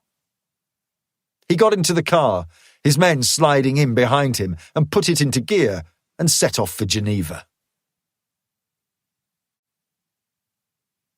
Chapter 89. They were in the air for 20 minutes before the pilot started to descend. Isabella used the time to come around from the blow that had knocked her out. She looked out through the window at the sparkling lights that flashed along both sides of a runway 2 or 3 kilometers to the north. They drew nearer, and she could see that it was a commercial airport. There were large jets pressed up against a terminal building, and as she watched, a 737 lumbered down the runway and blasted up into the night sky. She tried to remember the maps that she had studied. Her focus had been on the immediate vicinity of Le Foyer and Geneva, but she remembered that there was another international airport to the east. She remembered the name: Sion. The helicopter slowed over a private apron and started to descend. The guards stowed their weapons in 2 identical black tote bags and unfastened their seatbelts. The wheels bounced a little as the helicopter landed, but the guards wasted no time. The man nearest to the fuselage opened the door and jumped down. He unclasped Yasmin's belt and dragged her out, looping a beefy arm beneath her shoulders to hold her upright. Salim and then Khalil al-Khawari came next, then the second guard. He reached back up and took Isabella's hand, tugging her to the exit. She stumbled down into the vortex of downdraft, her hair whipping around her head. The first guard led the way across the apron. Isabella could see an aircraft 50 feet away from them, its nose pointed towards the taxiway and the runway beyond. It was a smaller jet, sleek and aggressive-looking. A private jet, she guessed. A Gulfstream or a Learjet or something similar. She didn't know which. She tried to stop. "Move," the man said, taking her arm and dragging her forward. "Where are we going?" "Somewhere a long way away from here." She tried to shake off his hand, but he was too strong. A retractable flight of steps had been unfolded at the front of the jet, and he led her to it. They climbed aboard. The cabin was plush, with 8 leather seats, racks of china and crystal, and LCD screens fitted fore and aft. The man slung her into one of the seats. Sit down and shut up. Khalil took the seat next to her. He fastened his belt, reached across her, and raised the blind over the window. She still had her clutch bag. Her cell phone started to ring. Khalil heard it. He yanked the bag out of her hand, took the phone, and looked at the screen. "Who's Rupert?" "My uncle," she said. One of the guards indicated that Khalil should throw the phone across to him. He did. The man removed the back of the phone and pried out the battery. He opened the door and tossed the pieces outside. "Where are we going?" He ignored her. The second guard boarded and pulled the steps up behind him. The door was shut and locked, and moments later the engines whined. "Khalil," she insisted, "talk to me." "It's too late now." "I don't understand. What's happening? Where are we going?" He turned his attention to her. His eyes shone with anger. "Home," he said. Epilogue. Akil and Yassin Malik waited in line at immigration. The queue was long and served by a bored woman in a single kiosk. She ushered travellers forward, took their papers, compared them to their photographs and, always satisfied, sent them inside with a desultory wave of her hand. Yassin fidgeted next to him. "Come on," he said. The flight had been straightforward. Akil had been unable to read the magazine he had found in the departures lounge. He couldn't concentrate on it, and the words wouldn't go in. Instead, he gazed out of the window at the clouds below them as they flew over Germany, Hungary, Romania, and Bulgaria. They passed over the Black Sea and then over Turkey itself. Antalya was on the southern coast. After 6 hours, the jet started its descent. He watched as the landscape resolved into finer detail. He saw the terminal building, the buildings of the town spread across the coastline, and, beyond, the deep blue of the Mediterranean Sea. There were palm trees, the lush greens tempered by bright yellow sand dunes, white-capped waves rolling into shore. It looked beautiful. "It's taking forever," Yassin said. "We need to get going." He was nervous. He had been that way ever since they had set off. Akil had believed that it was the prospect of being stopped before they could leave the country. But the more he observed his brother, the more he realized that it was something more fundamental than that. For all his brash certainty that this was the correct path for them to take, he still doubted his decision. He was worried about their family and what they would think. There was fear, too. A fear of the unknown, of the things that they might be asked to do when they reached the caliphate. They had seen the YouTube videos and read the literature about what they could expect. It was easy enough for him to pronounce Allah's will from the security of their home. It was more difficult to find certainty when the prospect became less of an abstract idea and more of a likely reality. They had a long day of travel ahead of them tomorrow. They would check into the 5-star resort that they had booked with the travel agency in Manchester. It was important that they did that in order to minimize suspicion. It was more difficult to make passage through Turkey than it had been, and there was a suggestion that travellers who arrived on a package holiday and then did not arrive at their accommodation would be reported to the authorities. They would avoid that.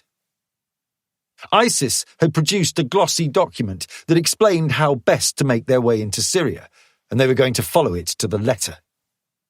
"Come on! Why can't they open the other kiosks? This is ridiculous."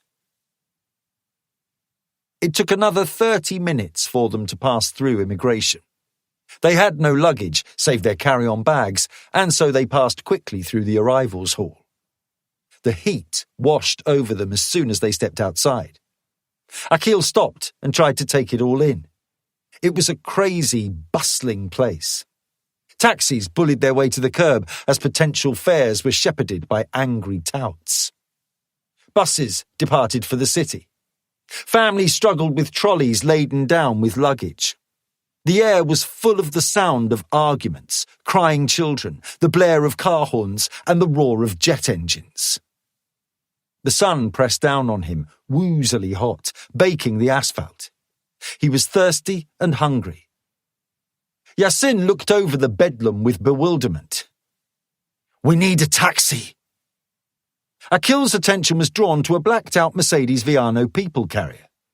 It came out of a sealed-off area at the side of the main terminal building and nosed into the queue of traffic, the driver leaning on his horn as a taxi tried to cut in front of him.